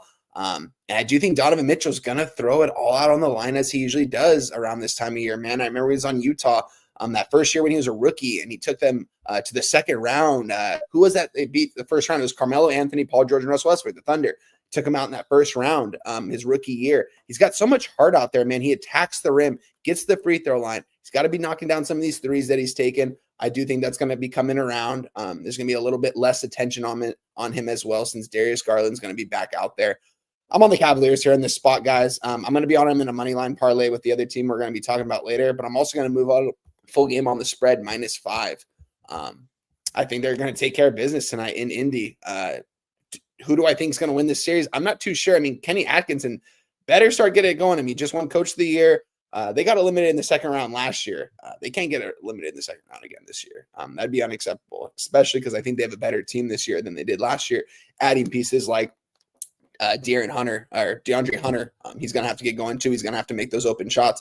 He should be playing in this one. I see he's questionable, but he is expected to play in this one, right, Jim? Yeah, we everybody expects all hands on deck, but the only person we know will be in is Garland. Yeah, I mean, we've seen what this Cavs team has done all year, man, and that's win ball games. They're the best team this year in the NBA, it seemed like. I mean, you never wanted to fade them. This team has come together. I think they'll come together here for game 3 and get this win. How important this game is. They know they can't lose this game. They can't lose this game. If they do, it's over for them. I expect them to go out there with some motivation to probably be leading this game from start to finish. Make those proper second half adjustments to not allow the Pacers to come back at any point. They need this game. So there's going to be a couple plays for me. I'm going to move on the Cavaliers -5, -110. I just want to make sure because I haven't tweeted anything out yet. And let me see. I get a -5, -110 right now. And I'm really close as well, Jim, to moving on this over. I just think probably a lot of points are going to be scored. But at the same time, I just don't know are the Pacers going to show up today? Are they going to show up and actually want to be there and put up the amount of points to get this total over? Because I do think Cleveland's going to be able to score in this one. We're seeing this total creep up a little bit, probably because of the announcements of that everyone's going to be playing. There should be a lot of points scored in this one as well. I'm not going to move on the over officially live here. I'm just going to move on the Cleveland Cavaliers -5, -110, and first leg of a parlay money line. I like it. I am going to get in live. I can't move at this number, and I don't, care about the record. I mean, I care about the record so that we can have shows and people listen. So that's extremely important. Don't get me wrong, but at this point in the season, everything's fine. All I care about is money, and so I'm going to get in live. If I can't ever get in live, that's fine. It happens, but I assume I will be able to get in live at some point, and I will be waiting to get in live and expecting to get in live. I will use the number that BJ got at first offer, that -130. I'll be using that, but I won't hesitate if I think I can get a +2.5 or +3 or something like that. Like I won't. So that is the plan. here. We have action here from Cuban Connect as well. Says Meyer going to get smashed. Says bet the White Sox first 5 money line. Well, we're already on the over, so I love hearing all of that. Yeah, and Markel says, and your family. Love money and family. Oh, absolutely. Absolutely. But I don't need to move on the 5. I don't need to do the pregame. I don't need to have it in my and if I can't ever get in again, that's fine. I'm telling you, it's my fault for not getting in. I knew they were all going to be in, but I'm not going to move on the +1.5 or the series price or anything like that. I need to know that Garland. Mobley's defensive player of the year. I shouldn't be only talking about Garland. I need to know both these guys can play and run and stop on a dime, because this is the wrong team to be going up against. This team is young and will run you into the ground, and it looks pretty fearless. They look pretty fearless right now.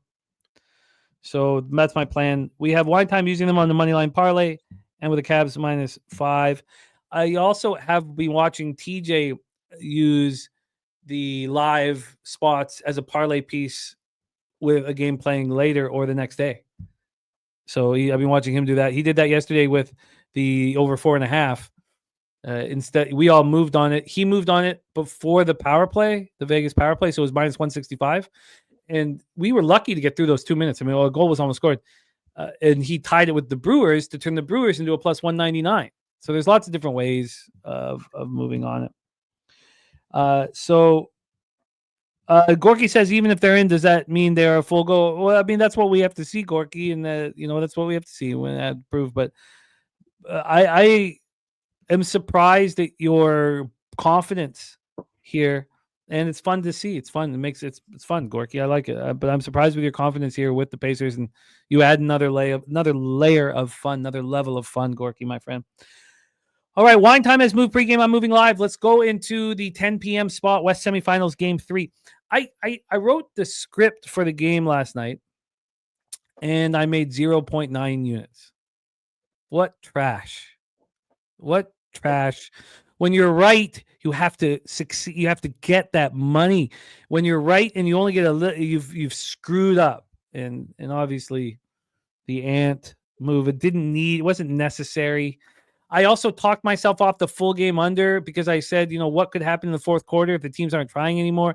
That the game went over. Like everything, I wrote the script that I didn't make enough money off of it. And the reason why I was so adamant about writing the script was because I was sitting on my hands for the Thunder and the Celtics game the night before, watching you guys make money. And here we are, game 3, Thunder, Denver Nuggets. What a performance. Oklahoma City set the NBA playoff record for first half points with 87. They surpassed the 86 scored by the Cavaliers against Golden State Warriors in game 4 of the NBA Finals. I remember where I was. I remember that too, dude. I was at Longboards in Huntington Beach, man. I remember that, dude. I think I had to have been like 22, 23 at that time. What year was that? Was that 2016? 2017. 2017. Yeah. It was 22, 23, man. I remember that. I remember that game. That was crazy. That first quarter, he scored it was like 46 points or something like that. It was just dominance. I was on the Cavs. I was in Atlantic City, but when I have a lot of money on a spot, the sports book can be a lot of fun, but just leave me alone in the hotel room and just leave me alone. So that I watched it just in the hotel room, just pacing back and forth, but didn't need to pace for long. It's like, okay, let's go cash this shit. But yeah, I was in AC. It was fucking awesome. Shout out to AC. It was such a fun time down there. Okay, here we go. Thunder Nuggets. Shea coming off scoring 34 3/4. Not only did they have break the record for first half, but they tied the record for any half of playoff. There was a second half. I don't think I have it here. I didn't bother with it, but it was a phenomenal performance by a great basketball team. The Oklahoma City Thunder right now open up -5. They're now -5.5. From a total perspective, we have a 232. This opened up at 234 and dropped down to 232. We get to the cash flow here. We have 79% of the ticket, 78% cash on the over. Again, this is action. I don't know how much you want to trust it. And then on the side, we have 66% of tickets, 70% cash on the Thunder. It has moved a point in your in the direction. Am, I will copy and paste that and here right now that question, and I'll get right into it right after we break down the NBA. So that's I will get to it. So let's roll here. So first off, the Thunder playing at the fastest pace in the playoffs, and they've moved this series to the fastest pace in the playoffs. And Jokic doesn't want to play at this pace. He can, like he's a malleable, but he doesn't. They don't. This is Westbrook is the only guy who wants to play at this pace. The Thunder don't. It's fast. In the series, the Thunder are shooting 48.7 from the field and 39.2 from three. The Nuggets are shooting 41.2 from the field and 36.2 from three. They just don't want to go that fast. Mr. Belvedere, best bet, and Kong on the Nuggets. Wow, and picks from Dave here. Second round games where a team's coming off a loss. That team covered 25 of 38. Both home teams this year covered double-digit spreads. He is on the Nuggets. Dave's on the Nuggets. Kong's Clips is on the Denver money line at plus 190. Look at all this. This is fun. And yes, the respect play today is Thunder first quarter -1. All copied and pasted here, fellas. So I will be going over them for the next few hours here. God, that's already 10 to 4. Jesus. So we have a Nuggets team shooting poorly from the field. And again, I think this pace is too fast for them. Shea goes off 11 of 13 from the field, hits every free throw, 11 of them, 8 assists, 8 players scoring double figures. Jokic, 17 points and 8 boards, fouls out in the third quarter on purpose. I love him. Russell Westbrook led the Nuggets with 19 points. They shot 37.9 from the field. They committed 21 turnovers. They out-rebounded the Thunder on Monday by 20. They were rebounded by 6. And Michael Porter Jr.'s shoulder has to be a problem. It must be a problem. He just looks like a shadow of his former self out there. He's not in the injury report, at least he wasn't yesterday. Here we go. Wine Time Sports. I really wanted to say these things out loud, copy and paste thoughts from the chat, and hear your take. I've not moved on this game. The floor is yours, my man. Yeah, it seems like I'm really not on the same page as a lot of people in the chat. I think Thunder are going to take care of business here, Jimmy. This is the best team in the Western Conference. It's not even close. I think that last game, that really is going to take a turn for them. They probably take care of this series in 5 or 6 games. I didn't really like what I heard from Aaron Gordon when he said, I really want to win Russ a ring. You want to win yourself a second ring before you win one of your teammates a ring there. I don't know. The Nuggets won their ring a couple years ago. I don't think that this team has enough energy in them and life in them to make another run like that, if we're being honest. OKC Thunder, full of energy down there. They got the young guys. Don't get me wrong. Russell Westbrook over there's been balling for the Nuggets. Love watching him play this playoff series, playing with a lot of heart and emotion out there. He's doing his thing out there. He's playing with confidence, which is cool to see because grew up watching playing Russ, and I always wanted to see him win a ring. Always wanted to see him get it done. Just don't think this is the right team that they're facing right now in the OKC Thunder. I think they take care of business. That's the second leg of my money line parlay. You can get it at plus 115, OKC Thunder, and the Cleveland Cavs money line parlay at plus 115. I'm not going to move on the full game minus 5.5, although I do like it. If I do end up moving on it, I'll end up tweeting it out later. I think they take care of business here against Denver. Like I said, I think that last game told it all. I know Nuggets got that first game. Really impressive win for them. They're gonna need a lot of effort to do that, to beat these guys again. So with that being said, I'm on the Thunder money line here for that second leg of that parlay. I think Shea's gonna have himself a game. I think Jalen Williams is gonna get to the rim. He's gonna make those layups. He's gonna get to the free throw line, knock those down. Chet Holmgren's gonna do his thing out there. Don't get me wrong, Jokic, one of the best players we'll see playing basketball. But I'm on the OKC Thunder. I think they take care of business. Seeing this line open up at a 4.5 and now to a 5.5. I think this is probably going to – this gets to a 6 before it tip. I'll love it even more. But with that being said, I'm not going to move on the full game spread. I'm just going to move on to money line, second leg of parlay, plus 115. I expect it to get to a 6. I'm curious here. The game 5 win for the Denver Nuggets over the LA Clippers was on April 29th. Let's just go over to the line history of that game because I knew people on the Clippers. I wanted to be on the Clippers, and I could not do it because I had a vividness bias. Come on, hit me. I had a vividness bias. Why is this not having? Sorry, here. Oh, here we go. Of Jokic at home in an important game that I just couldn't get through. I couldn't get over. I just couldn't. I was incapable of getting past it, and I was like, you know what? I'll just if I'm leaving money on the table, I'm leaving money on the table, and it saved me. I'm very curious to see how that line reacted there. So Denver, oh, that was the favorite to dog. Denver opened up at -1 and then it closed up +2. Interesting. Okay. I think the Thunder are the bet, just like I thought the Clippers were the bet. And staying off, I thought was a very shrewd thing then. And I think it might be now. The Nuggets, Jokic is playing chess out there. You know, they didn't need to do anything. They just let them win by 40. If this was a regular season, you know, I'd back every team blindly that loses by 40. I want to see the character of the Oklahoma City Thunder. I want to see it. I want to see it here. Now, Mr. Belvedere on the Thunder -5.5. Am says after the Thunder beat the brakes off the Nuggets again, then it's a Nugget spot. You know, I don't mean to be boring and not have action, but these are both games where the work is important, and I'm going to decide how to move on this live. And I want to learn about the Thunder. I don't feel like the investment needs to be made. And I should have moved on the Cavs. Even anything under 3, I should have moved on it. But I'm going to find a way to get in live.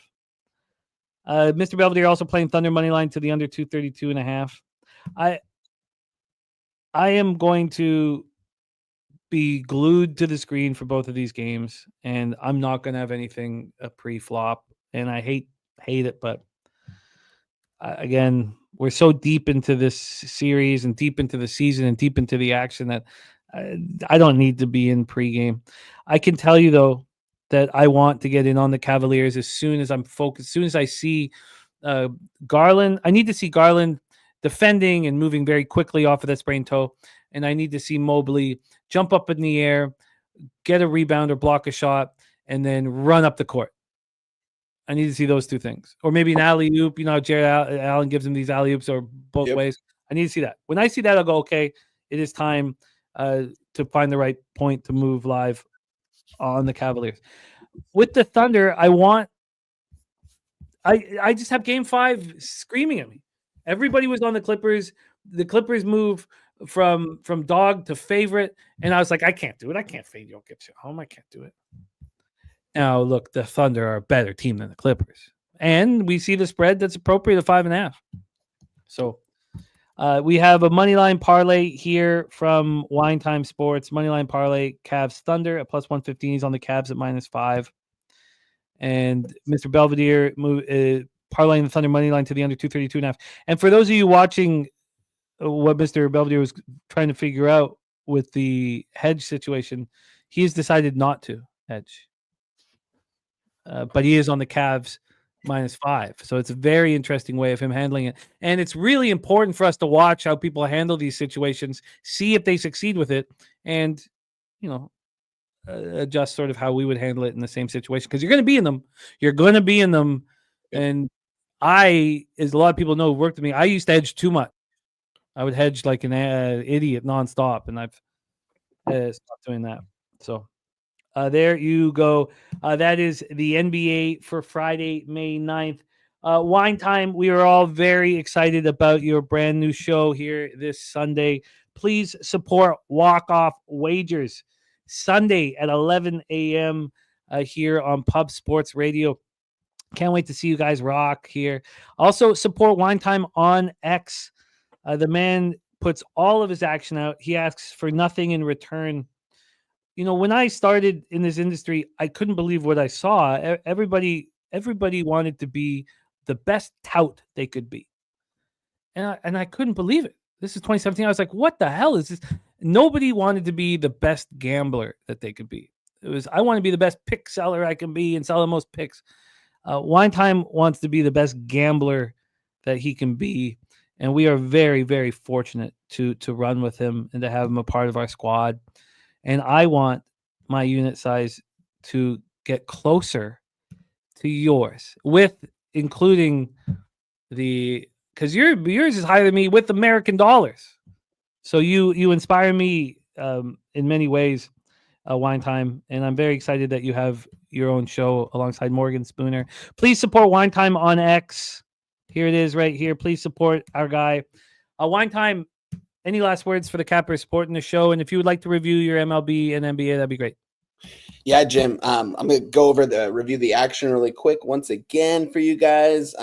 Let's just go through, since we just talked about NBA, let's go to NBA. Cavaliers, -5, -110. And then we also moved on a money line parlay. Cavs money line, Thunder money line, +115. You can get that number pretty much anywhere right now. Then we're going to move right on to baseball. And baseball, we got starting off, Pirates money line, +130. Diamondbacks money line, -120. Rays Brewers over 9, -120. Athletics Yanks over 10.5, -120. I've noticed I got a lot of -120s today. Tigers -1.5, -120. Cubs first 5 +0.5, -120. Diamondbacks Dodgers over 10, -105. So 7 plays right there. I will most likely tweet probably 1 to 2 more out before the end of the day.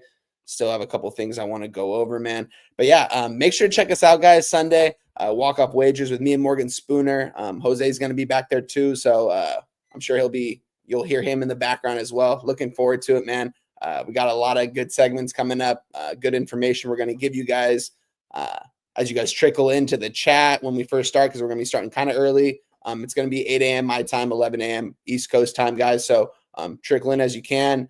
Stick around. If there's any games we haven't talked about, if there's other sports out there, we could probably talk about them at the end of the show. But we're going to be telling you guys our best bets. We're going to give you weather reports, bet percentages, percentage of bets, live movement, all that stuff. And I'm really looking forward to it. So I'll see you guys there on Sunday. Follow me on Twitter, Wine Time Sports. Let's get to it, boys. Let's get it. Let's go. There he is, Mr. Wine Time Sports. Jose, join us again. Let's race for $100. But I'd like to answer AM's question, because it's again, when we get to this point in the season, it's my favorite, and it's because of all the work we've done all year. You can utilize it and all the games we've watched and everything. And again, a lot of you guys know, my mom is a shrink, so I love the psychological angles of capping. It makes it, I enjoy it immensely. I enjoy it so much. And so AM says, I know you referenced the Oilers' revenge against Vegas from playoffs 2023. Have you thought about the same revenge possibly for the Leafs against Panthers? If so, what are your thoughts? And I have, and that's why I did not take the Panthers to win the series. I couldn't do it. I think that if it's Game 7 in Toronto, it's the Leafs' time. They've matured and they have toughness now, and they have grit, and they have McCabe and Tanev. I don't know if they can do it if it comes to Game 7. I'll tell you that much. And so I took the +1.5 for the Panthers. The difference here, and it's a big one. And again, the cappers who've run with me for so long know that I need, like when Vegas played the Panthers in the Stanley Cup final, we were all so heavy on the Vegas night, so heavy on Vegas. And we were I remember the goosebumps watching the Stone and Chandler Stevenson interview or media session before Game 5. Chandler Stevenson was, you could hear a pin drop. It was business. They had watched the Capitals win the Stanley Cup a few years earlier. The same nucleus was the same. And Chandler was talking about winning it for his older brother, who, because of concussions, couldn't play anymore. And he looked in the camera. He's like, I'm playing for him. I'm playing for my brother tonight. And I had goosebumps, and I was like, oh, God, you could hear a pin drop. It was all business. The Panthers were so excited to be in the Stanley Cup final. You have to watch another team win the cup. You have to watch them win the cup. Hopefully it's in your barn. You have to watch them do it. And when you do that, you get a different sense. And that's why I had Panthers futures last year. We were on the Panthers. Everything had switched. The Leafs, if they make it Stanley Cup final, will lose to either the Oilers or the Stars. And I don't think it'll be that close. And they need to watch that team hold the Stanley Cup in the air after all that they've been through. And once they go through that, then I will surely trust them to take the next step. But yes, I've thought about the revenge. Now I question at times how cool and calm Mitch Marner is. You never hear him say, "Oh, we're going into that city and we're gonna play the best game of our lives and we're gonna." You never hear him talk about that. He's always so cool and comfortable. I question why Austin Matthews doesn't step up in the most important situations. I question it often. I mean, who's the one stepping up for the Leafs? It's Nylander and Marner, and of course McCabe and Tanev. So yes, I could not take the Panthers to win the series, and I also think if the Panthers win Game 3 the way I expect them to, I'm not going to take the Panthers in Game 4 either. And he says, for the same reasons you like the Oilers, I like the Leafs. They seem very similar. Yeah. No, I hear you, but AM, for me, it's such an important thing to watch another team win. That I just knew it. And again, I keep going back to this. Why in the world, would Portnoy not think, oh my God, I'm going to make this all back and more next year? He loses $1 million on the Oilers. He cashed, I think, every other future he'd bet. He was going to sweep all the futures, show he's like the best gambler in the world. But when he lost it, I was like, God, I would just be like, if I was beside, I'd be like, oh my God, you're going to make so much money on the Oilers next year. You're going to get it all back and more. But he didn't move on them the next year. I don't know why. But I cannot wait. For these next rounds and these playoff games tonight and tomorrow. And I'm so thankful to have the opportunity to cap with you guys. I know we're waiting for the $100 race here. We're having a problem. It's stuck at 47 seconds, Jose? Oh, no, Jimmy. You know what 47 seconds was? No. The length of this year's Kentucky Derby. We're going to run for the roses here at Pub Sports. You mean 47 seconds? It's the fastest. It's the most exciting 2 minutes in sports, Jose. Whatever, Jimmy. 47 seconds. No, whatever. It makes no sense. I was told it was 47 seconds, and I believe it was a 47-second horse race. So I don't know. I'm used to quarter horses down here, Jimmy. You know how we do in Retama. Well, this makes no sense, Jose. No sense whatsoever. I mean, the opening half mile was running 46-2. The opening half mile was running 46-2. That race, of course, was the 1.25 mile standard distance of the Kentucky Derby. Yeah, you'll be shocked to hear that I did not watch the Kentucky Derby this year, but I did see a Venezuelan. Well, yeah, we cashed. We got our sovereignty cash, but no, 47 seconds makes no sense whatsoever. Can we change that? I guess, yeah. Thank you. It makes no sense. I was told. That's what I was told. I just listened. I'm a good listener. Who told you this? I'm not going to reveal their identity for their sake. Okay, well, message me with whoever it is so I can just because they set you up to look like a clown, man. They set you up, man. Opening half and 46-2. I can tell you that much. Yeah, well, they said 47 seconds. I was like, oh, cool. I didn't know that. All right. All right, let's get racing here. $100 are on the fucking line here. And goddamn, we need to figure it out. Shout out to all the people that watch this with their children. I'm sorry for giving your children a earful of my potty mouth, but I appreciate you guys watching nonetheless. Robert McCormick, Randall Sheffield, Ricky Levine, all in the mix here. Skunt Blaster and Saturated back in the mix up there, Jimmy. Saturated's been in these races. Is it his time? It might be his time. I did speak with Joseph Thompson, the winner from a couple weeks ago. He was very excited to hear that he's won. He's taken a little break, but he heard that he won, added to his bankroll. He's going to be back hanging with us shortly. Topset making a move, but Skunt Blaster up front. Who just fell, man? Someone just went backwards. Oh, who was that? I got to see a replay of that. Somebody just buckled. Fat Wally making a power move here and stacking cream. So Crystal Craig Craig wants to win again. Crystal Craig trying to find the wire. Can Crystal Craig get to the wire? Crystal Craig trying to reach for the wire. And it is Dutch Boy Fresh. Wow. That was tight. Can you believe Crystal Craig and Joseph Thompson almost won again?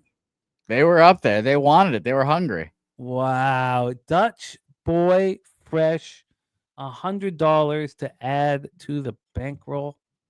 Wow, that was a very exciting race. That was coming right down to the wire. I really thought that Joseph Thompson was about to neck it out there again. I thought Crystal Craig was going to come home with it. Man. And those are the most exciting horse races we have over here at San Antonio and Pub Sports Radio. So shout out to them. 47 seconds. So this was the second race you were going to run at 47 seconds? Yes, I did run a 47-second race somewhere else. Yes, and I did say it's because it was the Kentucky Derby was 47 seconds. No one corrected me either. That's good God. Good, God. My good God. Okay. Congratulations to Dutch Boy Fresh for being $100 richer. Let's review action. Coming off an 8-2 day plus 6.86 units. Good God, that just Friday's the in-out day, so it's picking up another fucking stack. I mean, he's just like, he's like, well, where's Jimmy getting his picks? Must be buying them. Gary's pissed. Yeah, Gary's buying them from somewhere. Fuck, that's good. It's good, man. Let's roll. Troy Torrance, Cubs first 5 money line and plus a half. Oh, sorry, did I miss? We got the NASCAR picks. I haven't seen them, so let me know. Can you? Sorry, Wally. Oh, drop them in there. Yeah, if you can, or you could just. Yeah, I've got lots of people asking about them, my friend. So you're just crushing it, Wally, and thank you for caring about it. It's Wally's birthday. Wally the Green Monster, Nate, or Fat Wally? Let's hear. Come on. If it's Wally's birthday, we celebrate. Oh, they were at the beginning. I'm so sorry, Wally. And it's his birthday, man. Absolutely. Oh, because we also got to give Chang Kim the friends and family parlay. We didn't get Wine Times. Wine, let us know. I think you're still in the chat. Is he still? Oh, yeah, he's still there. Wine Time. Let's see if we can get it here. Wine Time. And I screwed it up. Everybody cashed him, and I screwed it all up last Friday. It really, really hurt. Also, it was going to pay a lot. It was going to pay a huge amount, man. It would have saved my night from getting crushed in baseball. Oh, it wasn't paid a huge amount here. Birthday pick is Tigers money line. Okay, so there we go. Friends and family. Thank you. Perfect. Okay. Oh my God. Why? Are you kidding me, Wine Time? You picked the most juice spot on the board. No, there's nothing wrong with that. No, that worked. This is a parlay piece. It's fine. My respect has gone down slightly for you, Wine Time. It was at like 100. Now it's at like 98.5. Okay, I'm the Hurricanes. Tigers, Hurricanes, and Jose will let us know his here. Take a little bit of time. Troy Torrance, Cubs first 5 money line and plus a half. Nationals first 5 money line. Guards money line. Mariners money line. TJ Brewers, Angels first 5 plus a half, and Philadelphia first 5 money line. Justin McKelvey, stacks play today number 1. Cardinals over 8.5. Stacks play today number 2. Wood over 1.5 bases plus 135. AM is on the Rangers, a plus 225. Nationals minus 116. Phillies minus 126. Red Sox minus 116. Giants minus 106. Rockies plus 140. J Dub is on the Phillies. Gerald Jones' best bet is the over 226.5 here. He's 10-0 in NBA run. Nice, Gerald. I love seeing that. How did I miss that? Gorky gave us Czech Republic un Ikaha Malaga and Pacers money line. DC Defenders team total over 23.5. And Rune. Okay, AM adding White Sox. That was a great pronunciation right there, Jimmy. I doubt it. But I tried. Got some for effort. Let me put this here. We go. Okay. Let's keep rolling through the action before we put a bow on today's festivities. Gorky, Knicks money line, J-Dub, Phillies. Spooner, Marlins -1, Giants money line, Athletics plus 1.5, and Phillies money line. Robert Cherry's UFC 315 action. It's a lot of it. I'm going to pop it here in the chat from our friend. Oh, yesterday was the birthday. Well, happy birthday, Wally, my man. I hope you enjoyed it, my friend. Yes, we raced, TJ. We raced, and it was a debacle. Yeah, someone's horse, had to be taken behind the sheet, unfortunately. No, the race was fun, but the setup for it was just good God. Man. We have Kong's clip smash play of the week in MMA here. I'm going to pop this into the chat as well. And there is the great Dan Kelly here. And all three cash. Nice job. Nice job, Corky. Okay. So then in the National Hockey League, I have bets on every game. And Jose, I didn't want to put in, I think you may have heard this, but I didn't want to, when I put in my record over the last little while, I didn't want to add in my 4-2 plus 900 because it looked fake. It looked fake. It's like, what am I right? 10-2 plus 16.5 units. I was like, oh, fuck it. I'll just cut it. So 7-1 over my last 8. I'm on the Panthers minus 1.5, and it doesn't feel like the Oilers bet and the Stars bet for me. I'm not sure. I think that it's going to cash, and it's on the puck line, and I bet it for a reason, but I can't wait to watch it. I'm also on the Panthers plus 1.5 in the series. Then in the late game, I'm on the Dallas Stars. The Dallas Stars. Got to quickly see what the line is now. I've not been timing these things right, so I asked a couple different cappers if we could just, because I was multitasking this morning. He was like, can you guys do this with me so we can find? Oh wow, and I didn't. Look at this. It's still going towards Winnipeg. Oh no, plus 122. But there's other books you can get better lines. Okay, so that's exactly what I got. But I see a plus 125 out there, the legit book. Interesting. Okay. So I'm on Dallas Stars. I really want to see the buyback like we saw in the Oilers, but it's all good if we don't. Then Mr. Belvedere Red Sox, we have Wine Time dropped all of his action. It's also on his X. I'm going to be making my bets now. I'm going to do it very calmly. Yes, I'm on the Stars money line, Gorky. Yes, I am, my man. Respect play today from Res Mob. Thunder first quarter -1. Dabby Cab, Merle over 1.5 total bases and Padres money line. Jose will go over his action in a bit. My plan is to live bet the Brewers as soon as Zach Littell is out, and that's only if he pitches well, like I expect him to, and the Rays are ahead. Then my next spot here is I have some. I'm going to study Wine Time and Troy's Cubs first 5. I'm not sure if I get there. First 3 under 2.5 in Phillies Guardians. It was minus 135. If it's now minus 140 or minus 145, that's fine. I'll take it on the minus or the 2 line. If it ends up being a push, I'm okay with that. I expect to be on the Guardians as well. The under 9 in Boston, Kansas City. The over 8 with Jose in Marlins, White Sox. Astros -1 or Tigers Astros. Moneyline parlay. I'm going to work with that a little bit. The San Francisco Giants, I will be on either the first 3 over or the first 5 over in San Diego, Colorado. And I'm very interested in the over 9 in Baltimore, LA, and the Angels first 5 plus 0.5. I'm going to be on the Arizona Diamondbacks, and I expect to be on the over in that one. And then I expect it might be too expensive. I might be on the over in Yankees Athletics, but I'm either going to be on the A's first 5 plus 0.5 or the A's first 3. Again, I'll be sitting with this for the next little while, and then I will make a decision and put all my action out. And that is my action for today. Jose, please review your action, my friend. Yes. By the way, Saturate, your dong of the day. He talks all this shit. He better fucking back it up. Rafael Devers, dong of the day there for you, Saturate. Wow. Arizona Diamondbacks money line -121. Brewers money line -117. First 5 -110. White Sox, Marlins over 8 -115.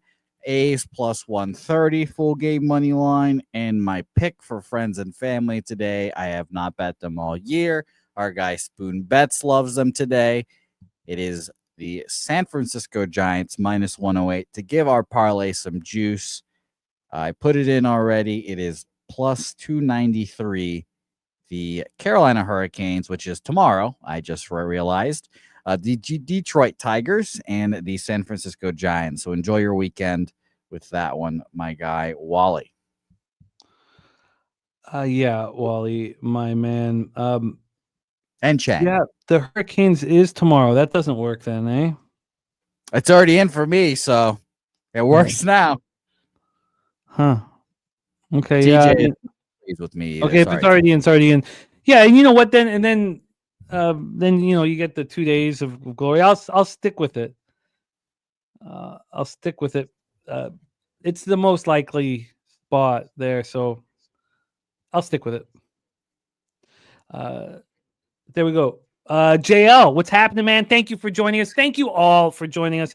May our bankrolls get even stronger throughout the weekend.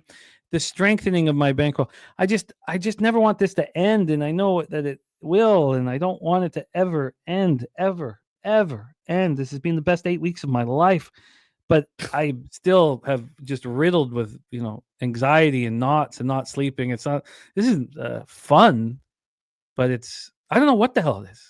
I'm still trying to figure this all out. Wine time. Thank you for rocking with us today. Our special guest, Wager Detective Saturated, T-Moss, JL, TJ, Zoe, Big Zoe, Morgan, Spooner, Summit, my man. Thank you guys so much for all that you do for us. Dougie Wise, Kong, Gorky, Aubrey. Thank you guys, man. What a great group. Fat Wally, I hope you had a great day yesterday on your birthday, my friend. Mr. Belvedere, Nasty Nate. We had Gerald Jones winning 10 straight in NBA. I'd love to see it. Thank you guys all so much for all that you do for us. I wish you guys we could talk about all of you guys. Kelly McInnes, MMA Locker Room, MMA on the Leafs plus 190. Interesting. And big UFC 315 tomorrow. Roy, I went over my NHL. I hope you heard it, my friend. Perky, thank you guys all so much. Now it's time for us. Are you sure that's not Wah? Sorry? Are you sure? Is it Roy you said? Is that not Wah? It could be Wah. Well, he's from Hawaii. Wow. He's in Hawaii. No, he's Hawaiian, man. How many Wahs are in Hawaii? And Wah is the last name. It's not a first name. Who knows? This is 2025. I know. I know. It's 2025, I know how long it could be Wah Patrick instead of Patrick Wah. Who knows? I can't believe you were going to try to swing that Kentucky Derby past me. Good God. I thought it was 47 seconds. I didn't know. When have you ever heard? It makes more sense. It makes more sense when you think about it. It's like that race is kind of long, huh? Well, it's a mile and a quarter. Yeah. I thought they just ran that in 47 seconds. Nothing. Have you not heard over and over again? It's the most exciting 2 minutes in sports. Most exciting 2 minutes in sports. I thought that was when coitus happens. I thought that was the most exciting 2 minutes of sports, personally. No, you're right. And good use of coitus. We don't hear that enough. Just don't hear that enough. Thank you. I have a potty mouth, according to some people in the chat, so I'm trying to, clean it up. No, that's good. I've gone through that as well. Trying to clean it up as well. So it's more helpful if we clean it up. Jose, my man, please bless our action and let us into the future. Yes. Shout out to you guys. Appreciate everyone in here as always. And we're going to end this video the only way we can. People have asked for it, and I'll fucking give it to you right at the end. And let's leche a los bookmakers. Look at this babbling, bro.